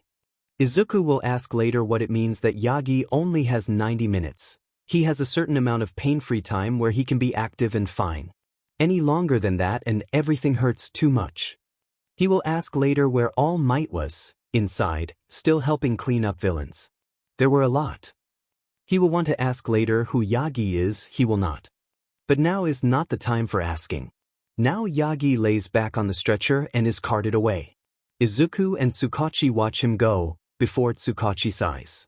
It's no wonder he likes you so much, you both attract trouble. Don't give me that face, we both know it's true. So Midoriya, do your best to keep him out of trouble, will you? He sighs and looks to the side. He means a great deal to a lot of people. We need to keep him alive for at least a little longer. He's wrapped into giving a few statements for the police. Legal stuff is the worst, but he'll probably have to get used to it if he's gonna be a pro-hero, right? Ugh. And Tsukachi, Naomasa. His family name is Naomasa and Izuku should use it. Offers to drive him home, which is really nice of him. They stop at Yui to get his backpack, and Naomasa spends the whole time asking him things about his interests, quirk analysis, how school is going, pretty well, it's only been 3 days, and whatnot. It's nice to finally get his mind off of everything, and by the time they reach his building he's a lot more calm than he was earlier. Naomasa wishes him well, and Izuku wishes him good luck with the press. Naomasa laughs. They're already there, kid. There's a reason I volunteered to take you home. Oh. Naomasa laughs again. Go get some sleep, kid. You look like you need it. The walk up the stairs to his apartment feels longer today. Or maybe his legs feel heavier. Or maybe he is more exhausted than he's giving himself credit for. Either way, it takes way longer than he expected to reach his door, and he only remembers passingly that Mom gets off work early on Wednesdays. Maybe she won't make a big deal about how late he is? He'd like to take a nap before he has to confront any of the reckless things he did today. Luck has never been in his favor, though, and it certainly isn't willing to make an exception for today. Mom is on him as soon as he's through the door, and he can tell she's fighting tears. Izuku, baby, are you okay? I was worried when you didn't come home, but then I saw the news and oh honey, are you alright? Her hands are on either side of his face and she's looking desperately into his eyes. He tries to smile. It comes out weakly and he can feel the familiar burning at the back of his throat. I'm fine, Mom, I'm okay, I'm his voice cracks and he gives in to it. His backpack drops unceremoniously to the floor as he wraps his arms around her and buries his face in her shoulder. She holds him until his tears run dry and his shaking stops. He pulls back and wipes at his eyes. She keeps a hold on his shoulders, her brow furrowed as she searches his face for something. Izuku, baby, do you want to talk about it? He nods and lets her guide him to the couch. She sits next to him and takes his hands in her own. He starts talking, starting with how he found Yagi in the hallway after school. And well, it'll be a cold day in hell when Izuku runs out of tears. He was going to help Mom cook dinner, but she shooed him out of the kitchen, insisting that he'd seen enough excitement for one day and that she could cook dinner for her son while he took a nap. It doesn't really look like a nap is going to happen, though. He's been staring at this ceiling for 20 minutes and though he feels like sinking through his mattress into the floor, sleep isn't coming. He scowls and rolls over to grab his phone. The group chat is blowing up, 455 new messages since he checked it at lunch, but he doesn't have the energy to open it. Chia's probably worried out of her mind, knowing her, and it looks like she left a couple messages for him in their private server as well. Figures. He opens it and sends a quick, "I'm fine, don't worry about me right now, I'll call you later," and hopes it'll be enough. Speaking of checking up on people though, he frowns and composes a new text. "Hey, you doing alright? This is Midoriya, by the way. For whatever." The response is not immediate. Did he really expect it to be? And he almost clicks over to the news out of habit. He hesitates that the whole USJ thing will probably be front page, and he's not sure he wants to get the story from some reporter. I probably dumped, at least his side, into the group chat, and he really should go read that at some point, but later. He's not sure he can handle it right now. His phone dings. "Uraraka. I'm okay now. A little shaken up, but I'm not hurt." "Oh, that's good. Uraraka. Are you okay though? What were you even doing there?" "Oh, I'm fine. I bribed Midnight into letting me come. Is it okay if I ask you a kinda weird question?" "Uraraka. Sure." "Do you live by yourself?" "Uraraka. Yeah." "How did you know?" "You were talking about it earlier, while you were going into shock a little bit. I wasn't sure if you remembered." "Uraraka. My family lives really far away, so I've got a little studio apartment." "I'm sorry. Do you want to come over tomorrow? Since they're canceling school and all." "Uraraka. Sure. Sounds great." "Fantastic. I'll send you my address." Izuku hums and sends his location to her. It'll be nice to actually hang out with her. She's really nice, and with Chie all the way in Tokyo, he's a little desperate to make new friends. At least one. Please, for the sake of his sanity, let this friendship work out. Also, if she's only got a studio apartment, she's probably not eating well. He and Mom are very far from being rich, but that doesn't mean he isn't going to jump on the chance to feed her. The way to a person's heart is through their stomach, right? It's a foolproof plan. Ingenious. He's so smart. Speaking of food, whatever Mom is cooking smells heavenly and he's not going to get any sleep anyway. He sits up, stretches, and abandons his phone on his bed in favor of following his nose. The kitchen is warm, he's wrapped in his favorite oversized All Might hoodie, the one that always gives him sweater paws, and Mom looks up and smiles at him when he walks in. There's a candle flickering on the edge of the counter and its warm cinnamon scent mingles with the spicy curry Mom is stirring. If he could live in this moment forever, he would. "Hi, Mom," he says, wrapping his arms around her from behind and resting his forehead on her shoulder. She chuckles, reaching up to ruffle his hair. "Hi, baby. Did you sleep well?" He shakes his head, his forehead rubbing against the soft material of her knit sweater. "Couldn't." She hums. "I'm sorry. Does curry sound all right? I would have made something nicer, but we don't have the ingredients." "Curry sounds wonderful, thank you." He picks his head up, resting his chin on her shoulder. "Can I have a friend over tomorrow?" "Of course." "Who is it?" "Her name is Uraraka. She's one of the hero course kids. I met her at the exam, and she's super nice." "That's wonderful, honey. I'm glad you're making friends." He hums, a small smile playing on his face. "Me too. Now if you're going to stand here and be obnoxious, at least grab a couple bowls." This is almost done, she laughs. Izuku returns it, letting go of her and heading toward the cabinets. Obnoxious? Never. Crimson Riot, and then All Might sent it flying. Like punched it and it just flew up. Through the roof. Through the sky. Bestiness, LMAO by beach. Crimson Riot, it was so cool. If I wasn't already crying 'cause I was scared for my life, I would have burst into tears instantly. Crimson Riot, anyway then had this rel ally intense stare down with Hans McGee and I thought it was gonna end bad but then Snipe showed up. Crimson Riot, actually everybody showed up but Snipe shot the fucker. Crimson Riot, and then Hans and the gate just zapped away. Crimson Riot, and that's pretty much it? Heroes were there, herded us out, took care of the other villains. Crimson Riot, good times. Professional yikes. Professional yike, glad you are okay though. Professional yike, that's scary as hell. Izuku frowns as he scrolls back through the chat later that night. He knew Yagi had been one of the first people on the scene, if not the first, yet EI hadn't mentioned him once. Only that All Might had shown up and defeated the nymph. Probably the creature with multiple quirks that Yagi had been talking about. His stomach churns. There's really only one way to explain this, and he really doesn't want to believe it. Really doesn't want to believe it. He wasn't planning on grilling Uraraka for information, he just wanted to have a nice day hanging out with her. Desperate times call for desperate measures and all that. Mom is gone for the day when the doorbell rings. Izuku jumps up from where he'd been lounging on the couch, scouring every official report on the USJ incident he could find. It never hurts to be too careful, and bounces to the door. Hi. Uraraka stares back at him, wide-eyed, before breaking out into a grin. Hi. Good heavens, she's so cute. Hi.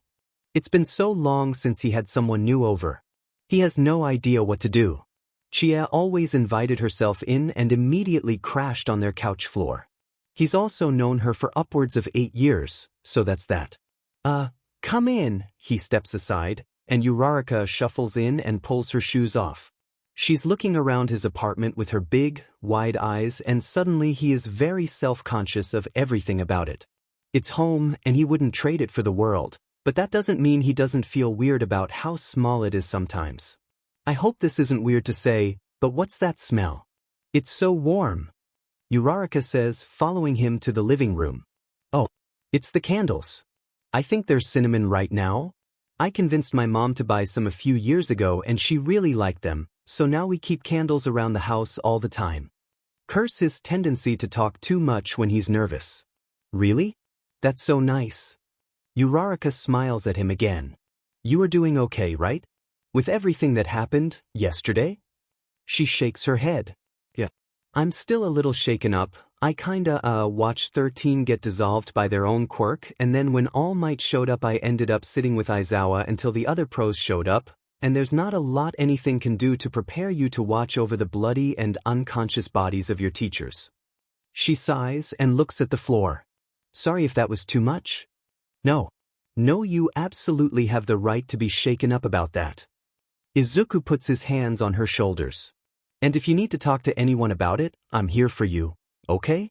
I know we haven't known each other for very long, but really, I'm here for you. Uraraka looks up at him and smiles weakly. Thanks, Deku. I appreciate it. He smiles in return and pulls his hands back to his sides. But hey, I didn't invite you here to talk about sad things unless you want to. She shakes her head. Fantastic. Do you like card games? She laughs. It's a little forced, but they're getting there. Sure. I don't know very many though. Oh, no worries, I can teach you. He pulls a couple pillows off the couch and throws them around the coffee table before grabbing the couple decks of cards he and Mom keep there. You've played solitaire, right? Not for a while. He hums. No big deal. Was gonna describe this as multiplayer solitaire, but this is fine. I mean, it basically is multiplayer solitaire, but that's not the point. Uraraka laughs. Whatever it is, it sounds fun. He grins, handing her a deck of cards. Believe me, it is. Nerds. Uraraka yells, throwing her hands in the air. Izuku groans. I knew this was a bad idea. How are you so good at this? His head collides with the table, and a few cards flutter to the floor. She laughs. Hey, don't scatter the cards, I want to know just how much I've beat you by. No, let me lose in peace. Absolutely not. He groans again and picks his head up before starting to count his cards while she gathers the ones in the middle. I still had 5 in my pile. This isn't even fair. I guess, she says, a playful lilt to her voice. You're so cruel to me. You deserve it. I invite you into my home. She laughs again. 25 points. And you asked for this, buddy. He grumbles something. 22, oh my word, I would have beaten you, I cannot believe. But you didn't. Her gloating probably would have had more impact if her stomach had not chosen that exact moment to announce its presence. She flushes. Sorry, I sound like a dying whale, I know. No, it's fine. Izuku stretches. It's probably time to eat lunch anyway. We have some leftover curry, if that's okay? Uraraka hums. That sounds wonderful, actually. Fantastic. He stands, and she follows him into the kitchen. She takes a seat at the bar while Izuku fusses with reheating lunch.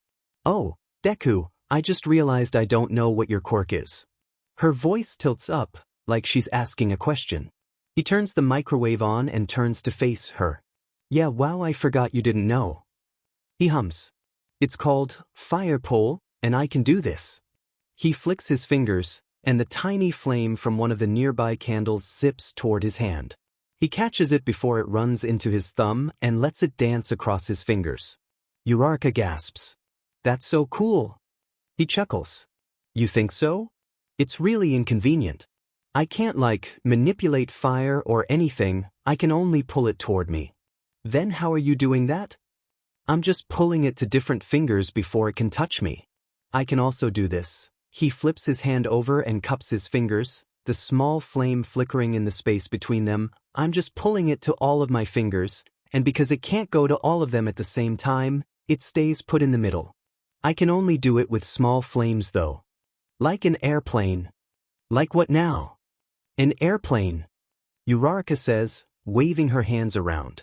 The air pushes up from the bottom and down from the top so it maintains elevation. Oh, yeah, actually it's just like that. He goes back to letting the tiny flame dance over his fingers. The motion is soothing. It may or may not be the reason he first asked Mom to buy candles. Why doesn't it get bigger though? If you're pulling it in 5 directions, wouldn't it expand? He shakes his head. Unfortunately, no. My quirk sort of suspends it in space so it won't go out, but it also can't get any bigger. Uraraka hums. Too bad. That's really cool though. Thanks. The microwave dings and Izuku slingshots the small flame back into the candle before turning around to finish making lunch. The first time he did that, Mom screamed and scolded him for almost burning the building down. He insisted that it was fine, and he did it all the time at the beach, so he actually had really good aim. Don't worry about it. She still banned him from doing it, but she's not home right now, is she? Wait, if you can only pull it, how did you do that? He turns back to her and sets to 2 plates of curry on the bar. Inertia. Just point in the direction I want it to go, and physics takes it the rest of the way. He shrugs. It can get a little sketchy sometimes, but I've generally got it figured out. Uraraka hums around a bite of curry. This is really good. Izuku beams. Thanks. My mom is a really good cook. She always wanted to go to culinary school, but never had the money for it. Well, I would totally support her, she says, but money is the worst, I hear that. Izuku hums. Yeah. Is this a good enough transition to bring up Yagi? He's been waiting all day. It's making him a lot, jittery. It's now or never, right? He stretches, groaning a little. I'm so jealous of all you hero kids. Best ease into it slowly. Uraraka giggles. I'm sorry, Dad, but you're competing in the sports festival, right? Your quirk is really strong. I'm sure if you make a big enough splash, they'll have to take you. She's so sweet, God, if he doesn't deserve her. Yeah, but that's so far away, he pouts, for extra effect. And you all have such cool teachers. I mean, Yagi-sensei only teaches heroics. I'll never get to have him as it is. Uraraka's face twists up. Who? The knot in his stomach tightens. He really hates where this conversation is going. Or where he thinks it will go. Yagi Tashinori? He's a teacher at UE? I've run into him a few times in the halls and he's a really nice guy. Uraraka is showing no signs of recognition. He swallows and continues. Well over 2 meters tall? Big yellow hair? Looks like a strong wind could knock him over? He said something about teaching Wani yesterday, so I figured you'd know him? He trails off. Uraraka shakes her head. I have no idea who you're talking about. He was supposed to teach us yesterday? Izuku shrugs. I could have heard him wrong, I guess. Well, if he teaches heroics, I look forward to having him. Uraraka says, bouncing a little in her seat. If you like him, he must be really nice. I trust you. Izuku almost winces. You really shouldn't, he almost says, but doesn't. He forces a smile. I'm flattered. When you have him, you'll have to tell me how he is. She beams. I definitely will. When Inko gets home, she finds her son and a girl, presumably the friend he invited over, dead asleep on the couch, several blankets splayed over the both of them as the credits of a movie play on the TV. She smiles and starts making dinner. It's good to see that Izuku is making friends, at least this one. She was worried that he would face the same challenges at UE that plagued him in elementary and middle school. It doesn't look that way though, which warms her heart. The teenagers are roused by the kitchen aroma, and Izuku sheepishly greets her, probably embarrassed about falling asleep. Introduce me to your friend here, she says, gesturing to the girl, whose hair is sticking up at increasingly odd angles. Oh yeah, Mom, this is Uraraka. Uraraka, this is my mom. The girl Uraraka smiles at her. Hi, Mrs. Midoriya. Thank you for having me over today. It's no problem, sweetheart, you're always welcome here. She shouldn't regret that statement. Uraraka looks like a sweet girl, and if she's friends with Izuku already, there can't be much malicious about her. Do you need help? Izuku asks, it's probably habit at this point. That would be wonderful. Do you two want to peel and cube some potatoes? Sure. Uraraka says, bouncing a little on her feet. She and Izuku are chatting and laughing together, and Inko couldn't be happier. This will be so good for him, heaven knows he needs it. There's one more thing that has been nagging at him since last night, and he still feels sick to his stomach every time he thinks about it, but he's got to face it sometime, right? Uraraka has been gone for a few hours now. It was really nice to have her over. Once he got out of his own head, they had a lot of fun together. It was really nice. She's also way more competitive than he expected her to be, holy shit, and the exhaustion is finally hitting him, so he excused himself to bed after helping Mom clean the kitchen. Now he's lying on his bed under a pile of blankets and staring at his phone with his finger hovering over the internet browser, gathering the courage to check this one more thing. This one teeny tiny thing that could confirm or deny what he's really hoping isn't true. He's got to do it eventually. Here goes nothing. The UE faculty directory is just as colorful as the last time he was here. All Might's page is one of the first ones, and his profile picture grins at Izuku from the screen. He scowls at it for a second, before clicking on the link. He holds his breath. The page finally loads and his heart falls into his stomach. All Might's real name isn't listed. He backs out of the page and frantically starts flipping through all the other teachers' profiles. They all have their real names listed alongside their hero names. All of them. All Might is the only one who doesn't. He pulls open a search bar and types in All Might real name. A lot of conspiracy boards analyzing interviews and random public sightings appear, but when he searches the names they provide, none of them bring back anything concrete. He takes a deep breath and searches All Might Young and clicks over to the Images tab. A lot of the pictures are those he's seen before, after All Might's big debut when he saved everyone from that burning building all those years ago. Was it 35? 40 years ago? Yagi would have been 25 or so then. Good hell, the ages all line up. He keeps scrolling though, and comes across a picture that makes his breath catch in his throat. It's undoubtedly a picture of All Might.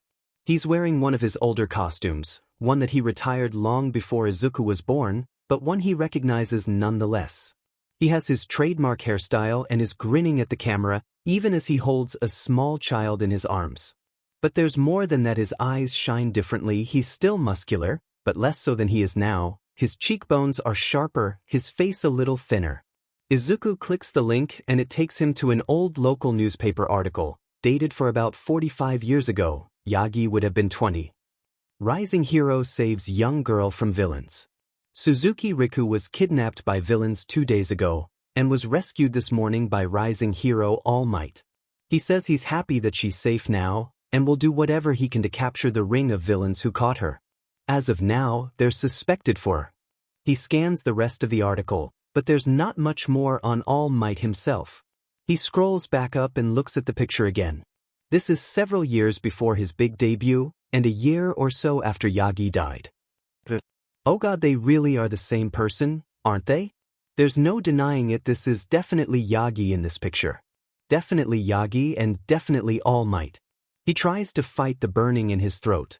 Of all the things he shouldn't know, this is definitely one of them, and wait sheet that this means that All Might was seriously injured, about 7 years ago. What are the odds of that, Kaken?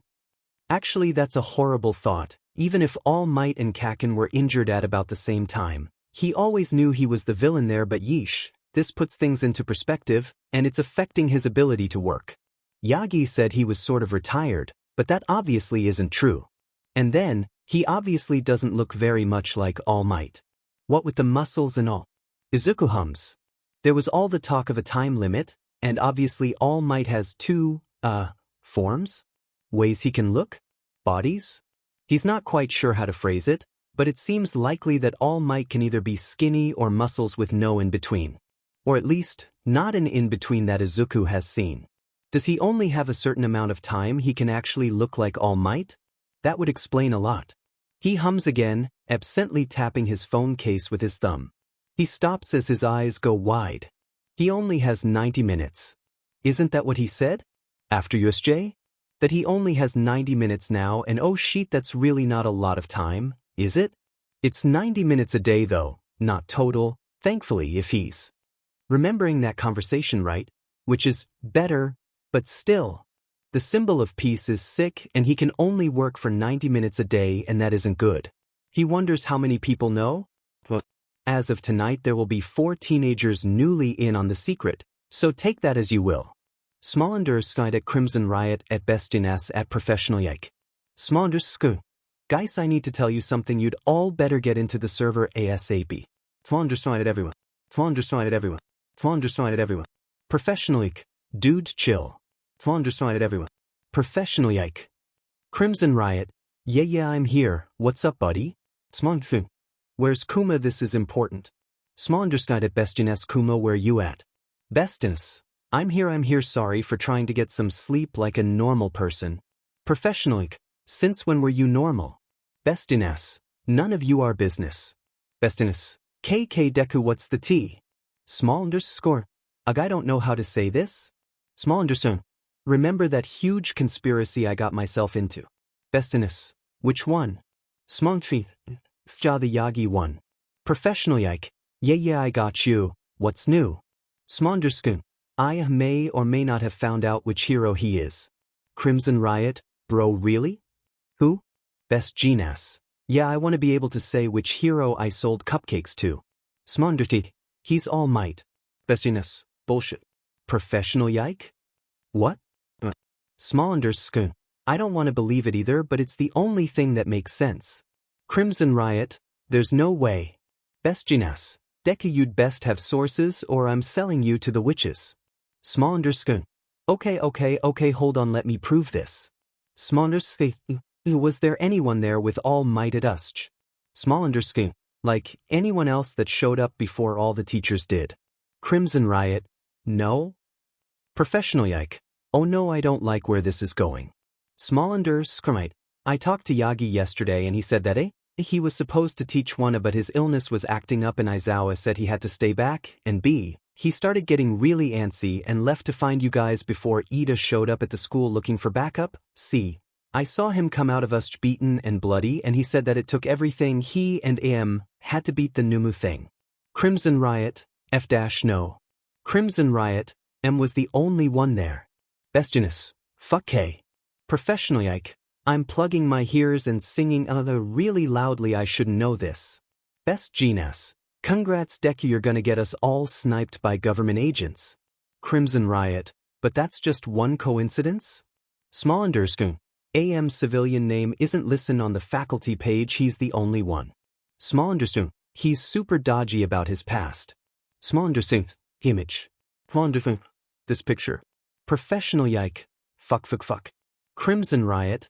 Oh my god, I've never seen a pic of him that old. Crimson Riot. Young? Crimson Riot.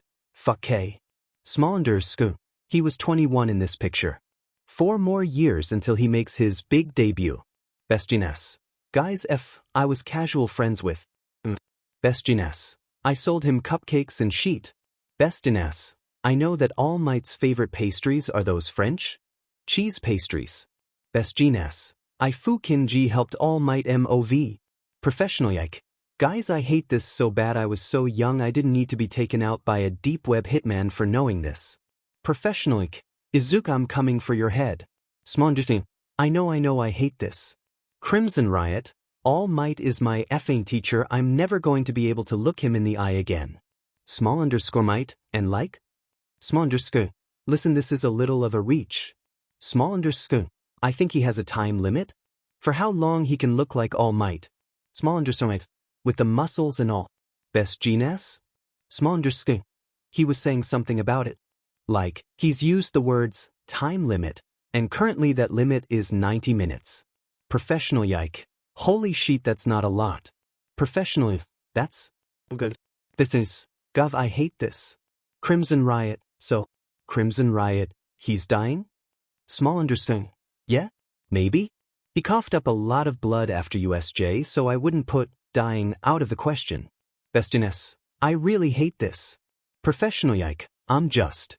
Professional yike. Trying really hard not to think about it too much. Professional yike. He's like the backbone of society, he can't be dying. Crimson Riot. God, I feel sick. Small underscore. I know, I wish I'd never started looking in the first place. Small underscore. I knew this would get me into trouble one day. Crimson Riot. I feel really sick, guys. Small underscore. I'm so sorry. Small underscore. Please take care of yourself. Professional yike. Don't stay here just cause if it's making you feel that bad. Small underscore. Yeah, that's all I really had to say anyway. Crimson Riot. I'm fine, I just kinda wanna cry, you know? Best Jeaness. Seconded. Professional yike. Thirded. Seconded? Small underscore. I've already shed my fair share of tears, so. Professional yike. I'm not even surprised. Izuku actually snorts at that, which is a far cry from the awkward sniffling he'd been doing earlier. Best Jeaness. And on that bombshell I'm actually going to sleep. Best Jeaness. Or I'm going to lay awake reevaluating my entire life. Best Jeaness. Because I knew All Might and called him by his first name no less. Best Jeaness. Good if you unite. He's standing by the shoe lockers looking at something on his phone and definitely not waiting for Midoriya to show up. What on earth gave you that idea? That being said, when Midoriya does show up, Hitoshi falls in step with him. How the turntables. As they walk toward Midnight's classroom. Hey, so what the F dash dot? He internally groans. Eloquent as ever, Hitoshi. Midoriya looks up at him, his eyes wide. His eyes are always wide though? He has big eyes. What? Hitoshi gestures vaguely. The thing. On Wednesday. I read the news, you were in some of the pictures, so I repeat. What the F dash? Midoriya sighs. You know as much as me, and I bribed Midnight to take me there. You bribed Midnight? Good. Hell, Hitoshi knew Midoriya wasn't normal, but that's something else. Midoriya winces. Not really? Kind of? More like she was backed into a corner and I took advantage of that. He shakes his head. Either way, I didn't see any of the action. You know as much as I do. Hitoshi hums. He knows a lie when he sees one.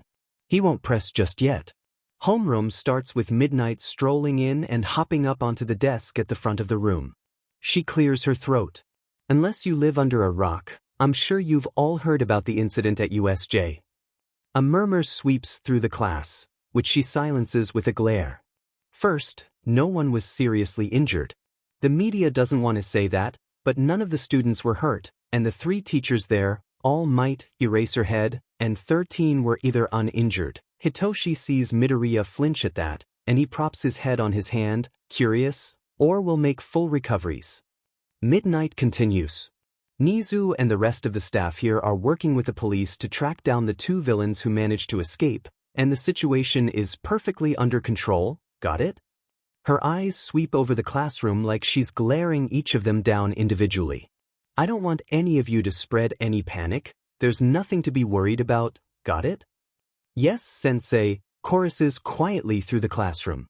Midoriya is looking at his desk like it's the most interesting thing he's ever seen. He could always use his quirk to get an answer out of him, but there's a large part of him that's insisting he probably shouldn't F up this friendship so early on. Anyway, Midnight slaps her hand on the desk. What better way to unsettle a bunch of villains than to prove you aren't shaken by them, right? Hitoshi is still drumming his fingers on his desk, watching as Midoriya perks up a bit. The sports festival is in 5 short weeks. Are you ready? She practically yells, throwing her hands up in present mixed signature gesture. Most of the class bursts into laughter, but Midoriya whips around in his seat and flashes Hitoshi a wide, mischievous grin. There's something dangerous glinting in his eye. Hitoshi rolls his eyes and purposely looks out the window, but he can't stop the smile breaking out on his face. I know it's always a hero course blowout, but there are a lot of teachers that use it to rectify the entrance exam. There have been plenty of years where we move people in or out of heroics based on how the festival plays out. Midnight definitely looks like she's looking for a fight here. Hitoshi is willing to appease her. And this year, her voice drawls and she stretches over her shoulder. Rumor has it 1A is going to sweep the stands. Of course, it's more of a challenge on Class 1B, but hey, she turns back to them, and Shinso suddenly realizes why people call her SDST. If you all want to fuel the bloodbath, I won't stop you. Midoriya turns to him again and nods his head toward the door. Hitoshi smirks, and that must be answer enough because Midoriya grins and turns back around in his seat. He's practically vibrating. Hitoshi won't deny that he's excited too. This is exciting. A chance to prove himself and also start sheet with the hero kids? Like hell he's going to pass this up. Professional yike. Wyatt sheet I just realized. Professional yike. Didn't you say Yagi was registered as quirkless? Professional yike, has like. The biggest, quirkiest quirk ever to quirk that doesn't make any sense. Bestines, aren't you in school? Get of you our damn phone. Professional yike. You are in school too? Get off you are high horse. Professional yike. This is a real, actual, valid question. Izuku spends the day watching the hero kids. They look pretty normal, like nothing is really wrong with them. They're laughing and carrying on like nothing in the world is wrong. For all Izuku knows, nothing is. Shinso pokes him in the wrist with his chopsticks. You're glaring at the hero kids again. Izuku flushes, looking down at his lunch. Sorry, I didn't realize. Do you ever? Shinso smirks at him, so he knows it's a joke. Not typically, no. So, Shinso says around a mouthful of hot soba noodles. What did they do this time? Izuku hums. Probably nothing. Just wondering if they're shaken over the whole thing, you know? Shinso nods. That's fair. I heard that some of the Class B kids are going to scope out the competition. He makes air quotes with his fingers. After school today. You down to stick around for an extra hour and fuel the bloodbath? It's Shinsu's turn to hum as he pulls out his phone and checks something. Yeah, I should be fine. I'm always down for a good bloodbath. Perfect. Crimson Riot, I passed AM, looking like AM, in the hall today and my bros called me out for staring. Crimson Riot, but I couldn't stop thinking, isn't that a waste of you our time? Crimson Riot, but I couldn't tell them that. Bestiness, Deku, you've ruined us all. Small Anderson, I'm so sorry. Professional yike, no you're not. Crimson Riot, Deku, I'm gonna give myself away so hard I'm so bad at secrets, you know this. Small Anderson, the fate of our society rides on your ability to keep your mouth shut. Crimson Riot, that's why you shouldn't told me. Izuku stretches, slinging his yellow backpack over his shoulders. We could hang out in the library while we wait for the hero kids to get done with their hero class? Sounds fine to me, but don't count on me actually being able to stay awake, Shinso says. I'm notorious for falling asleep in libraries. Izuku snorts. Yeah, that's fine. I have some reading I need to do anyway. Shinso raises an eyebrow. Anything I should be concerned about? Well, okay.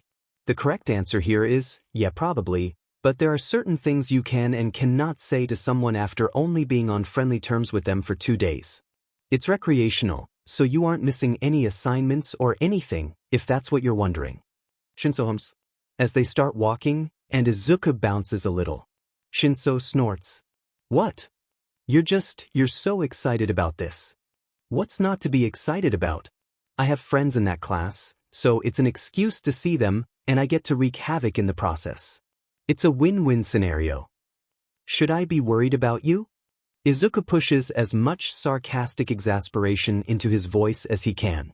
I'm trying to get into heroics, Shinso. I'm pretty sure any ill intentions I had were pulverized by my admiration for All Might long ago. His stomach twists. Good heavens, my childhood idol is very sick and can't do much hero work anymore.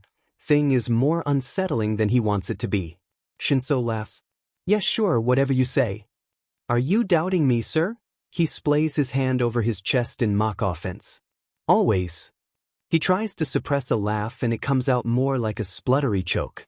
Well, I never. Shinso actually snickers at that, and Izuku feels like he's won the World's Best Friend award. True to his word, when they arrive at the library, Shinso puts his head down on the desk and is asleep within minutes. Izuku chuckles a bit, but pulls out his laptop and dives into research mode.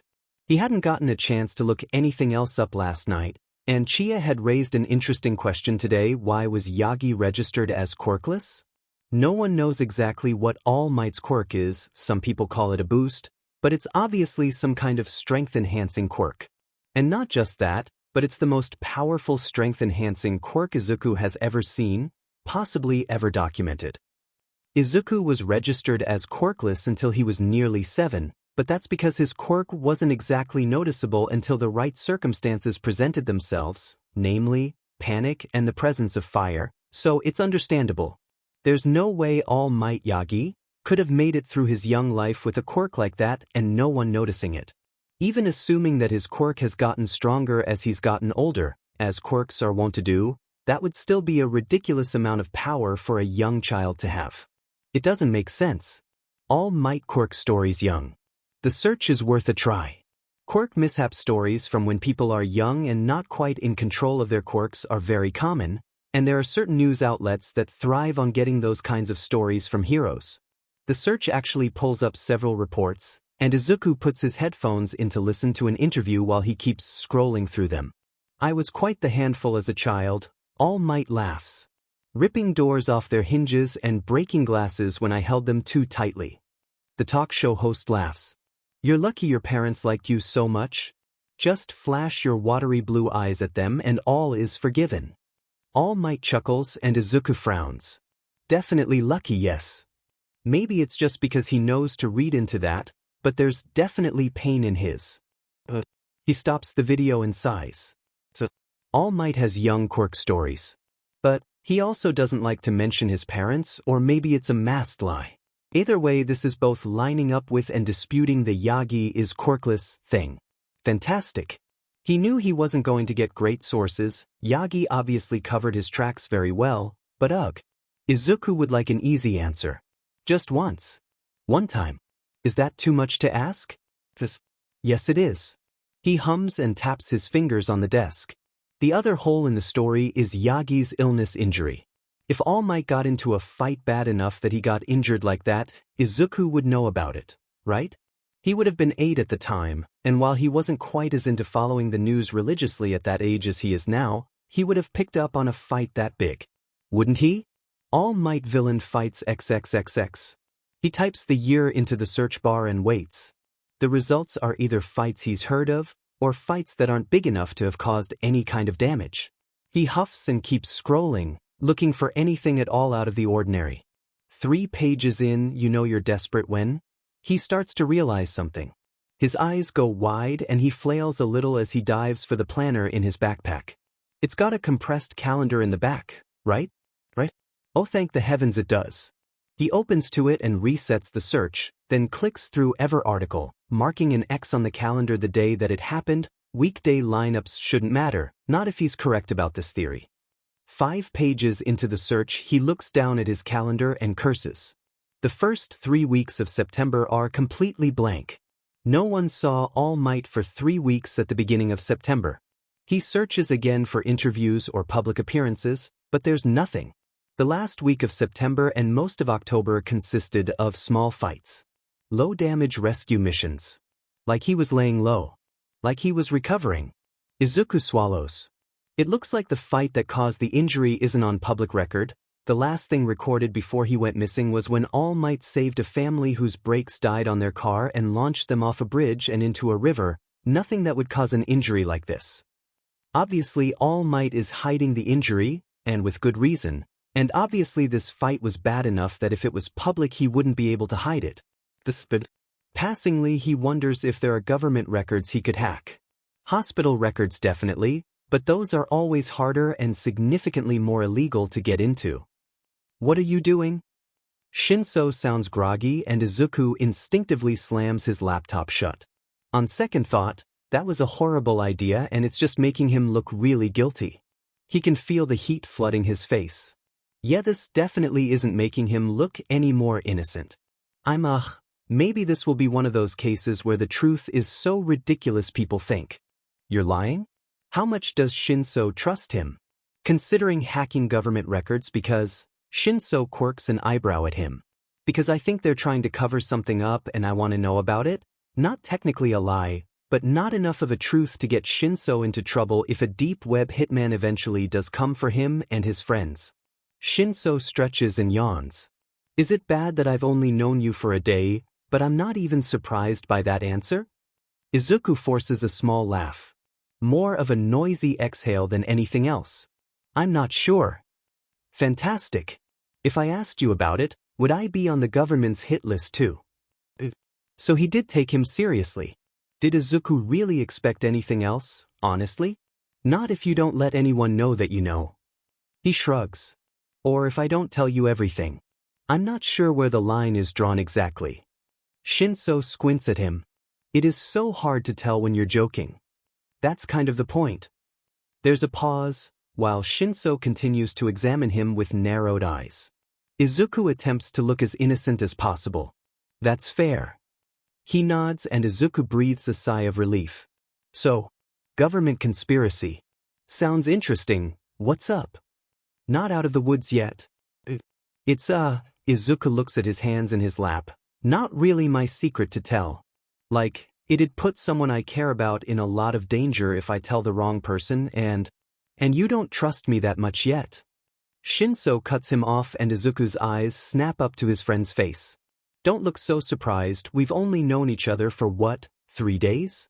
I'm not going to put someone's life in danger to sate my curiosity, especially if they mean that much to you. He yawns and stretches.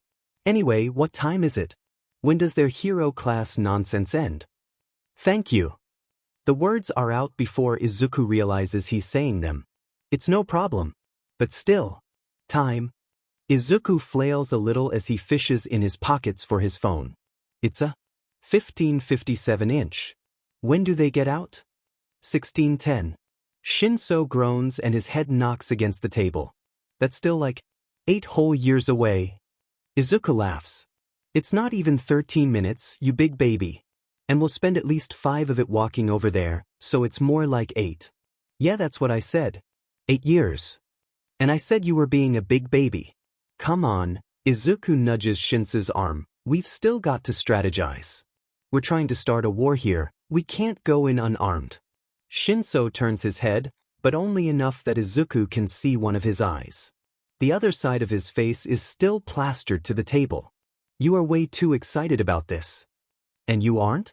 Shinso, we were given XPLCT permission to wreak havoc. This is like the opportunity of a lifetime. Oh, I'm definitely excited. You just look like All Might handed you a puppy. Something tugs on Izuku's heart. Excuse you. I'll have you know that the first time I met All Might I was too starstruck to speak, and I'm nowhere close to that excited. This is slander on my good name.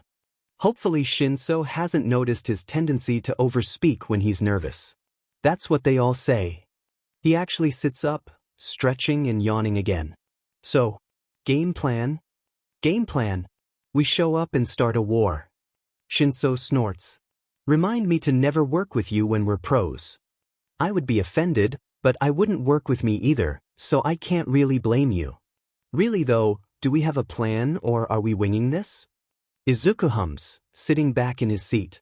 I know 3, no, for people in that class. 2 I'm friends with, 1 I'm not, and 1 that I think I'm on good terms with? Not sure, it's a little blurry. So that's 4 of 18 people accounted for. The 2 I'm friends with will readily accept a challenge, especially from me, but it won't cause the chaos we need. Kaken, though, is very easy to rile up and very loud about it. Keeping in mind the fact that we don't know how the rest of the class will react, our best bet is to use me to single him out and then egg him on from there. Shinso nods, tapping his chin. So, single Kaken out and rile him up. Which one is he? Blonde and spiky. Izuku holds his hands next to his hair with his fingers pointed out like spikes. Always scowling. Has an explosion quirk. I think I know who you're talking about. And you're sure just riling one person up is going to cause the chaos we need? Izuku shrugs. He's got a really influential personality. If he's upset or excited about something, it practically radiates off of him and puts everyone on edge. Sounds like a plan then. Shinso pushes his chair back and stands up. Shall we? Bestines. So I took a page out of the book of Deku and did some reading. Bestines. As in I looked up who Shimura Nana was. Bestines. She was a super FING cool hero. I'm surprised she doesn't have a place among the greats. I stan her so hard now. Best Jeaness. I can't find exactly what her quirk is called and all. Best Jeaness. But from what I can gather it's another enhancer quirk, like AM. Best Jeaness. Maybe that's why she took him in or WE? Best Jeaness. Anyhow I can't find what killed Air. Bestines. There's record of a funeral and some couple PPL lamenting that she was taken too early, but I have no clue who killed her. Bestines at Smallanders, you're better at this. Suspicious or nah? There are significantly more people crowding around the door to 1A than he expected there to be. Or maybe he should have just been expecting it. Midoriya grumbles a little at his side before sighing. Do you think we can push through this? Hitoshi hums. I can always use my quirk. Midoriya shakes his head. I don't think that's a great idea. Especially since you have a psychological quirk, our best bet it for as few people to know our quirks as possible. Look at him go. Thinking things through. Hitoshi sighs. You're probably right. Hold on, I'm pretty tall, I can probably elbow my way through. That he particularly wants to, that's a lot of contact with other people, which is not something he's super excited about. If you could, that would be wonderful, Midoriya says, rocking on his feet. Hitoshi sighs and pushes his way into the crowd, Midoriya staying glued to his side. The door to 1A opens and he hears someone from inside the room squeak before the crowd around him erupts. He winces. He kind of expected this chaos, but that doesn't mean he likes it. Midoriya's presence at his side is almost comforting. He can feel where his shorter friend has a grip on the sleeve of his uniform jacket. Step aside, cannon fodder, comes a voice from inside the room. Shinso can't see the guy's face from where he's standing, but he's 100% certain the owner is sneering something awful. That'd be him, Midoriya says at the same time someone from inside the room yells, "Don't call other people cannon fodder." Who? Kaken. Midoriya is significantly paler now. Maybe it's the lighting? Maybe not. But he sounds like he's already in a bad mood, so this should be pretty easy. You ready? Midoriya nods. Hitoshi can feel the grip on his sleeve tighten. He pushes past a tall, sturdy kid with silver hair who's yelling something about Class 1B proving itself and steps into the doorway. Sure enough, who he presumes to be the owner of the snarling voice is standing there, snarling, with his book bag slung over one shoulder. He does have very spiky hair, doesn't he? Absently, Hitoshi wonders if it naturally looks like that or if this kid spends time in the morning making it look like that. He wouldn't be surprised either way. And who do you think you are? Spiky sneers at him, calling him Kaken feels weird. That's obviously an affectionate nickname, though why Midoriya would call this Pomeranian wannabe a nickname like that is beyond him. Hitoshi tilts his head, trying to look as bored as possible. Scoping out the competition, what does it look like? He feels Midoriya step out from behind him as he rests his elbow on Hitoshi's shoulder. Hiya Kaken, fancy meeting you here. That's Midoriya's sheet-eating voice. No doubt he looks every bit the part of the cocky a-hole at the moment. Spiky's sneer intensifies. Deku. He spits the word, like it's dirty. It is, that's a pretty cruel nickname for someone. What the F do you think you're doing here? I just came to see your lovely smiling face, Kaken. There's something off about his voice. Hitoshi can't quite place it. What's your problem? Well, you see, Hitoshi drawls. Rumor has it the teachers use the sports festival to rectify the entrance exam. Those of us in general education could be moved up, or, he lets a sly smile creep onto his face, heroic students could be moved out. Midoriya takes the bait. And with a face like that, I'm sure you won't be here long, Kaken? He can't see into the room very well, but the students he can see look shell-shocked. Enough. Best to finish strong now. It's good to see we won't have very stiff competition. If 1A looks like this, we're certain to roll right over 1B too. Midoriya straightens up and waves. See you all in the festival, he mimes blowing a kiss into the classroom. See you on the podium, Kaken. The words are no sooner out of his mouth than the crowd of, presumably 1B students, around them erupts and they're swallowed into it. Midoriya grabs his wrist and pulls him out of the crowd before breaking into a run down the nigh-deserted hallway and away from the commotion.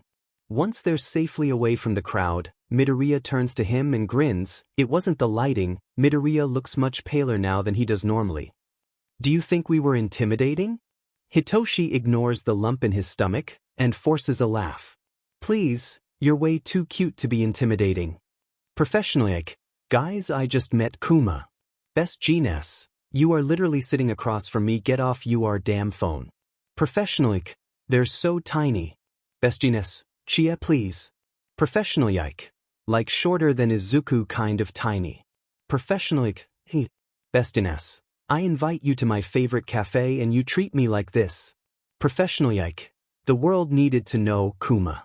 Crimson Riot, wait, real question, who's the tallest here? Smondersing. Crimson Riot, what? Really? Smondersting, I'm the only one who has met you both. Yes, Chia is taller. Professionally, yes, bow to your queen. Saturday is quiet and leaves Izuku snorting at Chie and Kuma's antics more than anything else. He spent the early morning training with his quirk at the beach, but had to leave as soon as the morning crowd got there. He has pretty good control over his quirk and hasn't had a mishap in quite a while, but it still feels a little dangerous to be playing with fire like that when there are kids running around.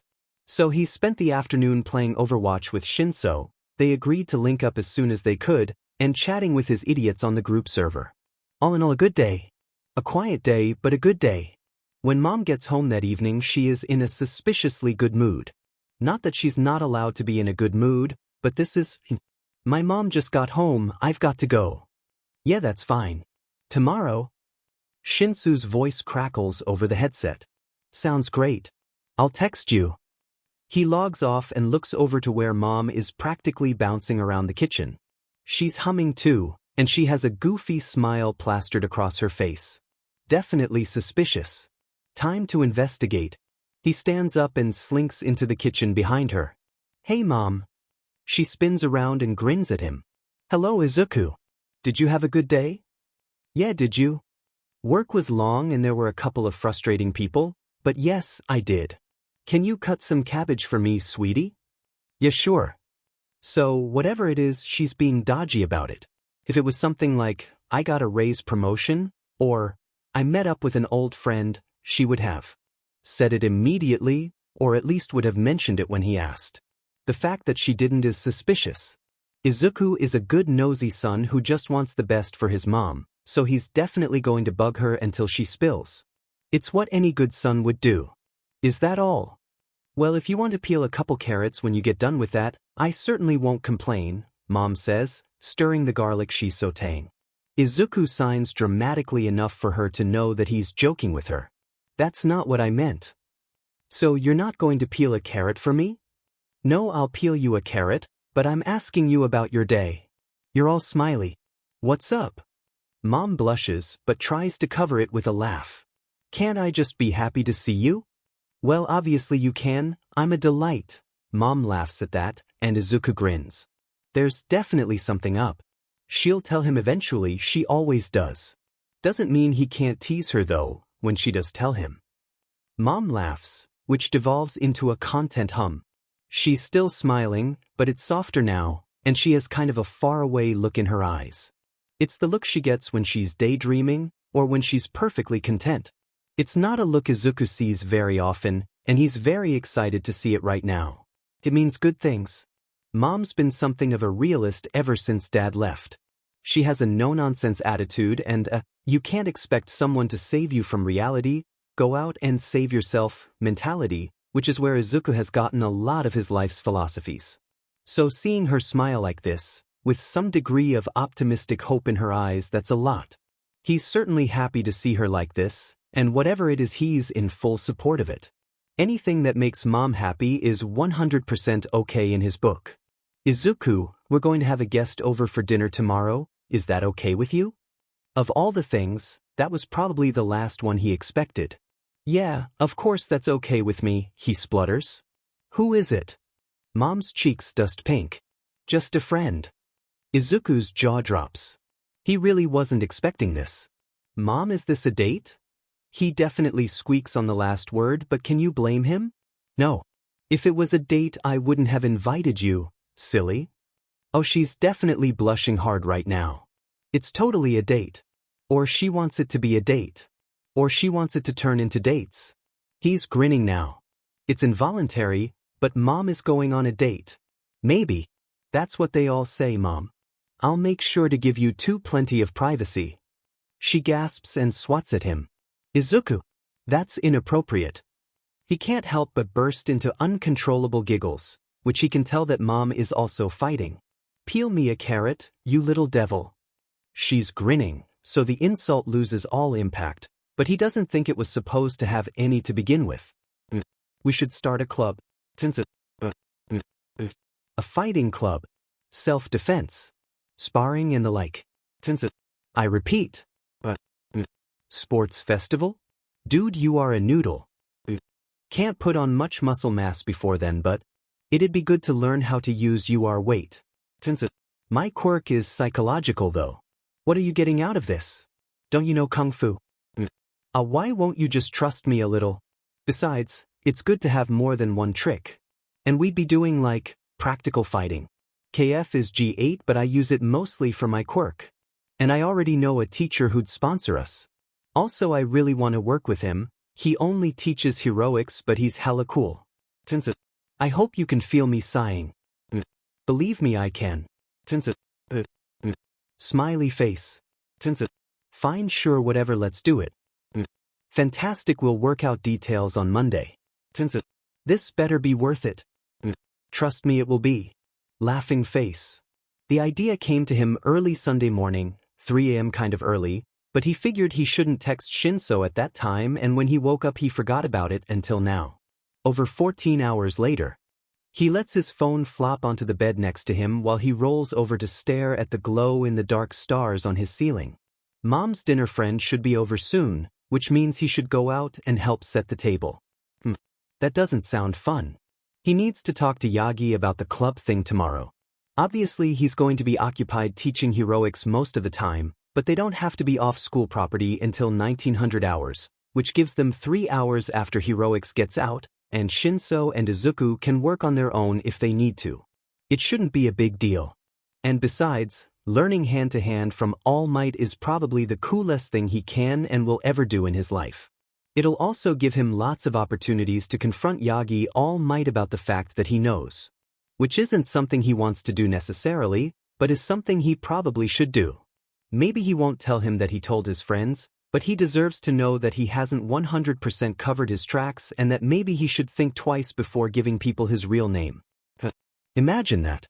Giving secret identity advice to All Might of all people. His life got really weird really fast. The doorbell rings and startles him out of his train of thought. Mom's friend is here already? Does he even look presentable? He should probably look at least semi-decent. He wants to make a good impression, after all. Especially if Mom wants to date this person.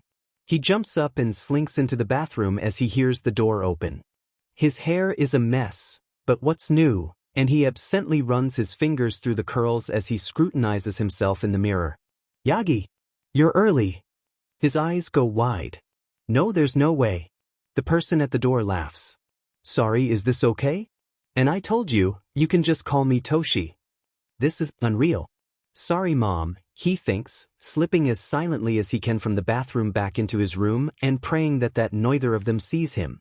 He shuts the door and dives for his phone, messing up the passcode 3 times in his haste. Smonderscutted everyone abort mission abort. Mission abort mission. Crimson Riot, Deku what? Crimson Riot, I'm scared what is happening. Professional Yike. Izuku, are you okay? Bestines, did the deep web hitman finally come for you? How long do we have to live? Smondersoon, he is in my apartment. Smondersoon, All Might is he. Smondersoon, him my kitten. Crimson Riot, wow what? Professional Yike, how the fuck? Professional Yike, did this happen? Bestines, plot twist, Yagi is the deep web hitman. Smondersoon, I'm hiding in my room but. Smondersoon, Mom was talking yesterday about having a friend over for dinner today. Smondersoon, and I teased her about it being a date BC I'm a good son and she's lonely she needs to get back into the dating pool. Bestines, is this going where I think this is oin? Bestines, going wow if I can't type. Crimson Riot, bro you can near type. Bestines, the irony. Smondersoon, so yeah anyway the door just opened and guess who the F? It was it's All Might he's in my kitchen and Mom has no idea. Smondersoon, my mother is on a not date with All Might God help my eating soul I'm not strong enough. Professional Yike. Izuku buddy I'm so sorry but I'm laughing like a crazed maniac Arn. Professional Yike. My roomie just asked if I was okay. Professional Yike. You're living in a sitcom, how did this happen? Crimson Riot, I'm praying for you. Smondersoon, thank you EI. Bestines, Deku I'm ifing cackling this is too god. Smondersoon, you all are getting way too much enjoyment out of this. Bestines, yeah obviously. Professional Yike, keep us updated. Crimson Riot, good luck Bill go out there and kill it. Crimson Riot, Wyatt. Crimson Riot, don't actually kill him we need him. Professional Yike, Sulkfya, Elki. Professional Yike, smooches Izuku you'll do great, love. Smonchun, I hate all of you. He can hear Mom and Yagi talking and laughing from the kitchen. He scowls at the door. He should have gotten a name out of her. Maybe then he would have been prepared rather than having this just sprung on him. He sighs. He's going to have to make his presence known eventually. Might as well be now. And hey, maybe he can ask Yagi about the club thing. Take advantage of the circumstances and all that. Yeah, that'd be good. He stands at his door staring down at the handle for far too long. Long enough that he realizes he's wearing All Might socks and a matching shirt, only matching BC they're based off the same suit.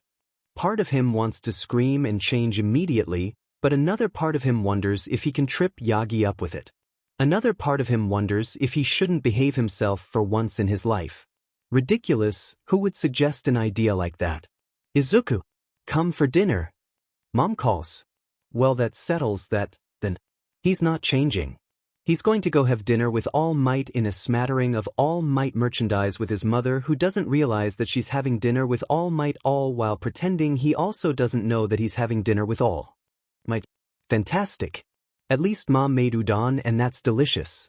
Coming, he calls as he opens the door and heads for the lights in the kitchen. Passingly he wonders if Yagi realizes that Miss Midoriya is his mom. Midoriya isn't an uncommon family name, exactly, but there aren't very many in Mizudafu. That, and the green hair should give them away almost instantly. Guess we'll see. Hi Mom. Hi, he feigns surprise, letting his eyes go wide and his jaw slack. It's not that hard. Yagi is actually wearing clothes that fit him, and he almost looks nice when he's not wearing a god-awful yellow pinstripe that's 6 sizes too big. In retrospect, Izuku should have figured him out from the pinstripe alone. Yagi-sensei? He turns to Mom. You didn't tell me you were having Yagi over. Mom looks genuinely surprised, but laughs. I didn't realize I would have to. How do you know each other? Yagi shakes the look of surprise off his face, rubbing the back of his neck. I guess I forgot to mention that I teach at Yui. I'm not one of your son's teachers, but he's run into me a few times. There's something gleaming in his eye, and did he just make a joke?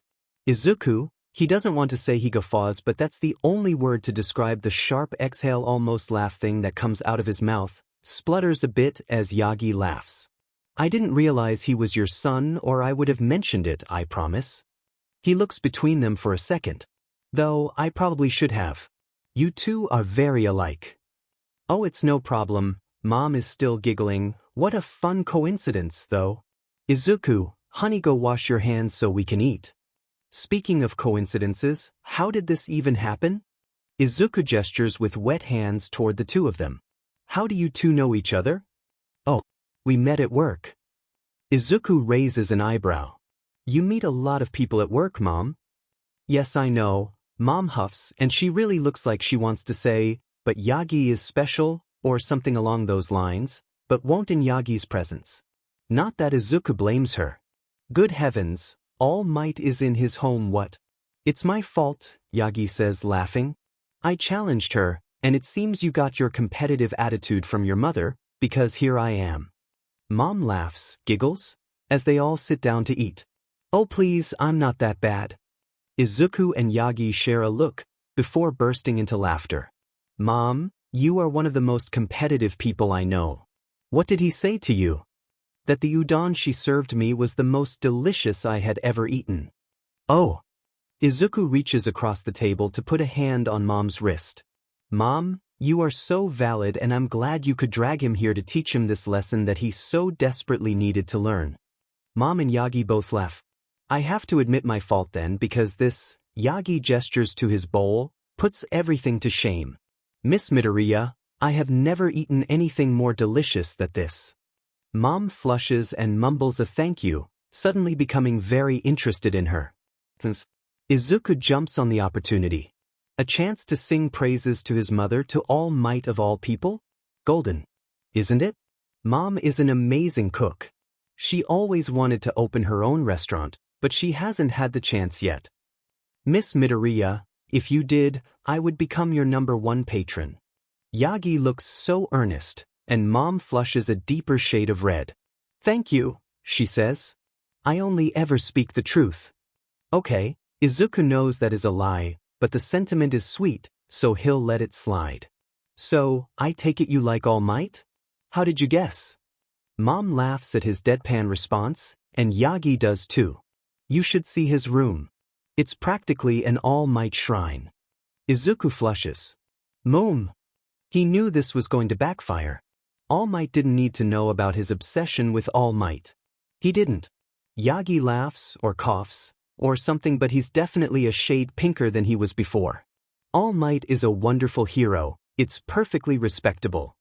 You should see Mom's shine to Shimura Nana. Izuku mumbles, slinking down his chair with his hands covering his face. Nobody was supposed to hear it. Maybe Mom.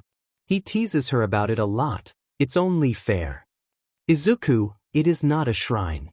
Mom says at the same time Yagi starts coughing. Really awful wet coughing.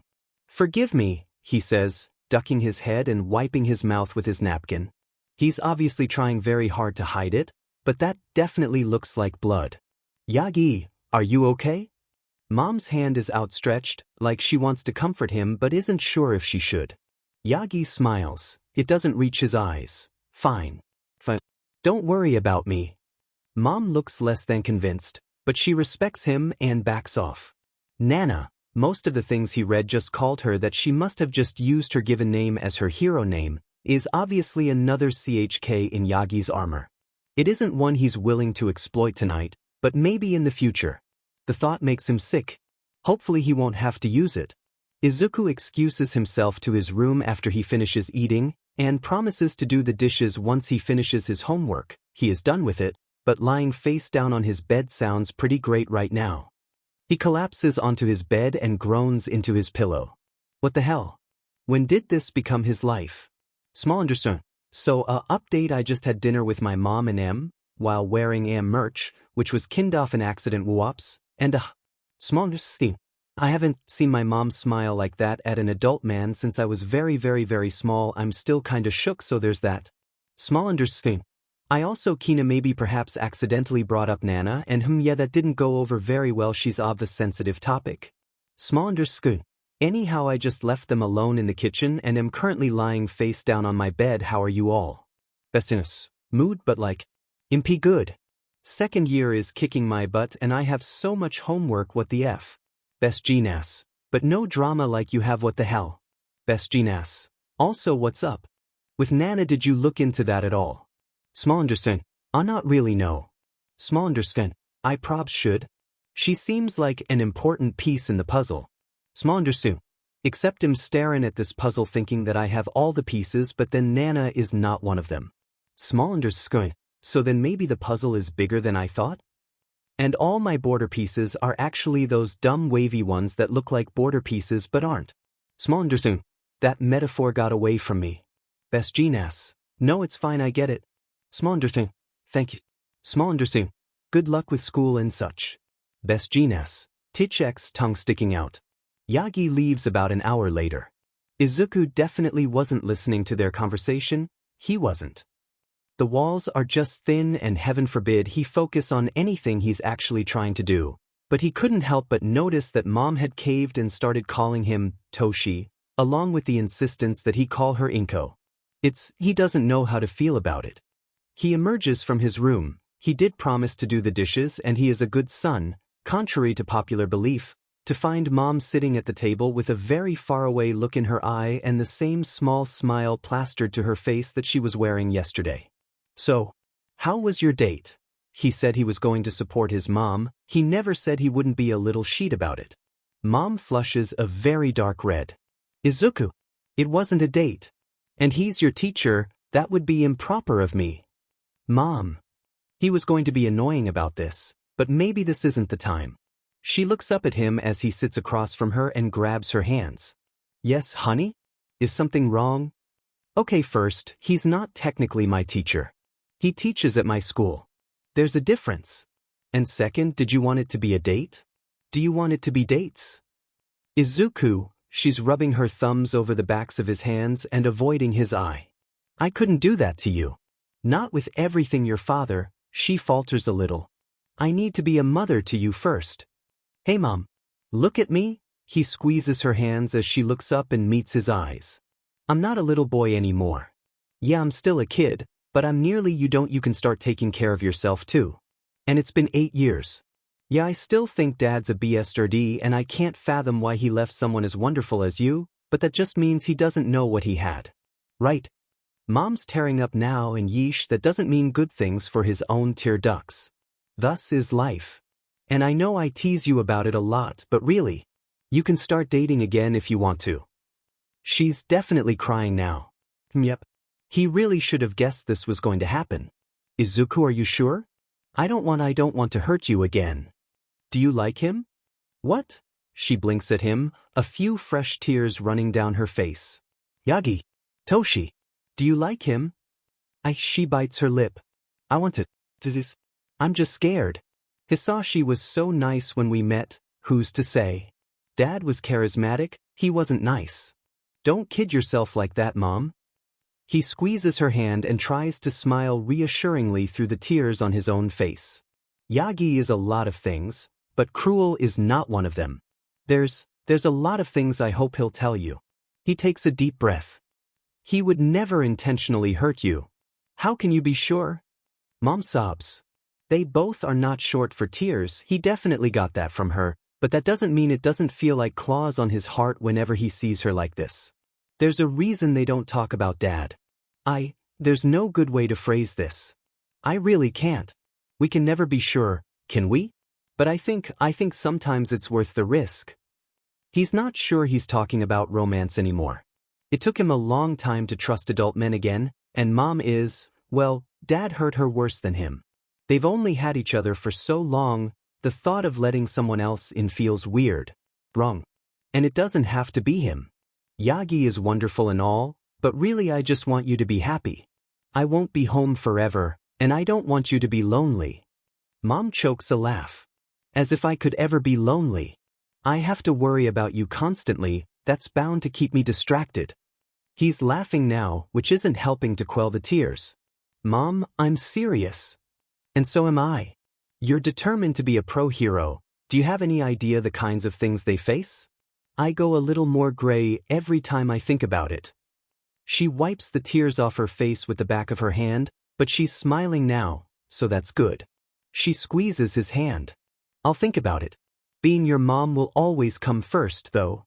He smiles and returns the pressure on her hand. I know. I just want you to be happy. Thank you, Izuku. He totally forgot to ask Yagi about the club. Professionally, I can't believe your mom is dating him. Crimson Riot, Dad might. Professional Yike, devastated. Small do. It's not official. Crimson Riot, small might and Dad might. Small issue, I will come for your knees. Professional Yike, Kena. He runs into young Midoriya again on Monday. This time it's more or less an accident. They're both coming around a corner and slam into each other. Oh goodness, I'm so sorry. Are you okay? Midoriya says, rubbing his head. Likely that was what had slammed into Toshinori's shoulder in the impact. He can't help but laugh. I'm fine, my boy. Are you? Fine, yeah. The boy nods curtly, before his eyes light up. Oh, actually I had a question for you. Yes. Will you sponsor a club for me and a friend? There were a couple things Toshinori was expecting him to say, but that was definitely not one of them. Pardon? A club? My friend and I want to start a self-defense club, where we train in hand-to-hand and whatnot. And I was wondering if you could sponsor us? We just need one professor to sign on, but if you wanted to come in sometimes and give us pointers, that would be great. Only if you want to. You don't have to. But could you please at least sponsor us? Toshinori is a bit at a loss for words. Oh no, I was rambling again, wasn't I? I'm sorry. Midoriya looks at his feet and kicks at the ground. Don't worry about it, my boy. I was just caught off guard is all. Toshinori forces a laugh. He expected to have to defend himself about showing up unexpected at the Midoriya's household, not this. I'll definitely sponsor your club. Do you need me to sign anything or? Oh yeah, there will be a little bit of paperwork, I think. There should be. I can find you during lunch and give it to you. That should work. Meet me in the teacher's lounge. Midoriya grins at him. Sounds like a plan. His face falls. Oh, and Yagi-sensei. Yes, my boy. The look on Midoriya's face isn't exactly convincing him that this will be an easy question to respond to. If you hurt my mom, I will skin you alive. The smile bounces back onto his face as if nothing had happened, and he rocks a bit on his feet. See you at lunch, sensei. Toshinori is left staring blankly at the space where Midoriya once stood as he runs for his next class. It appears he misjudged the boy. He had assumed that Midoriya would one day become a force of nature with a quirk like that and a reckless desire to help people. His rushing in to save young Bakugo 1 year ago could hardly be described as anything else. He was sure to make a fearsome hero. But no.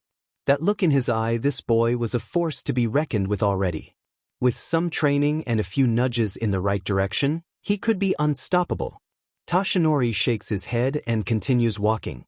Small understand. I just threatened it. Tell him to his face. Small understand. I looked at him and said the words, I will skin you alive. Small understand. Goodbye friends, it was nice knowing you. I'll be over here dissolving my body in a vat of acid. Crimson Riot. Goodbye Deku, it was nice knowing you. Crimson Riot. I'll cry at your funeral. Crimson Riot, like a professional whaler. Small understand. Thank you, you are my only RL friend. Crimson Riot at professional yike at best dinas, you hear that? Y'all are fake.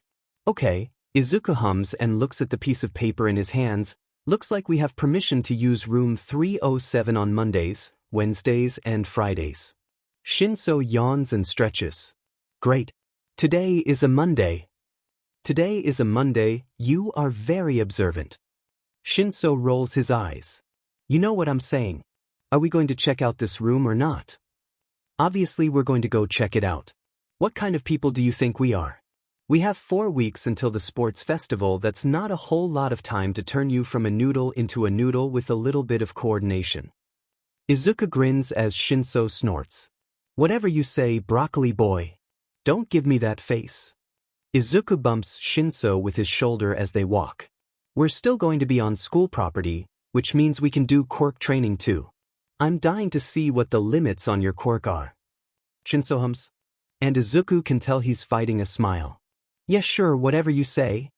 Yagi shows up an hour in, and they change from experimenting with Shinso's quirk to actually working on hand-to-hand. They don't do much more than stance and balance exercises, but Izuku is enjoying himself immensely.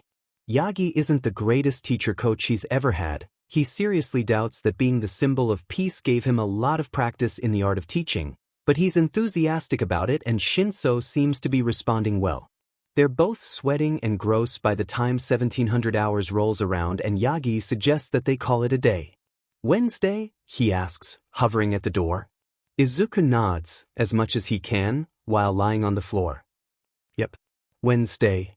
He pushes himself onto his elbows so he can at least look Yagi in the eye. Thank you again for doing this. Yagi smiles. It's no problem, my boy.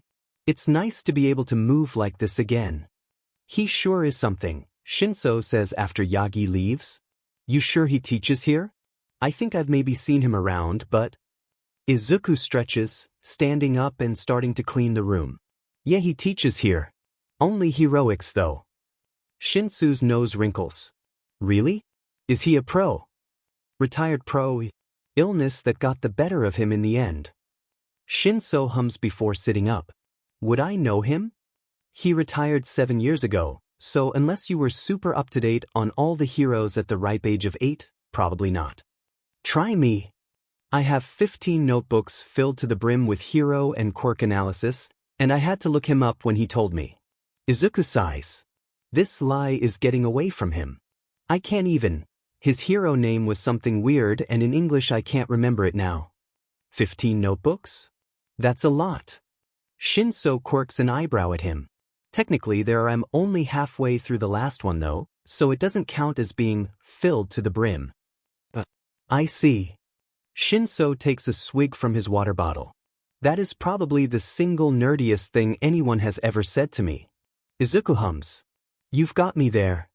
Best Gnas. How secure is the server? Best Gnas. We always be talking about some really sensitive state secrets. Best Gnas. Can anyone hack in on it? Crimson Riot. Sheet, that's a really good point, but I'm sheet at computer stuff. Crimson Riot at Professional Yike at small understat. Save us please, we are useless gays. Professional Yike. Do I look like any less of a useless gay to you, EI? Professional Yike. A pretty girl said hi to me yesterday and I almost burst into tears. Besinis. Omudo. Besinis. Anyway. Best Gnas. How secure are we here? Professional Yike. Well. We're on the internet, so that's always a risk. Don't open this chat over shared Wi-Fi. That kind of jazz. Professional Yike. Not sure if anything can leak though. Small underscore. To be safe we should delete anything related to AM. Small underscore. And maybe develop some kind of code to talk about him? Small underscore. We should be secure here, but I'll run through the dark web and make sure nothing leaked. Crimson Riot. We would be lost without you too. Crimson Riot changed the chat name to Useless Gays plus Deku and Chia. Crimson Riot. They're perfect. Professional Yike changed the chat name to Useless Gays. Crimson Riot. I feel attacked. Professional Yike. We are all literally the most useless people on this earth. You have to accept that eventually. Small underscore. So nothing here is surfacing anywhere that I can see, but we should still delete everything we can. If you've ever done any research for this, clear your browser history and your cookies. It won't be a foolproof protection, but it should help a little. Small underscore. Sorry, I think I ruined your mood. Small underscore. Can confirm I am a useless by disaster. Best Gnas. K good I just deleted everything in this chat that could be incriminating to us or AM. Best Gnas, but a code? Would that be good? Crimson Riot, have mercy on my poor soul, I couldn't type in a code, I'm way too stupid. Professional yike. EI. Don't do yourself dirty like that, you're V smart. Small underscore. Happy face, but also it wouldn't be like a code. Just code names for AM Nana, anyone else involved in this conspiracy. Crimson Riot, oh okay, I can do that. Crimson Riot, also you guys are so nice, I cry. Crimson Riot, professional, honey, one day I will meet you and I will give you 10,000 hugs, you are the best boy, don't you forget that. Crimson Riot, best Gnas, seconded to all that. Best Gnas. Also, M is to obv, what about Whitey? Professionalik, I'm down. Crimson Riot, happy face. Small underthing, happy face. Small underscore. Along the same lines, SN for Nana? Crimson Riot, or just N for her so we don't have the same naming code. Best Genius. CI that was genius, you are smart, look at you go. Professional yike. Yeah, I like that a lot. Small underscore, fantastic. Look at us go. Small underscore might change the chat name to semi-useless gaze. Professional yike, perfect. Professional yike. Any who I looked up in the other day and BRO. Best Genius, right? Professional yike. Muscle wife crush me please. Best Genius. God she's so hot. Professional yike, I know. I watched a video of her fighting. Please do it for your own sanity, I was so turned on, also she's so badass. And I burst into tears instantly. Professional yike. Born in the wrong era to stan a queen. Smallest scoop. My mom has so much merch, I'm sure she'd let you borrow it sometime. Best Genius. Deku, I might have to take you up on that.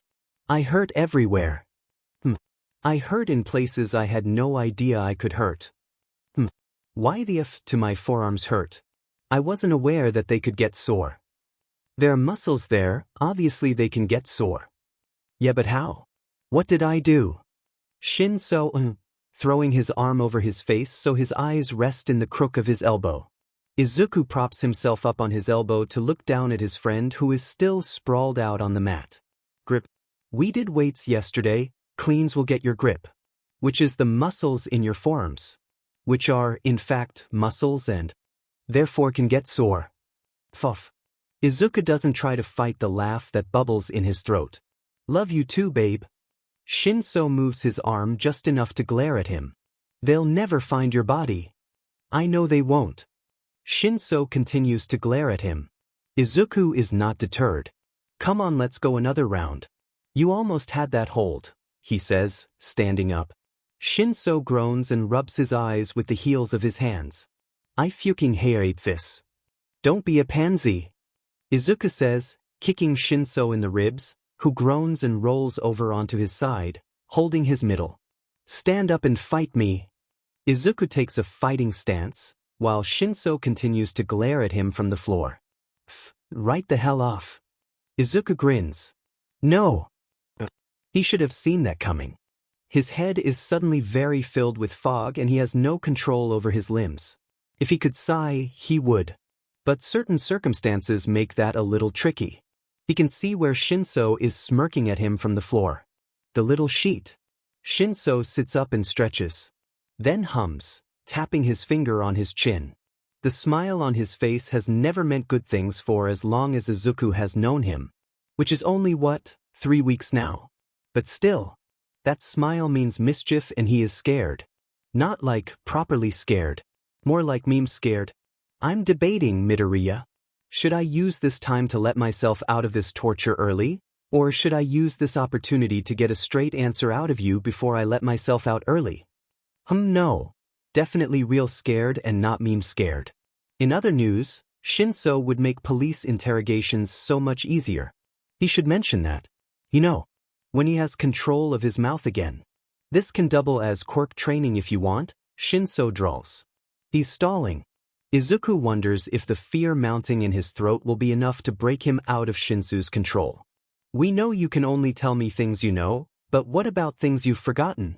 Rumor has it you can't truly forget anything, you just lose track of it somewhere in your memory. Shinso shrugs. but the mischievous smile has fallen from his face. Sheet, now I'm actually curious if this will work. Izuku is still scared. Less so maybe? Midoriya. Shinso trains his gaze onto him. What's Yagi's hero name? Sheet. All Might. Sheet. Shinso's eyes go wide and he falls backwards. Izuku gasps as his volition suddenly snaps back to him. The fog is still thick in his head as he slaps a hand over his mouth, but the damage is already done. What the F dash? Shinso whisper yells. Midoriya, what the actual, ever-living F did you just say? Izuku lunges forward and claps a hand over Shinso's mouth. His knuckles are white in the grip he has on Shinso's shirt. Shinso Hitoshi, so help me, if you breathe a word about this to any other living thing, I will kill everything you love. He takes his hand off Shinso's mouth. I repeat, what the F dash? Shinso hisses. Izuku rocks back on his heels and lets go of Shinso's shirt to rub his eyes. Okay, listen, I didn't want to tell you this because it's really not my secret to tell. But Yagi is All Might. How the hell? He got injured. Really bad. About 7 years ago. I don't know how it all works, but as far as I'm aware, that's his real body. And no, he doesn't know that I know. Shinso closes his mouth and glares at something on the floor. Izuku sighs. Look, I'll explain everything better later, but you can't tell anyone, okay? Not a word. Shinso is quiet for a moment. Is this what you were doing when you were talking about government conspiracies and whatnot? He almost laughs. What comes out is more of a noisy exhale than anything else. Yeah. He stands and offers Shinso his hand. Now come on. Training. Yagi should be here in a few minutes, and you need to get your mind off this so you don't throw him off when he shows up. Shinso takes his hand and Izuku pulls him to his feet. Yeah, I guess. He shakes his head and glances toward the door. I need a few minutes to process. Show me that hold again. Of course. It's like this. Small underskied everyone. Can I add someone to this chat? Professional yike? Normally I would be like, who? Sure, but bestiness. We are in so much deep sheet here. Crimson Riot, happy face. Crimson Riot, what about all the state secrets? Small underskied. No, that's why I want to add him. Small underskied. He accidentally found out. Professional yike. Izuku what? Bestiness. The fate of our society. Crimson Riot, and here we all thought I would be the one to spill first. Small underskied. It's not my fault. Bestiness. How on earth is it not your fault? Small underskied. He has a brainwashing mind control quirk and just so happened to ask the wrong question. Small underskied. There was literally nothing I could do. Crimson Riot, a brainwashing quirk? Isn't that a little? Crimson Riot. Small underskied. No, he's totally chill, I promise. Professional yike. Then I'm sure, I guess? We should be unanimous though. Bestiness. This chat has been #squad for FNG years now. Bestiness. But sure, I guess. Bestiness. If he's not cool though, I reserve the right to kick him out. Small underskied. Yeah, that's fair. Bye. Crimson Riot. I'm always down for new friends. Sure, let's add him. Fantastic. Small underskied added mindfuck to the chat. Crimson Riot. Mindfuck, that's pretty good. Crimson Riot. That's got me giggling. 1010 screen name. Small underskied. Hello everyone, this is Shinso. Shinso, say hi. Mindfuck. Hello. Professional yike. I like him already. Small underskied. I don't know what I expected. Small underskied. K, everybody else introduce yourselves please, let's make this as painless as possible. Crimson Riot. Hi, I'm EI. Crimson Riot, or Kirishima? Are we calling each other by what names? I'm confused. Professional yike. Y'all know you can just call me Chie, I'm not going to change that rule for the new kid. Mindfuck. I'm flattered. Professional yike. Love. Bestiness. Same here? Y'all are the only people who actually call me Kuma, so I'm not gonna disrupt that for politeness or W. Crimson Riot. Not out yet, or PPL don't respect it. Bestiness. Little of both. Legal name change hasn't happened, so school. Also my parents are less than thrilled. Crimson Riot. Kuma, I'm sending you hugs, Eily. Professional yike. Hugs Kuma, we gotta meet up again so I can give you more hugs. Mindfuck. Are you guys always like this? Small undertone. Like what? Professional yike. If you mean mushy and gay and supportive of each other. Professional yike.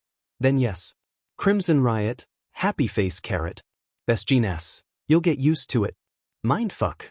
Midoriya, what did you get me into? Small understanding. Excellent question. Small underscore. But as per rules you don't get to call me Midoriya here. Crimson Riot. Dead. Festiness. Dead. Mindfuck. Doesn't the a-hole kid call him that? Professional yike. Yeah, but we reclaimed it. Bakuga hates it, so it's P good revenge. Crimson Riot. Wait a holy heckin' second. Crimson Riot. Bakugu is kakin? Small underscore might, yes? Crimson Riot, as in the Bakugu in my class is kakin. Small underscore might, yes? Small underscore. Were you not there when we showed up to taunt you guys? I called him kakin to his face. Crimson Riot. Whoops guys, I am so sorry, but I may or may not have hit on him yesterday. Crimson Riot. I said I was gay, not that I could hear. Best Genius. PFFFFFFFFT. I have literally no idea what is going on right now, Shinso says, staring at phone. Izuku shifts on his bed, so he's propped up on his elbows. He can't see Shinso's face, his head is resting on the small of Izuku's back, but he can see him idly tracing patterns in the air with the foot that's propped up on his knee. You'll catch on eventually. We've all been friends for years, so there's a lot of inside jokes. I'll explain anything you need me to. Shinso hums. You all go by your first names, right? Yeah, but like I said, we've been friends for years, you don't have to. I kind of want to, but, Shinso pauses. I don't really like being called Hitoshi. He says his own name like it's a dirty word. He really wishes he could see Shinso's face. You don't have to. You could go by a nickname if you want. Like EI. His actual name is Ijuru, but we all call him EI. Or me. Chie is the only one who calls me Izuku, all my other friends call me Deku. Shinso is quiet. Mindfuck, you guys can call me Toshi? Professional yike. Toshi, that's so cute. Bestiness, a nickname? Mindfuck, yeah. My dad calls me that. Small underscore. Can I call you Toshi IRL or is that too much? Mindfuck, if you want. Crimson Riot. Deku scale of 1 to 10, how confusing is this going to be for you? Small underscore. I'm not going to call Yag Toshi ever once in my life. Small underscore. And Toshi, you don't have to call me Midoriya if you don't want. I have like. Small underscore. 8 other names. Professional yike. Call him Zuku. Mindfuck. I was going to ask why I would call him Sly. Mindfuck. But then I thought about it for more than 2 seconds. Izuku snorts. That was low. It's true though. And a good pun. I can't believe I didn't see it before now. Honestly, I'm surprised that more people don't see it. It's been my mom's nickname for me since forever. Once again, this hardly surprises me. Toshi. Inko feels the smile break out on her face before she's even done saying his name. He smiles back at her. Miss Midoriya Inko. Hello. He's blushing. I haven't seen you around in a while. How are you? She says. Oh, and what would you like? Just the usual, and I'm doing well. Teaching is, he sighs, hard. Inko laughs. I don't doubt it. I hope Izuku isn't giving you too much trouble? No. Your son is wonderful to work with. And, speaking of. The sports festival is this weekend, and since your son is competing, I was wondering if you would want to, come with me? I have a +1 for the teacher's box and couldn't think of anyone else, not that you were a last resort, I just. Inko laughs, cutting him off. Toshi, I would love to come. Thank you. He's blushing a violent shade of red, and it's honestly very cute. Not that she thinks he's cute or anything. It's just the fact that he's so flustered over this is endearing. I'll meet you there? When does it start? The event should start at 10, but if you want to see some of the festivities beforehand, I'll be there at 9 then, Inko says. Thank you for inviting me. Toshi smiles at her, and there's something awfully soft in his sunken blue eyes. It's my pleasure, Inko. Best Genius at small underscore. Have you looked up NN yet? Best Genius, like for research purposes. Best Genius. WEF, it's been like a month. WTF are you even doing? Crying mostly. Best Genius. Respectable, have a nice day. Best Jeaness. You should look her up though I feel like she's important. Smondersing. Yeah I will. SF is this week let me get through that first. Best Jeaness. So. Shinso glares at him from across the room. Izuku puts on his best innocent face and continues to fold up the sparring mat. The sports festival is Saturday. I hadn't noticed. Zuku, I will steal your toes. Izuku laughs. Strong words from someone who claims to not have a foot FTSH. Shinso groans. Do we have a game plan or not? Go fight win. Helpful as always. I live to serve. Izuku laughs, leaning against the closet door. We don't know what any of the events will be until the day of, so there isn't a whole lot of planning we can do. Surely you have something. Your mind moves at 1,000,000 miles a minute, there's no way you don't have some kind of plan. Shinso crosses his arms. Izuku hums. Yeah okay I have a baby plan. Shinso quirks an eyebrow. And what is it? I don't think we should help each other. Interesting, tell me more, Shinso says, grabbing his backpack and slinging it over his shoulder. It's like, Izuku gestures vaguely to the air in front of him. For you especially, your best chance is to keep your quirk as under wraps as possible, right? Right. And the final event is always some kind of one-on-one competition. So if you want to have a better chance in that event, then you need to make sure that as few people know your quirk as possible. And how, pray tell, is you not helping me going to secure me a spot in the final event? You know that's unrelated. It's more a matter of we made ourselves known to the hero classes, so now we're targets, yeah. Shinso nods along with him, so Izuku keeps talking. And if we're working together, we become a bigger target. And especially because I know so many people in the hero course, and Kaken especially has it out for me, you'd have better chances if you don't stick with me. Shinso hums, before squinting against the outdoor sun. I guess that makes sense. God, why does the sun have to be like that? Hey be nice, the sun can't help that it's a giant flaming ball of gas. Shinso grumbles something unintelligible. I knows my quirk though. And he swore up and down not to tell anyone. We've all got a pact not to sabotage each other, and EI's not the kind of guy to go back on a promise like that. Goes against his manliness, code and all. Shinso snorts. If you say so. Izuku hums. Wait, you know what would be great? If you did the forget trick with your mind control. Oh, Shinso starts. Oh yeah, wow, that's actually a good idea. Keeps the number of witnesses to a minimum and then you can still use your quirk. Shinso shakes his head. Midoriya, you are a sly motherfucker, but I won't deny that it's one of your better qualities. Izuku throws his head back and laughs. Professional yike. Kuma, we have so many friends in the SF this year. Professional yike. You should come over, we can have a watch party. Bestiness. I'm down. Crimson Riot, cheer me on po thank. Professional yike. Of course EI. Crimson Riot, love. Smondersing, they'll do great. Crimson Riot, you too Deku. Crimson Riot, you too Toshi. Crimson Riot, but starting at midnight on Saturday we are no longer friends, we are rivals. Crimson Riot, put your best foot forward men. Crimson Riot, this day will determine who lives and who dies. Mindfuck, are you always so dramatic? Crimson Riot, Toshi I'm gay, did you expect anything else? Smonding, good luck everyone, will all do great. Crimson Riot, it is the dawn of the final day. Crimson Riot, we are no longer brothers. Crimson Riot, but enemies at war. Bestiness, itty hell EI, it's midnight, you have to compete tomorrow, go the F to sleep. Bestiness, today whatever. Crimson Riot, I know. I'm just so excited I couldn't sleep, laughing face. The festival doesn't start until 10, why do we have to be here at 8 FING 30, Hitoshi MS? It's way too early for this. Saturdays are for sleep. I'm sure there's debriefing stuff. Midoriya shrugs. And personally I'd rather be here early than have to fight the crowd, you know? There he goes. Talking sense again. Despicable. Midoriya laughs. You're making the face again. What face? The face you make when you know I'm right but you don't want to admit it?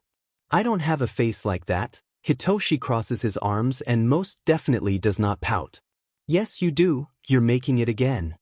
Shinso scowls, and Midoriya sticks his tongue out at him. Okay losers, get to the locker rooms and get changed. Gym uniforms for everyone. Kiyama-sensei yells. Her hair is tied up in a messy bun and she's wearing loose sweatpants, which was certainly a shock when she first walked in. Out of context and all. He'd caught Midoriya snapping a picture of her. It's for Chia. She practically worships the ground Midnight walks on, she'll love this. There's some grumbling, but everyone shuffles out of the classroom and toward the locker rooms. Pity. Hitoshi was hoping he'd just get to wear his own track pants and shirt, but the uniforms probably made more practical sense. It's always an awkward question to ask, and there's really no delicate way to do it, but, are you going to be okay? Midoriya looks up at him with wide eyes. Hitoshi sighs and runs a hand through his hair. You know, on TV. With your scars and all. Are you going to? Oh.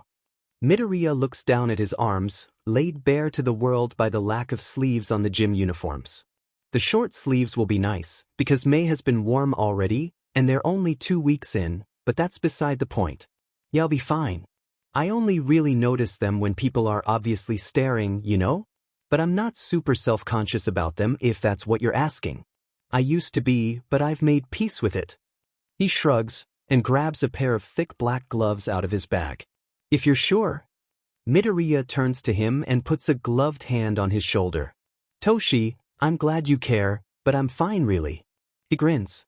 Besides, if anything it'll draw more attention to me, which is exactly what I want. Hitoshi hums. But the gloves. Support item. Aren't those illegal unless you're support class? Hitoshi really wouldn't put it past him to pull something like this, though. Kinda? You have to file to have a support item a couple weeks in advance and they have to approve it, otherwise they're illegal. So what are the gloves? Midoriya holds them out and splays his fingers. They're my fireproof gloves. I use them a lot when I'm quirk training so I don't burn my hands. I also petitioned to have a flamethrower, but they turned that one down. I can't imagine why. Midoriya laughs. Yeah, me either. Bakugu. Katsuki looks up to see the half and half BSTRD standing above him. He sneers. What the F do you want? Half and half shifts on his feet, rolling his head to the side in the laziest show of contempt Katsuki has ever seen. Objectively, I'm stronger than you. Anger flashes behind his eyes and he slams his hand on the tabletop. His palm itches, but he doesn't let it ignite. What the F are you? Trying to say Bisu? Half and half is unfazed. So I'm going to beat you in the festival today. At least try to make it interesting for me, though. A ripple of excitement runs through the room, whispers of, the strongest kid in the class just threw down the gauntlet. But Katsuki tunes them out. His scar pulls as he grins. Fuck her, it's going to be more than interesting for you. Just try not to cry too much when I win. Half and half narrows his eyes. We'll see. We'll see. That's for effing sure. Bakugu, please watch your language. There goes the class president. Ruining the mood again. Katsuki snarls. Yeah, Bakugu, the bubbly one. What's her name? Yura something. She yells. You'll have to get through me if you want any chance of winning. Yurika, please. No, Ida, I want in on this challenge. She stands up on one of the tables and points at them. I'll see you in the finals. Half and half nods slowly. If you make it that far. Beach, just watch me. Yurika, please. The class president grabs her by the wrist and pulls her down off the table, saying something about safety and decent language. Katsuki grins. This just got so much more interesting. He was going to use the sports festival as a chance to redeem himself, prove to himself that he deserved the top spot, but hey, if the rest of the class is willing to use the sports festival to determine the true number one, well, he won't complain about that. This is it. This is it. This is it. This is happening right now. Midoriya says, punching him in the arm repeatedly as they walk toward the entrance to the stadium. Aren't you excited? If I say yes, will you stop assaulting me? Oh, sorry. Midoriya drops his hands to his sides, but continues to bounce as they walk. I'm just so excited this is happening. We're gonna get out there and kick so much butt. That's the plan at least. Hitoshi can't deny that he is, in fact, excited about this. How could he not be? This is the day to make or break himself. 4 weeks of training with Midoriya isn't ideal exactly, but he knows enough now that in combination with his quirk, he stands a fighting chance. And fight he will. Inko startles when the small white, rodent walks up next to her seat. He looks rather dapper, she'll give him that. The waistcoat fits him perfectly. Miss Midoriya, is it? He asks, holding out a paw to her. Yes. I don't think we've had the pleasure, she stammers, taking his paw in her hand and shaking it. He smiles. Principal Nizu. Your son is a first year here? Yes. She nods again. Yui is a strange place. Thought so. His voice is so gentle. She's almost suspicious of it. He turns to Toshi sitting next to her. Tashinori, are you going to stay for the first year games, or do you want to watch the third years? Toshi shifts beside her. He's positively drowning in that suit. If it's the only one he owns, then she'd buy him a new one in a heartbeat. Or at least take him to get one made, maybe not pay for it. Suits are expensive, and so are teenage boys. I think I'll watch the first 2 first-year events, and join the third years later? Surely young Togata will make to the third round. Oh, there's no doubt about that, Nizu says. You two have fun here. I'll come find you later. Thank you, Inko says as the principal walks away. He sure is interesting. Toshi chuckles. That's one way to put it. Move over, you're hogging the couch. Oh, I'm hogging the couch. You're 13 centimeters taller than me. If anyone is hogging the couch, it's you. F off, I'm just trying to watch our boys. Chie shoves her legs against Kuma's, trying to get them to move, before giving up and just slinging her legs over Kuma's lap. Yeah, and so am I. Kuma, so help me, I will kick you out of my house. You wouldn't. Chie glares. Maybe not, but I definitely won't share my popcorn. Kuma gasps. You wouldn't. Watch me beach. They glare at each other for a few seconds before Present Mix's voice booms over the TV. Look, it's starting, Chie says, slapping Kuma's arm with the back of her hand. Yeah, I can see that. She's talking. Highest score in the entrance exam, Bokugu Katsuki. Mike says. The camera pans down to where the first-year classes are gathered as a blonde kid walks to the microphone. Holy shit, that's what Kaken looks like? Kuma says, eyes wide. Chillass. Yeah, that's him. It has horrible taste. You're not wrong. On the screen, Bokugu leans toward the microphone with a bored expression. I promise to be number one. He leans back, but now it looks like it's taking some effort to keep the bored expression. Kinda like he wants to laugh. Understandably, the crowd erupts in some kind of outrage. Kuma does too. What the F dash, what the F dash? Who does he think he is? They say, gesturing to the screen, while shoving a handful of popcorn into their face. An a-hole. Kuma pouts. Strong words that, hopefully this will inspire the other students to do their best. Mike says. And now to Pro Hero Midnight, to announce the first event. Chie gasps and slaps Kuma on the arm again. Oh, what the F dash? They say, rubbing their arm. Shut up. She's my favorite. The camera cuts to where Midnight is standing, wearing her costume that she only uses for show shock factor. Kuma makes a face. I still don't understand your fascination with her. That costume is hard to look at, to say the least. Oh, shut up. Chie gestures toward the screen. She obviously doesn't fight in it. Can you imagine fighting without a sports bra? Actually, can you imagine existing without a sports bra? Yikes, I would die. Anyway, no, she shakes her head. She uses this costume to play with the male gaze or whatever. I can send you the whole interview where she talked about it. Kuma huffs. Now who's talking over it? She's just announced the first event. Oh shit, really? Yeah. Obstacle course. Oh nice. Izuku will breeze. Through this, you just watch. Kuma shifts, resting their arms on Chie's knees. This is so exciting.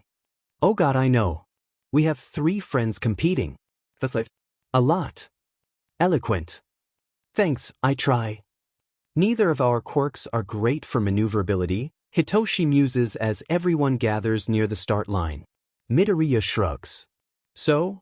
Half of the sports festival is knowing when to use your quirk and when not to.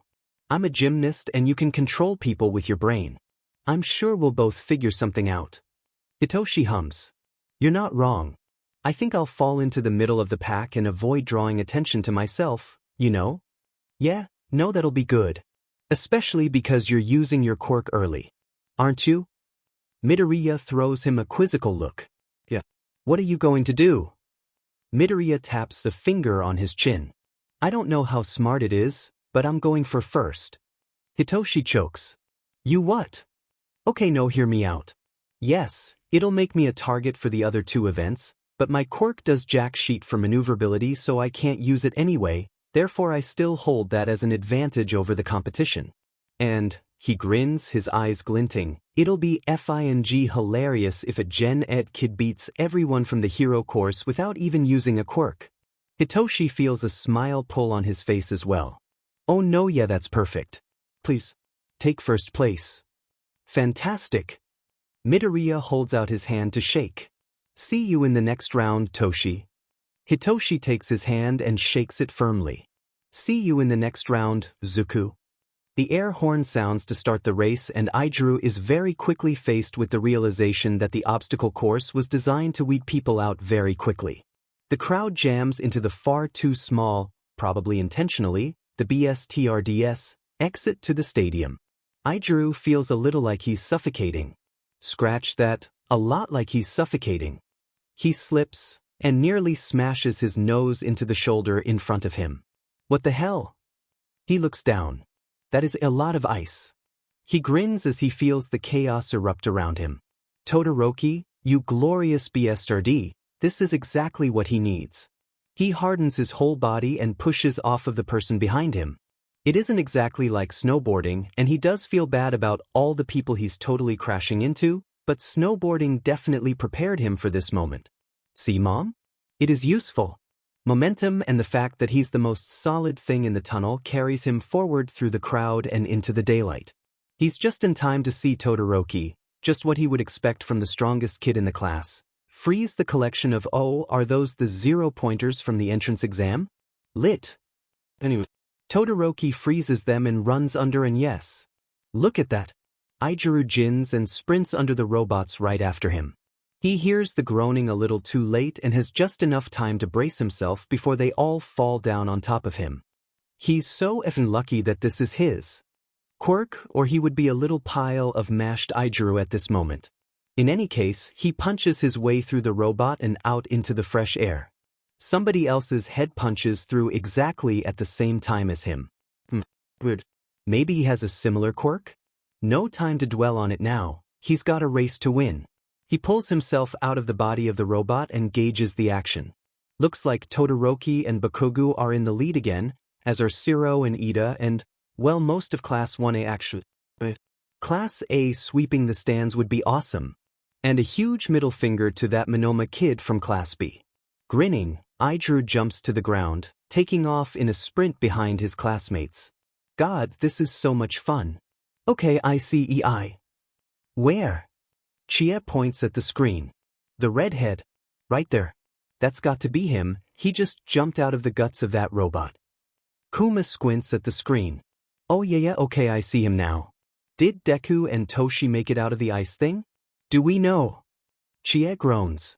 Well, we would know, but the camera is looking at these couple of heroics assholes that are holding the top spots, so I guess not. Kuma pouts. This is discrimination.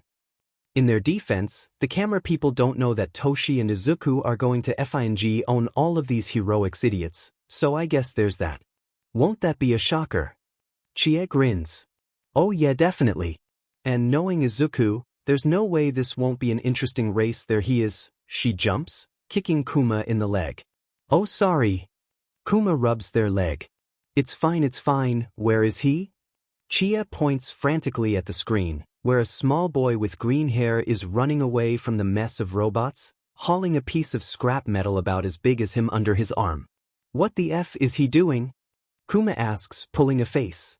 F me if I know, but he's always got some sort of plan. Hopefully it'll work out for him. Hopefully. Kuma squints at the screen. Do we know where Toshi is? I have no idea what he even looks like. Fair. The icy hot bestiarity has been in first the whole race, but Katsuki isn't about to let him keep the lead this easily. He took quite a bit of ground over the tightrope gulches, or whatever the F that was. When did they have time to dig that? It wasn't there yesterday, and icy hot is clearly slowing down over the next obstacle. It doesn't look like much. What the F is he on about?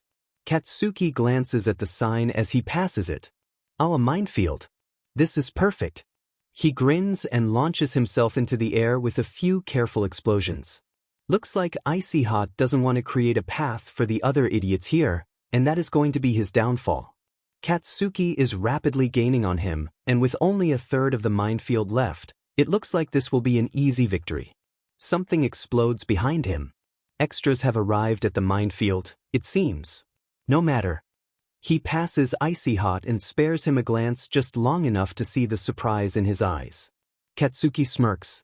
Take that fucker. Retrospect, he probably should have been watching the area right in front of him a little harder.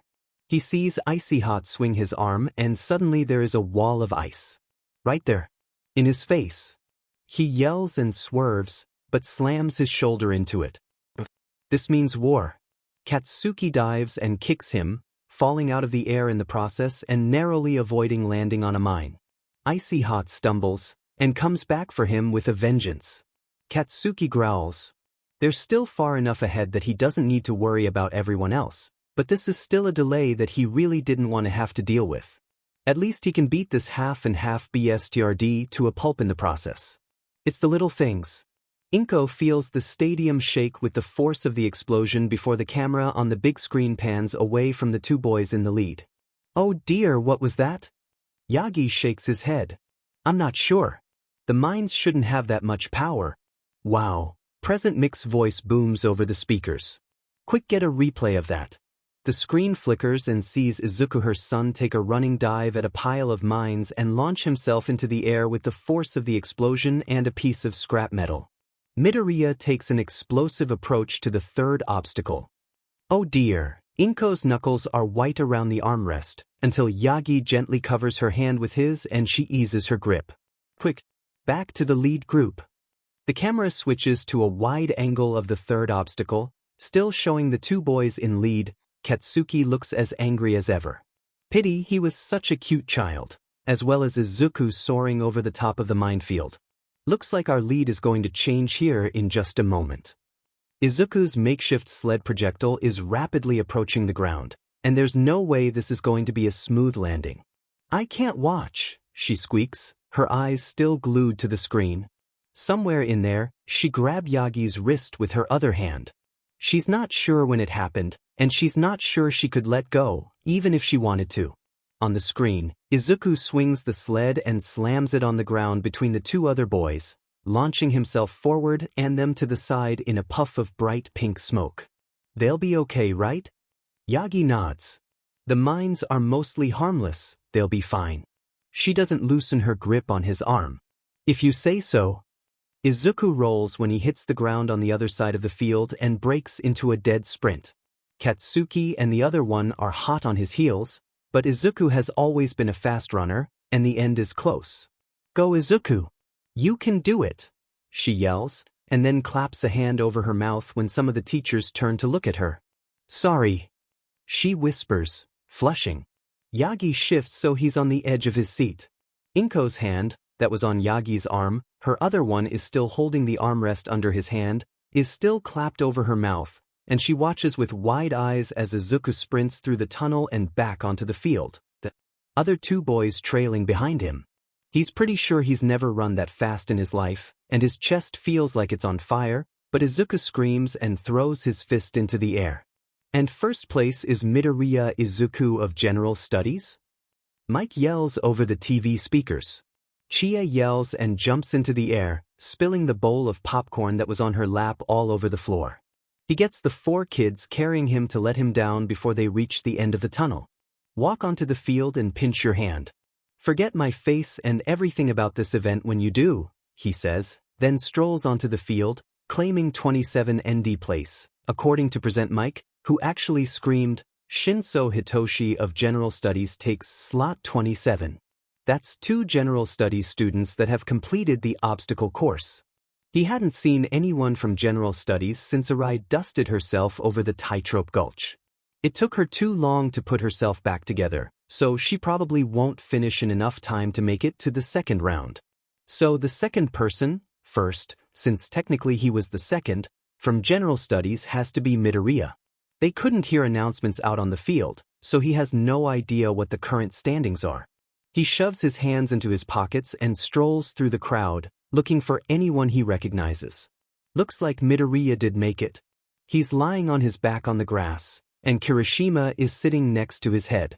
They're both flushed and laughing about something or other.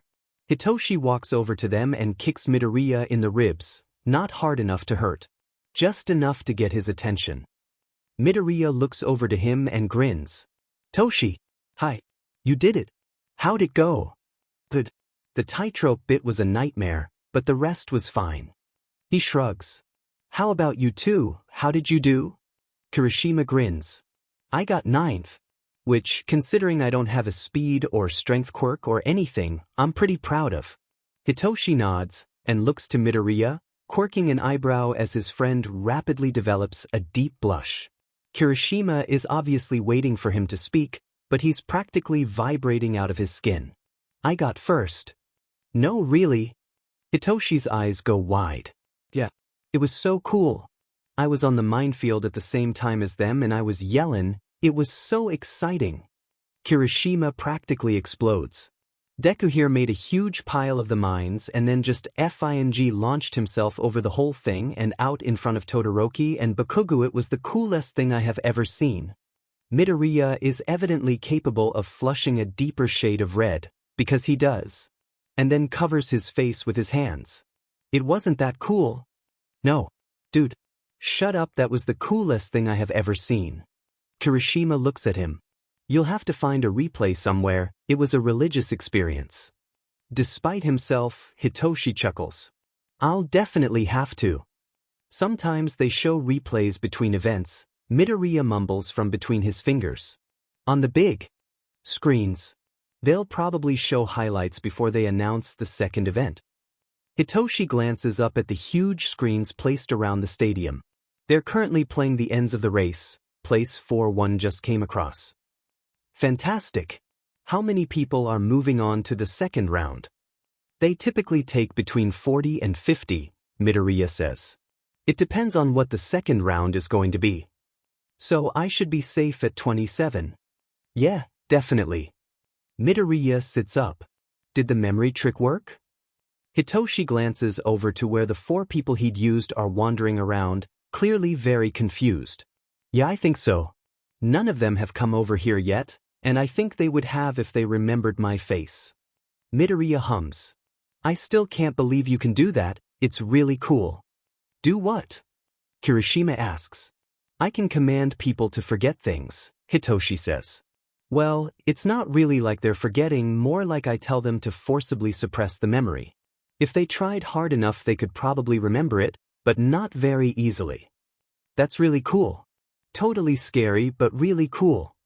Hitoshi lets himself smile, not genuinely. Kinda like Midoriya's mischief smile that never means good things. He's rubbing off on him far too much. Do I scare you, I? He still doesn't feel quite right calling Kirishima by his first name. He's never had a friend close enough for that and it still feels weird. Yeah, Kirishima's eyes go blank as Shinso grabs control of his volition. Midoriya sighs and rolls his head over to look at him. Did you have to? He walked right into that one. Midoriya looks over to where Kirishima is sitting rigid. Yeah, I guess you're right. Hitoshi releases his hold on Kirishima and the redhead blinks as his volition comes back. He uses it to pout. That wasn't fair, he whines. There's no real heat behind it, crossing his arms. Hitoshi laughs. Yeah, but you walked right into it. He's got a point, Midoriya says, gesturing vaguely toward him, while muffling a laugh. You guys are so mean to me. So, Toshi has purple hair. It appears so. Kuma throws another piece of popcorn into their mouth. They're all, the 42 of them that finished first, at least, gathering for the announcement of the second event. Ochako bounces over to where Ida is standing. So, what do you think it's going to be? Uraraka, there's no point in guessing. Midnight is going to tell us right now. Ochako pouts. Ida, you're no fun. And besides, Ida adjusts his glasses. They do something completely different each year. There's no way to predict what the event will be. It's going to be a team event. Ochako turns, startled. Deku, I didn't see you walk over. How the do you know that? A boy with purple hair standing next to Deku says. Deku shrugs. There are patterns to how Yui picks events. They're pretty hard to see, but I couldn't sleep last night and figured out all of them. Ida splutters a bit. You should have been getting proper rest. Is that why you said we shouldn't work together? Kirishima asks. Ochako isn't sure when he got here either, but he's nice and she isn't complaining. Partly. A team event, huh? Ochako rocks on her feet. Deku, am I part of the We Can't Work Together ban? He gives her a quizzical look. No? Fantastic. Then do you want to team up? Sure. Uraraka, you don't even know what the event will be. Ochako shrugs. Yeah, so? It makes sense to team up with friends. And besides, she grins. You want to beat Bakugo, too, right? Yeah. Great. Because I want to destroy him. Kirishima and Deku burst out laughing, and Ida gasps like he's been scandalized. Uraraka. That's hardly becoming. No, that's fantastic actually, Deku says. Let's team up. Definitely. Great. She's cut off by Midnight, who grabs the microphone. It screeches. Welcome back. Are you ready for the second event? Ochako screams with the crowd. Fantastic. Let's just randomize this. She spins a virtual wheel and all the screens in the stadium light up with event after event rolling across the screen quicker than she can read them. I, of course, already know what you're going to be doing, but this is more fun, Midnight muses. Ochako holds her breath as the pinging noise slows and the events stop rolling, coming to rest on a cavalry battle. Midnight starts explaining it, but Ochako isn't really listening anymore. She turns to Deku and grins. He grins back and whispers, I told you. She nods, and tunes back into what Midnight is saying just as she's announcing how point values are going to work. And each place up will get 5 more points, until the first place person, who will receive, she throws her whip into the air, 1 million points. Kiyama-sensei.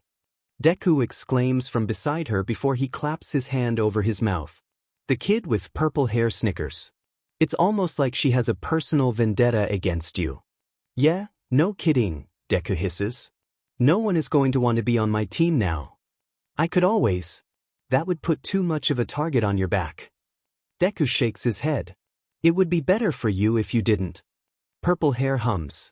I guess. You have 15 minutes to make your teams, ready go. Midnight yells and chaos erupts. Good luck, Toshi, Deku says, punching purple hair in the shoulder. See you in the third event. You too, EI. Kirishima holds his fist out and the other 2 bump knuckles with him. This is war, guys. I'll see you in the finals. He turns and runs away. Deku turns back to her. Sorry. We should find some more people. Ochako nods. Yeah. Hey Ida. I am going to have to decline, Ida says. It's nothing against you, it's just. He gives a strange look to Deku. I got here on your power and I would like to prove to myself that it wasn't a fluke. He turns and walks away, leaving Ochako and Deku both at a loss for words. Oh, there goes that plan, Deku says and rubs his eyes with the heels of his hands.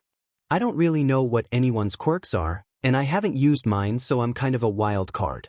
It doesn't help that I'm a general studies student and I've got this 1,000,000 points on my head. You're muttering again. Oh, am I? Deku looks up at her. Sorry. Ochako doesn't fight the laugh bubbling in her throat. No, it's fine. And I know people from Class A's quirks, if that helps. Right? You do. Deku's eyes light up. Hey, Mr. Number 1. Ochako turns around and comes face to face with the girl from the support class. What was her name? Surely there will be lots of cameras pointed at you, since you came in first, right? Deku looks really flustered.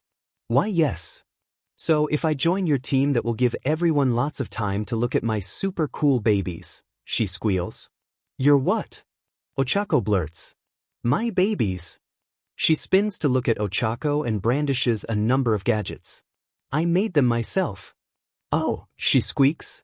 Deku's eyes light up. That will be perfect actually. We just need one more person. He taps his finger on his chin, pulling a bit on his bottom lip. Someone who can provide a strong and nearly impenetrable defense. We're not going to be on the attack, just playing keep away. Oh, she knows someone that will work perfectly. Deku. She grabs his arm. Hold on, I'll get someone. She doesn't give him time to reply before running across the field to where Tokoyami is standing. She hasn't talked to him a whole lot yet, but he seems nice, and his quirk is exactly what they need.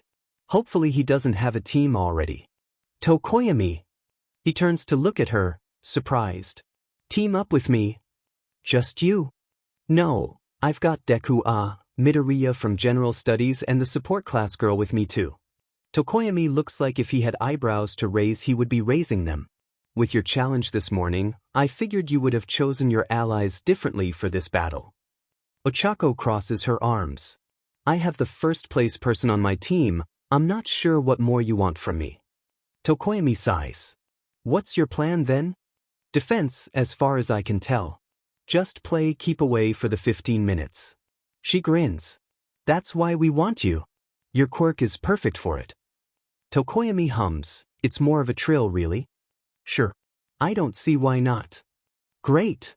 Shudo's plan has changed a lot since this morning. He thought that Bakugo was his only real threat, and for most of the obstacle race nothing denied that. And now we're here. He got second in the first event, and he has no intention of getting anything less than first for the other two. Show his shitty old man that he doesn't need him, that part of the plan hasn't changed. What has changed is this General Studies student who literally blew past him in the first event.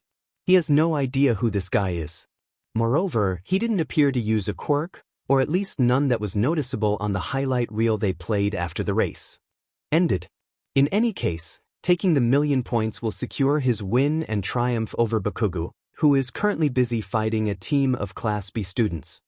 So, he'll do whatever it takes to destroy this Gen Ed team. Izuku is having a great day. Yes, he does mean that both seriously and sarcastically. Barely 6 minutes into the cavalry battle they were attacked by Kaken's team, and the girl with pink skin melted one of Ochako's jet boots, which is seriously limiting their maneuverability. They were doing really good until then though. Thankfully Kaken seems to be distracted by something and isn't coming for them anymore. He also lost track of Toshi pretty early on. Hopefully he's doing well. But all that aside, they have a new problem on their hands. 6 minutes left and this other team has locked them into an ice ring on the edge of the field. Izuku grits his teeth. Ochako, give me a quirk rundown. Ida's at the front engine. It makes him fast. Yaoyorozu on our left, hers is creation. She can make any non-living thing out of her body. Our right is Kaminari. He can discharge electricity, but if he goes too far it makes him dumb. Kaken explodes from somewhere else on the field and he misses what she says next. His right makes ice and his left makes fire. Izuku nods. Tokoyami, how well can you guard against electricity? Well enough, but not for long. So we keep to the side with Yaoyorozu. He's mostly been using ice, so that's a danger, but he can't risk hurting his own team. He leans down. And if he uses fire, I can guard against that. If I say duck, you need to duck immediately and without question. Copy. Okay. Gotcha. Fantastic. Izuku feels the grin pull on the corners of his mouth. God, this is so much fun. We've got 5 minutes.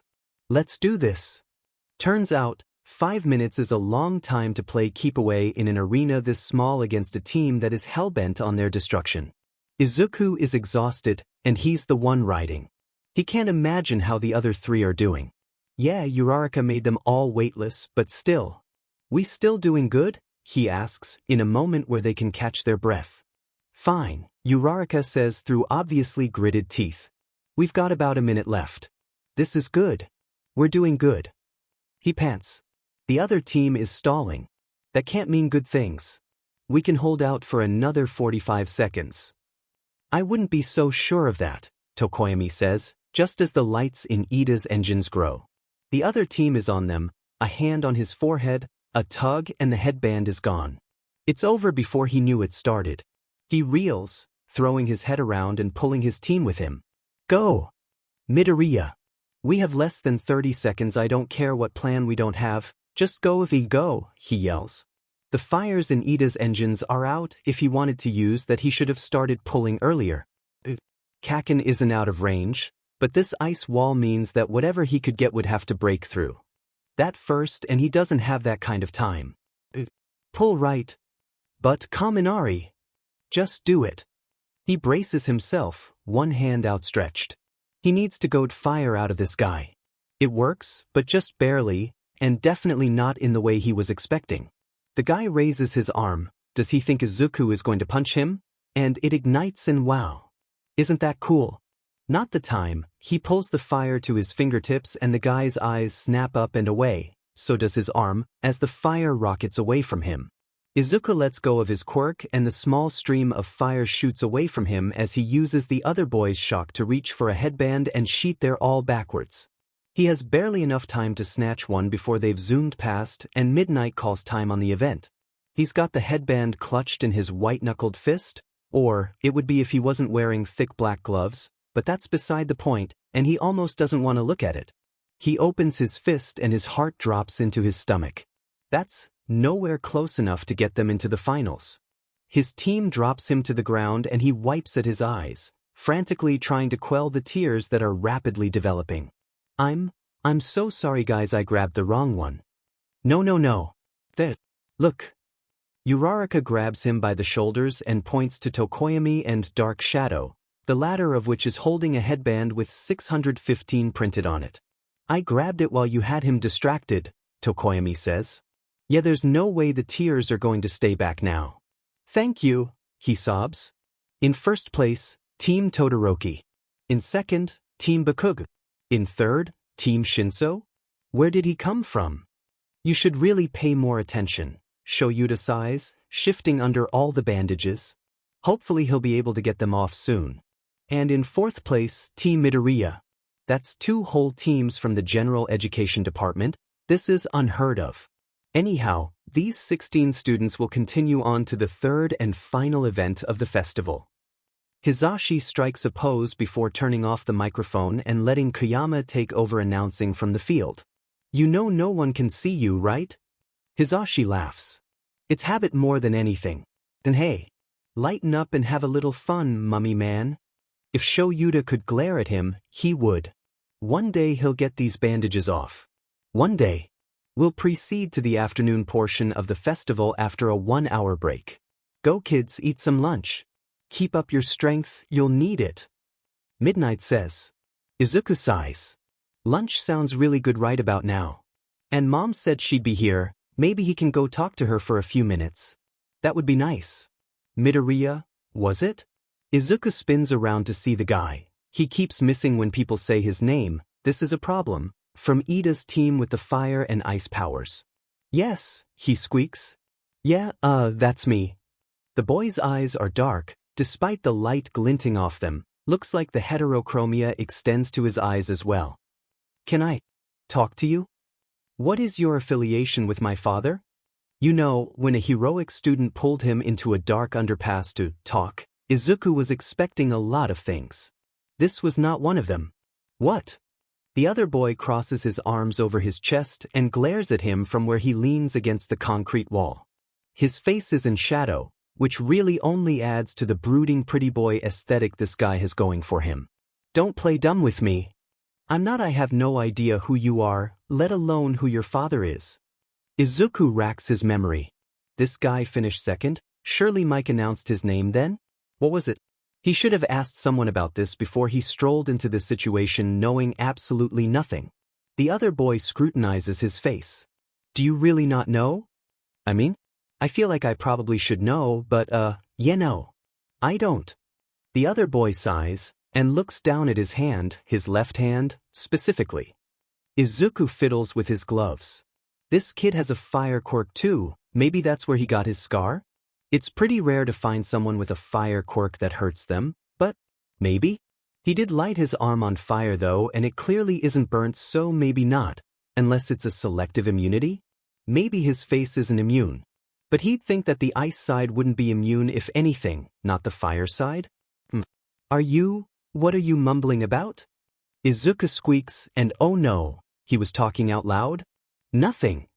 He tries to put on his best innocent face as the other boy glares at him again. Maybe that's just how his face looks? You have no affiliation whatsoever with Endeavor? He spits the name.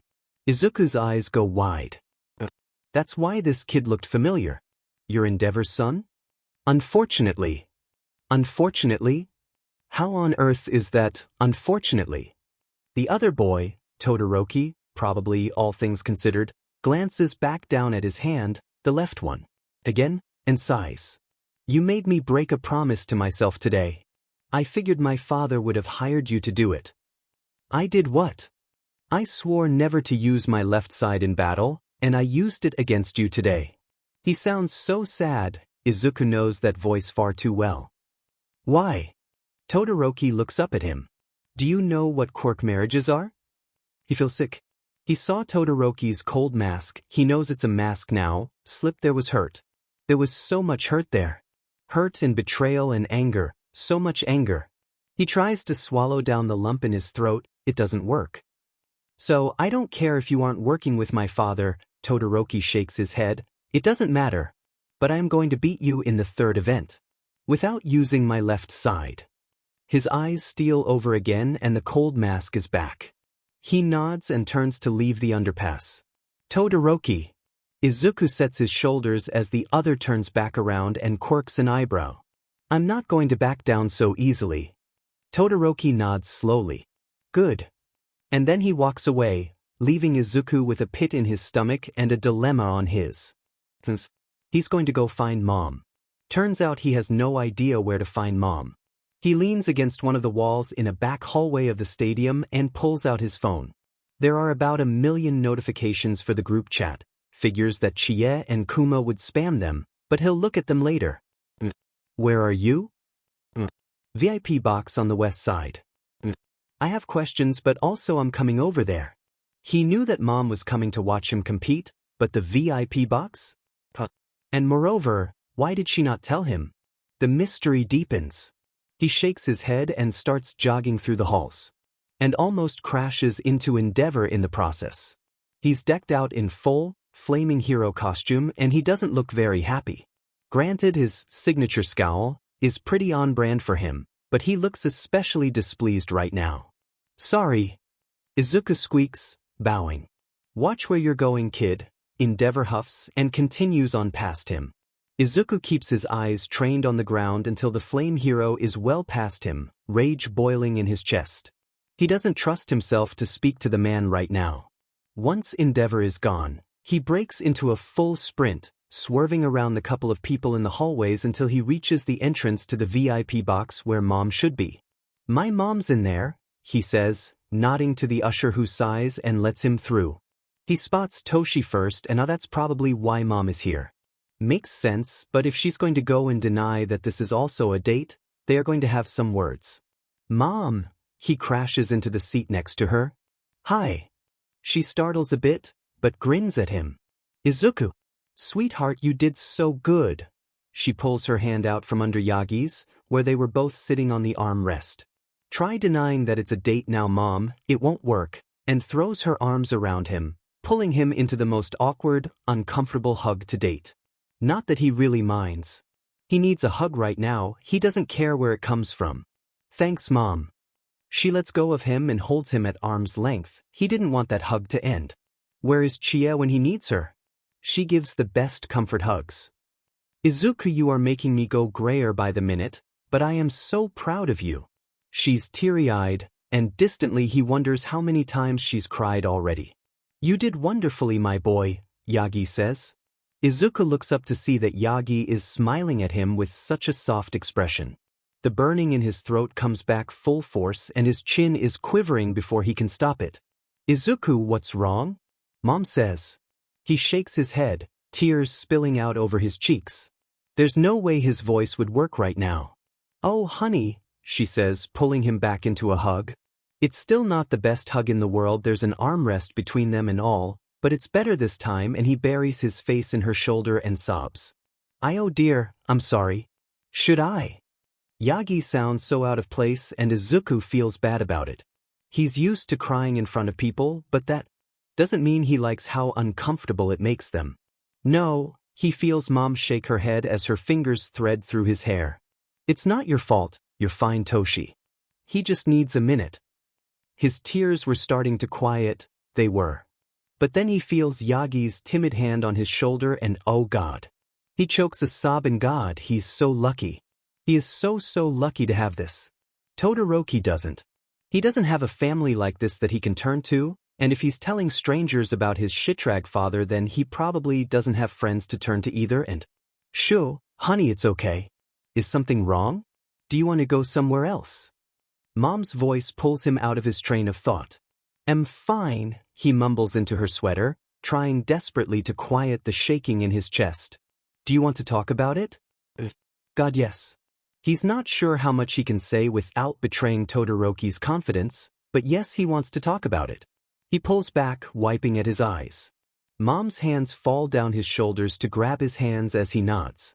Do you? His voice cracks and he takes a couple deep breaths. It's okay, honey, don't push yourself. He nods again as she rubs her thumbs over his knuckles. Yagi is looking over her shoulder, and gently he lays his hand over theirs. Do you remember how I was right after Dad left? Mom's face falls, but she nods. I found someone. I want to help, but I'm not sure I can. He sobs again, a fresh round of tears falling from his eyes. Izuku, Mom reaches up and cups his cheek with her hand, wiping away some of the tears with her thumb. You're too good for your own good. If I may, Yagi says quietly, it has always been a hero's duty to stick their nose into other people's business. Do what your heart tells you. Izuku nods. Thank you, it hit a little close to home, you know? He tries to smile. Sorry, oh look Mom, I made it into the third round. She tries to scowl at him, but it isn't very effective, because she's obviously fighting a smile. Honey, I am so proud of you, but really, you're going to give me a heart attack one of these days. Sorry. He wipes his eyes again. Thanks, Mo. I needed that. He tries to look Yagi in the eye. Thank you too. I have something I need to do. Is it dangerous? He smiles.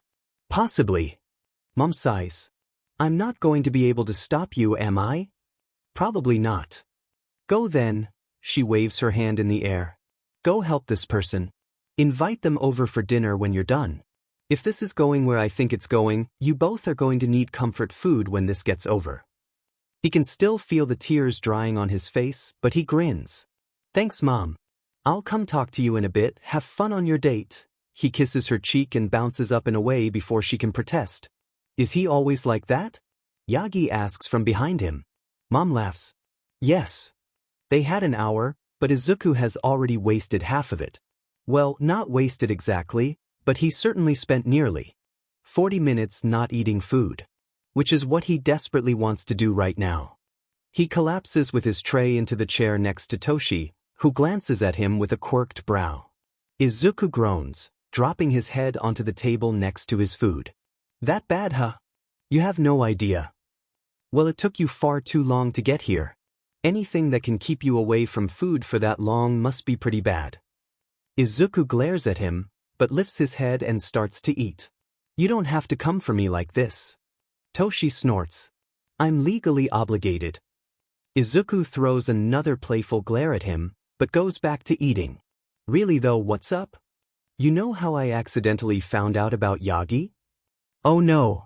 Well, I've got dirt on Endeavor now. I don't think I can tell you. His face twists up. Probably shouldn't and all. Not my secret to tell. Zuka. How does this keep happening? I wish I knew. Toshi sighs and drags a hand down his face.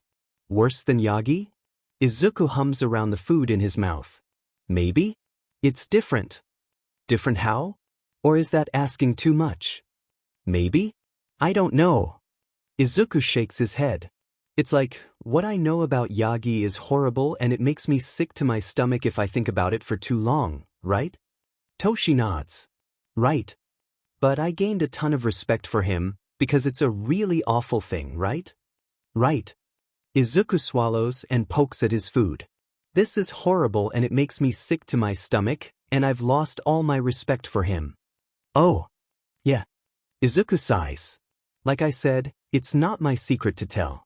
There are people I'd be putting in danger by telling you, and I really don't want that. I get it, don't worry about it. Toshi shakes his head. Good thing I never liked the guy anyway.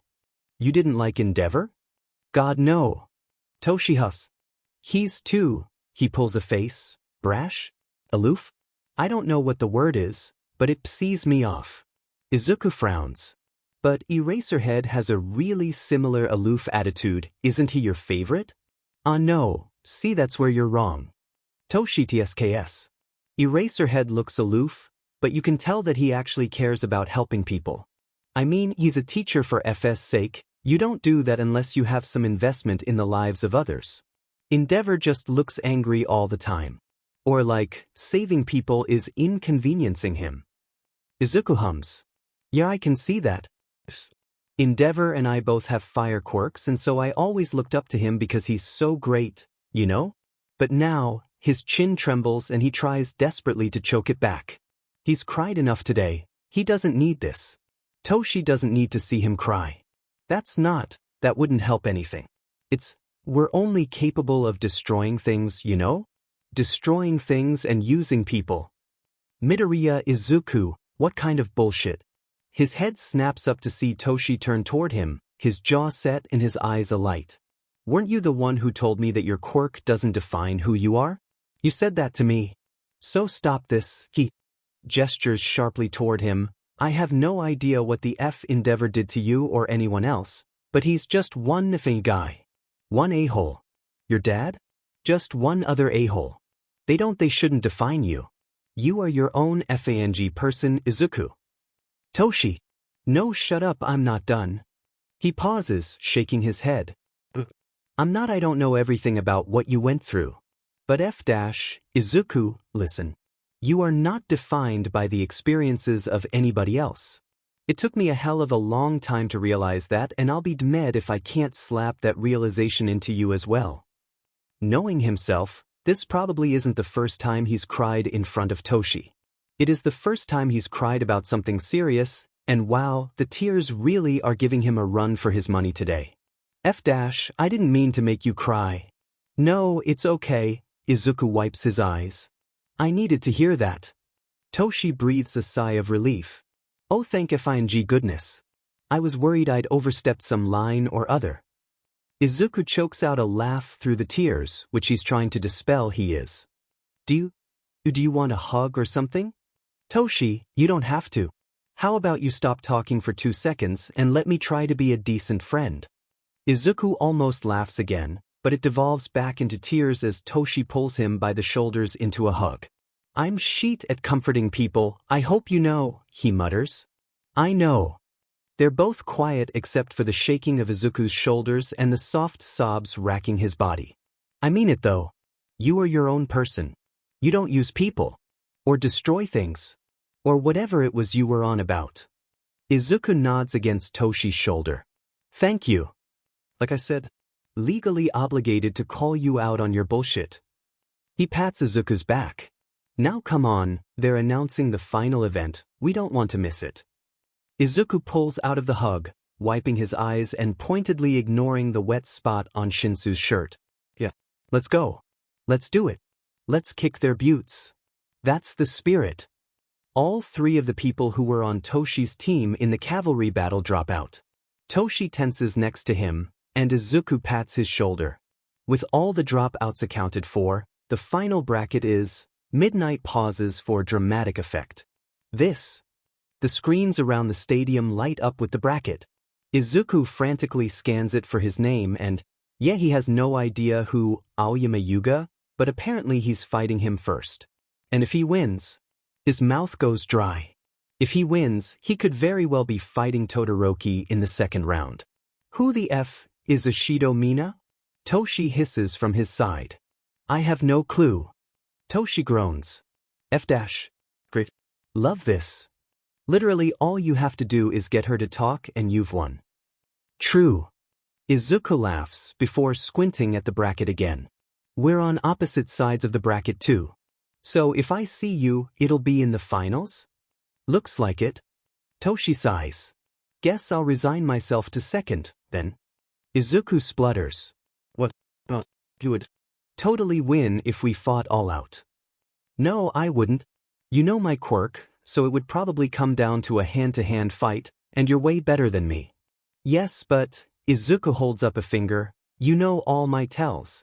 You are so good at getting me to talk, I really don't stand a chance against you. Toshi snorts. That's because you always respond to the dumbest things. Exactly. See, I wouldn't stand a chance. Toshi smirks. Guess we'll just have to find out then. See you in the finals. Izuku grins.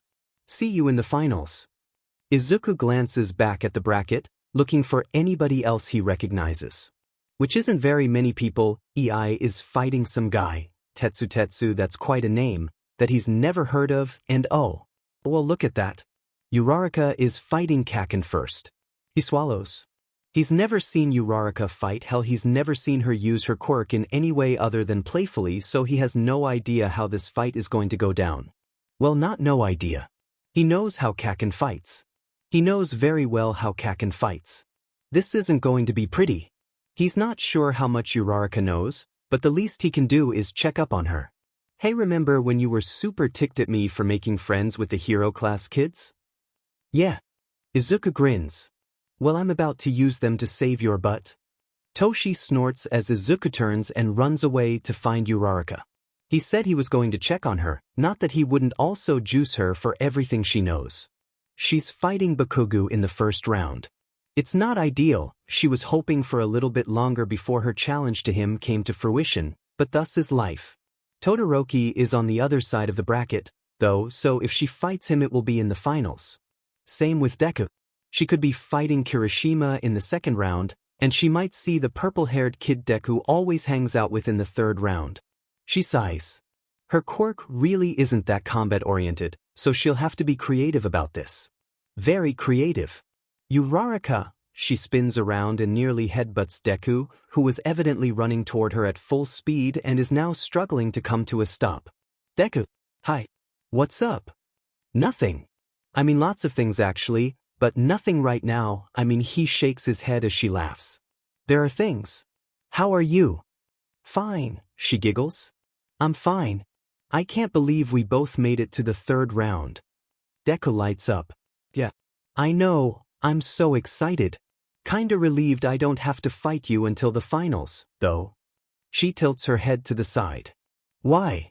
Because I have no idea how you use your quirk to fight, but I feel like you'd annihilate me. Ochako can't fight the startled laugh that escapes her throat. Guess we'll have to see then, right? I saw that you were fighting Kaken in the first round. How do you feel about that? Kaken? Bakugo. Sorry. Oh yeah, that makes more sense. She forces a smile and rubs the back of her neck. I think I'll be. He's really strong though.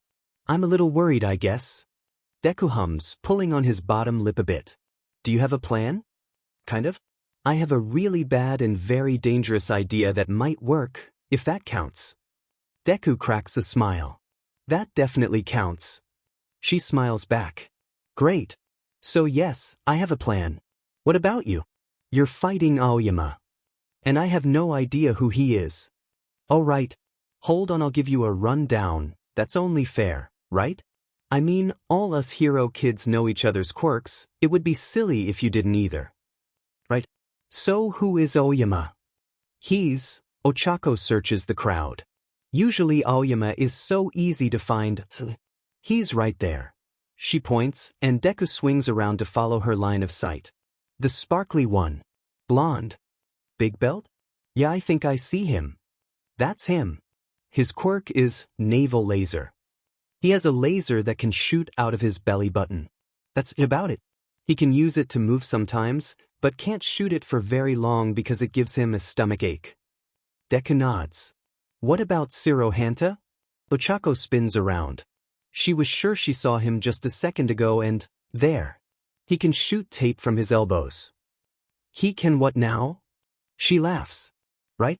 I thought it was weird at first too, but he's really good at using it actually. Deku hums again. Kaminari Denki? The recreational games before the third event in the sports festival were always really fun to watch until suddenly he was part of the festival. Now Hitoshi just wants to hide in a closet somewhere and never come out. Anxiety is fun, kids. Unfortunately, or maybe fortunately, depends on how he looks at it, Midoriya is more than willing to hide in an unoccupied classroom with him and play cards to take his mind off of everything. Or, well, as off of everything as Midoriya, the king of strategy and talking out loud to himself, can manage. So apparently Ishido's quirk is acid, but she's also ridiculously talkative, so I doubt that will be a problem for you. Your second round will be against either Yaoyorozu or Tokoyami, whoever wins that one. Yaoyorozu shouldn't be that hard to get talking, she's apparently not bubbly like Mina, but if you ask her about her quirk or tea, she's really quick to respond. Hitoshi nods along, shuffling through his deck and placing cards on the table. Tokoyami would be the tricky one there.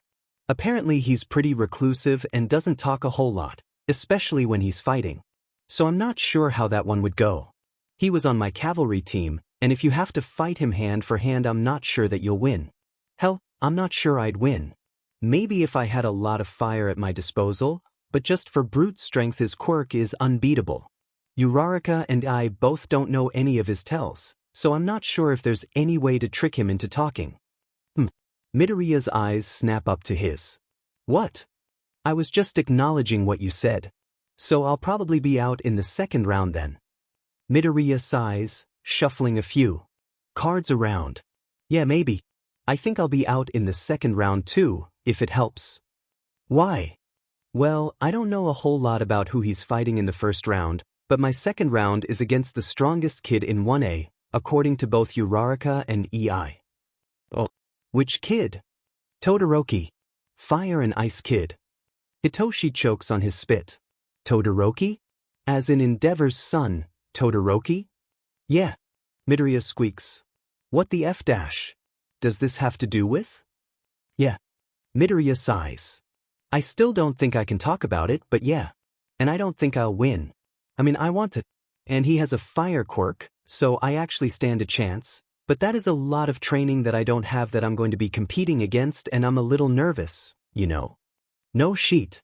Best of luck, though. Thanks. You too. They're both quiet for a few seconds, with the only sounds being the buzz of the air conditioner and the soft flipping of cards. Wait, holy shit, your match is first. He said he was trying not to think about it, not that it was actually working. Midoriya laughs. Yeah. Kick off the sports festival with the Ged Ed kid who hasn't used his quirk yet and the hero kid with a belly button laser. Sounds great to me. Super exciting. Hitoshi snorts. Better than them starting with me. Kick off the festival with me telling the other person to turn around and walk out of the ring. What? No, that would be hilarious. Power move of the century. Hitoshi cracks a smile. True. Too bad I'll be lost in the crowd. You're the what, 5th match? 6th. So I'll have plenty of time on both sides of my match to watch yours, then. Midoriya hums. Nerds. Hitoshi groans and starts counting his cards. Looks like it. How much time do we have? Midoriya throws a glance at the clock. Not a lot. I should probably head for the prep room. Are we going to sit with our class? Probably, at least at the beginning. Maybe for the later rounds we can meet up with EI and watch the finals with him. Sounds like a plan. Midoriya stretches. See you in a bit then. Yeah. He stands up. Good luck? Midoriya's eyes have hardened in the last few seconds. Thanks. He finds a seat next to Arai, who is more than happy to talk his ear off. Hitoshi isn't quite sure how he manages to attract really bright, talkative people, but it certainly seems to keep happening. Arai is pleasant enough company, and at least she doesn't expect him to hold up much of the conversation. Midoriya's up first, isn't he? Oh, this is so exciting. I didn't think we would get 2 whole people in our class so far. Do you think this is some kind of record? Come to think of it, I don't even know what your quirk is. I know Midoriya has some kind of fire quirk. He's always playing with the candle flames in class, but you've been pretty secretive about your quirk. Will I find out today? Probably. Amazing. I'm really excited.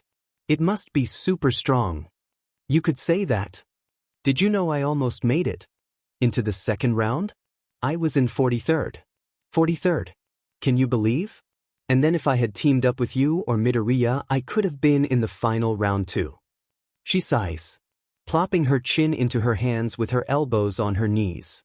No use crying over what could have been, right? There's always next year. Right. Welcome back for the 3rd event in the first-year games. Mick's voice screeches over the speakers and Hitoshi winces. Our 16 finalists will be competing in a series of one-on-one battles. And now to midnight with the rules. The cameras flip to Kiyama-sensei, still wearing that god-awful costume. Why couldn't she just wear her normal one? This is such an eyesore. Who grins? Contestants will start 10 feet apart on this cement stage. Anything goes until one person is immobilized, out of bounds, or says, "I give up." Of course, if things get out of hand, Cementos and I will step in, but other than that, it's a free-for-all. She waves her baton. It has tassels, in the air. Our first 2 competitors are Aoyama Yuga of Heroics Class 1A and Midoriya Izuku of General Studies Class 1C. Mike yells. On the field, Midoriya and Aoyama step out of the shadows and walk toward the field, both grinning and waving at the cameras. Aoyama is blowing kisses and winking as well. Overkill. Hitoshi rolls his eyes, but leans forward in his seat. In all honesty, he has no idea how this match is going to go. No, shut up, one of my friends is on. Idru says, grinning as he pushes Kaminari's face away from his. I didn't know you were friends with Aoyama, he doesn't seem your type. Mina says, draping herself across his shoulders. No, Aoyama's a great guy, but I've been friends with Midoriya since we were in middle school. I want to watch his fight. What? Mina whines. But I've been friends with you since middle school and I haven't heard anything about this guy. Idra laughs. Yes, you have. He's one of my internet friends. Oh. He can tell that Mina is wrinkling her nose, even if he can't see her face. That's him. Yes, that's him. So who do you think is going to win this fight? Kaminari actually looks passingly interested now. No clue. My money would be on Deku, but I've never actually seen him fight, so I can't say that for sure. Bakugu scoffs from a couple seats away. The nerd is going to win. Sparkles doesn't stand a chance. Whoa, Bakugu. How do you know? Do you know him? Mina asks, sitting up and spinning to look at Bakugu. He looks her dead in the eye, and his expression sends a chill down Idru's spine. How the F do you think I got this scar? Honestly, Idru should have put 2 and 2 together several weeks ago. Oh, wow, this should be interesting then, Kaminari quips, spinning around to look back at the ring where Aoyama and Deku are squaring off, waiting for the start. I'm just excited to actually watch him in action, Idru says. He swears he hears Bakugu say something, but his words are swallowed by the whoosh of fire as 4 huge pillars on each corner of the stage are lit, and above them Present Mike's screams start. Deku's shoes squeal almost audibly as he pushes off the concrete and runs straight for Aoyama. Straight for Aoyama. Right in the path of the infamous naval laser. Clearly Aoyama realizes this because he smiles and pushes his hips forward, the laser erupting from his belt. The light rockets toward Deku and engulfs him. Idra gasps and behind him Mina squeaks. Something moves. Aoyama releases the laser just as Deku rolls out from under it, seeming unscathed, not that it would be easy to tell with all the scar tissue already marring his body, and is on his feet running toward Aoyama again. Aoyama spins to face him. He grimaces, spitting another laser from his navel. Deku jumps before the laser can hit him. He spins through the air, bringing a foot down square against Aoyama's chest. His back hits the concrete with an audible smack that has Present Mike wincing over the microphone. Holy shit! Kaminari screams, practically jumping to his feet. Deku is perched over him, a knee on his chest, a foot restraining one of his arms while he holds the other above Aoyama's head with a hand. Aoyama struggles underneath him, firing his naval laser. He misses. He tries to push his hips off the ground with his feet, but Deku is either stronger or heavier or both, because it doesn't work very well and he goes limp on the ground in defeat. Is that it? Midnight says. Deku looks like he says something in reply, but there's not a mic on him so Aijuru can't hear. Aoyama gives up. Midoriya of General Studies wins. She throws her tassel in the air and Mike re-announces it over the microphone. Aijuru cheers with what portion of the crowd is cheering. What a strange first match. Mike yells. It was super short, and Midoriya didn't even use a quirk. Hopefully the rest will be more exciting than this. Wait, he didn't use a quirk? Mina asks, grabbing his shoulders and squinting down at the field where Deku is helping Aoyama to his feet. Bakugo snorts. Did it look like he used a quirk to you? I don't know. It was over super fast. He could have a strength enhancer quirk, you don't know that. Mina huffs and crosses her arms. Or an agility quirk. Did you see how he jumped like that? It was crazy. Kaminari yells. Nah, he does gymnastics, that's not his quirk. Aijuru shakes his head. He didn't use it. So you're telling me that this guy, Mina gestures wildly toward the field, is from General Studies and just took out one of our classmates in less than 10 seconds without using his quirk? Aijuru can't help but laugh. Well, it sounds ridiculous when you say it like that. I can't believe this, Kaminari mutters. Hey, Siro's up next, isn't he? Aijuru says. That's exciting. Mina groans. Yeah, but he's up against Todoroki. He doesn't stand a chance. Hey, don't do him dirty. Like that he's a smart guy, Aijuru says, laughing. I'm sure he'll figure something out. Yeah, I don't have that much faith. Kaminari kicks back in his seat. Oh, come on guys, lighten up a little. Kaminari rolls his eyes and Mina snorts. Aijuru still can't wipe the goofy grin off his face. He glances at Bakugo and that does manage to make his smile falter. Bakugo's eyes are dark and his arms are crossed over his chest with his nails digging into his arms. His shoulders are tense and his knuckles are white. Aijuru wants to say something, but is there anything he can say? His stomach churns as Mike starts yelling about the second match and he turns back to face the field. He knew there was something going on there. He knows there is. He has a couple more pieces to the puzzle now, and the picture he is starting to see is making him sick. Professional yike.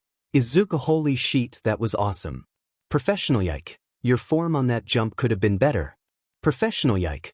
But under the circumstances I'll give you a pass. Best Jeaness. Don't listen to her, that was the coolest thing Eve's seen in a while. Yo. Midoriya crashes into the seat next to him, sighing. Yo. You did good.